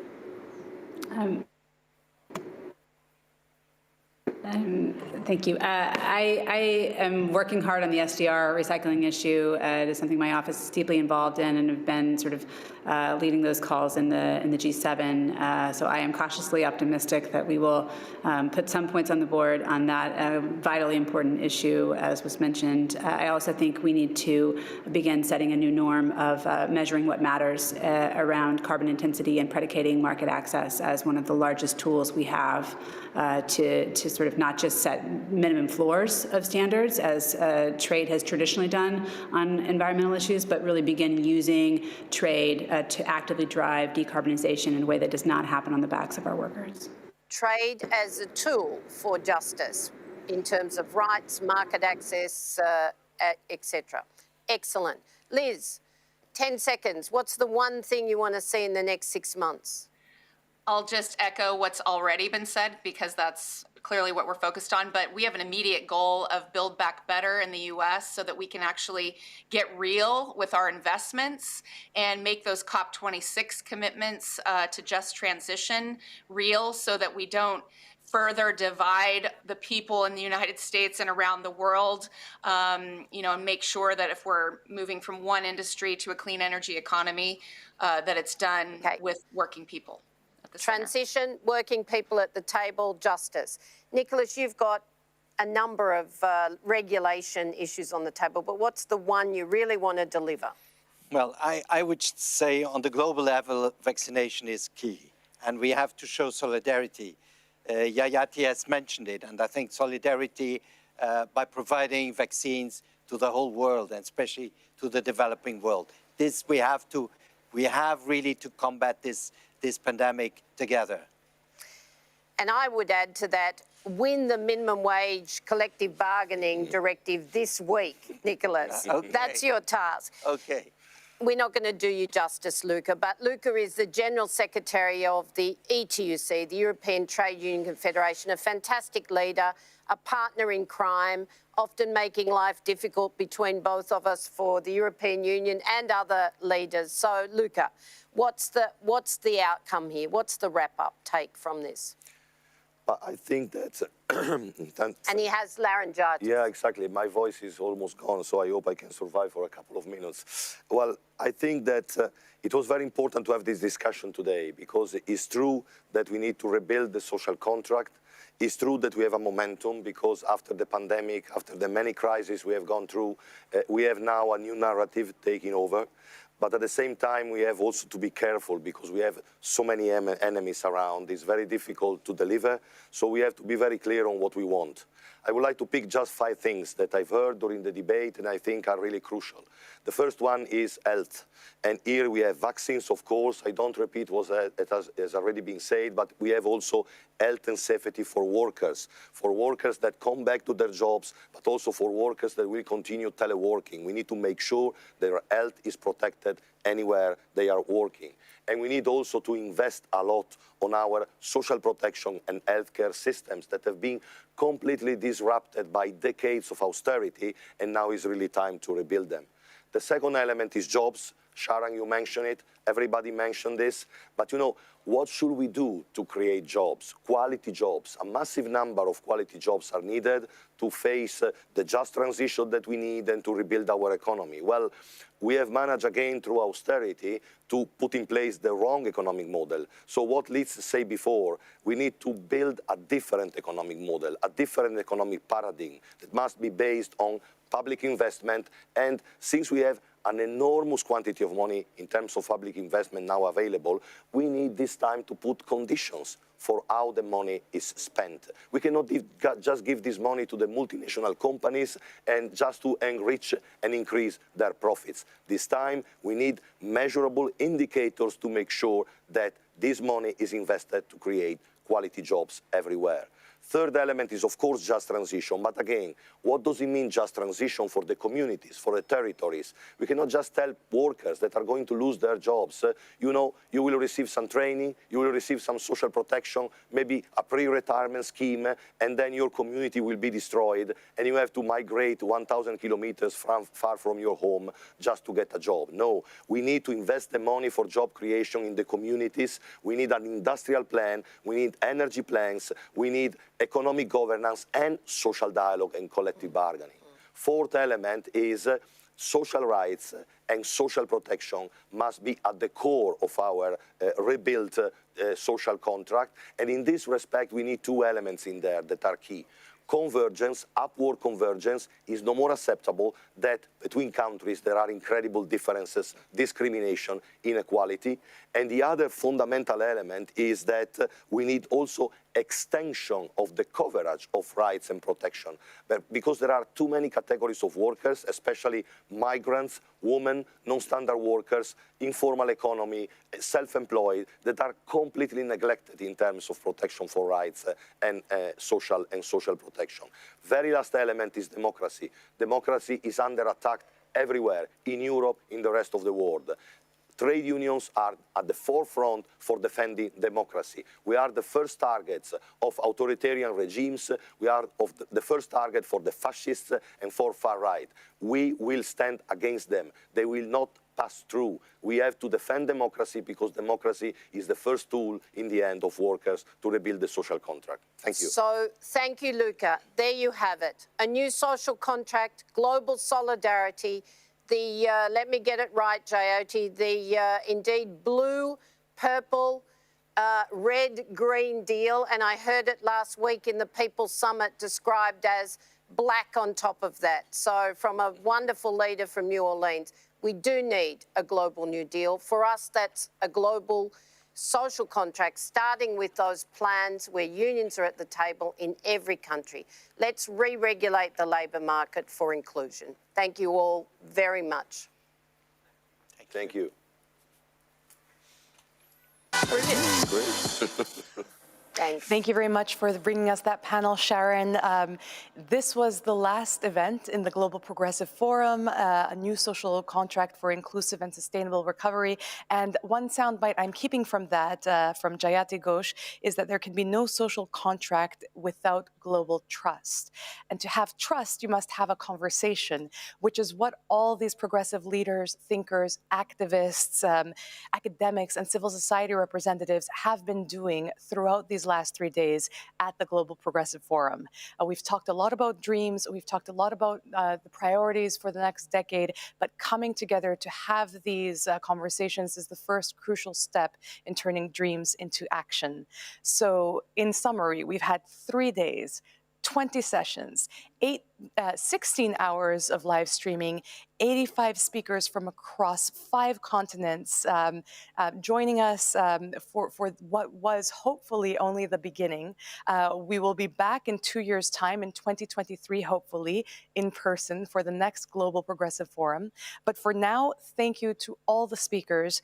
Thank you to everyone who's been involved in the organization, from the S&D Group in the European Parliament and all of the partners, to all the technicians participants behind the scenes, to the organizers, to all of you for engaging online. And if you haven't managed to catch all the panels, don't worry. You can go to the Socialists and Democrats group in the European Parliament's YouTube channel, and you can replay the conversations there. But for now, good night. And remember, if you can dream it, you can do it. Thank you very much.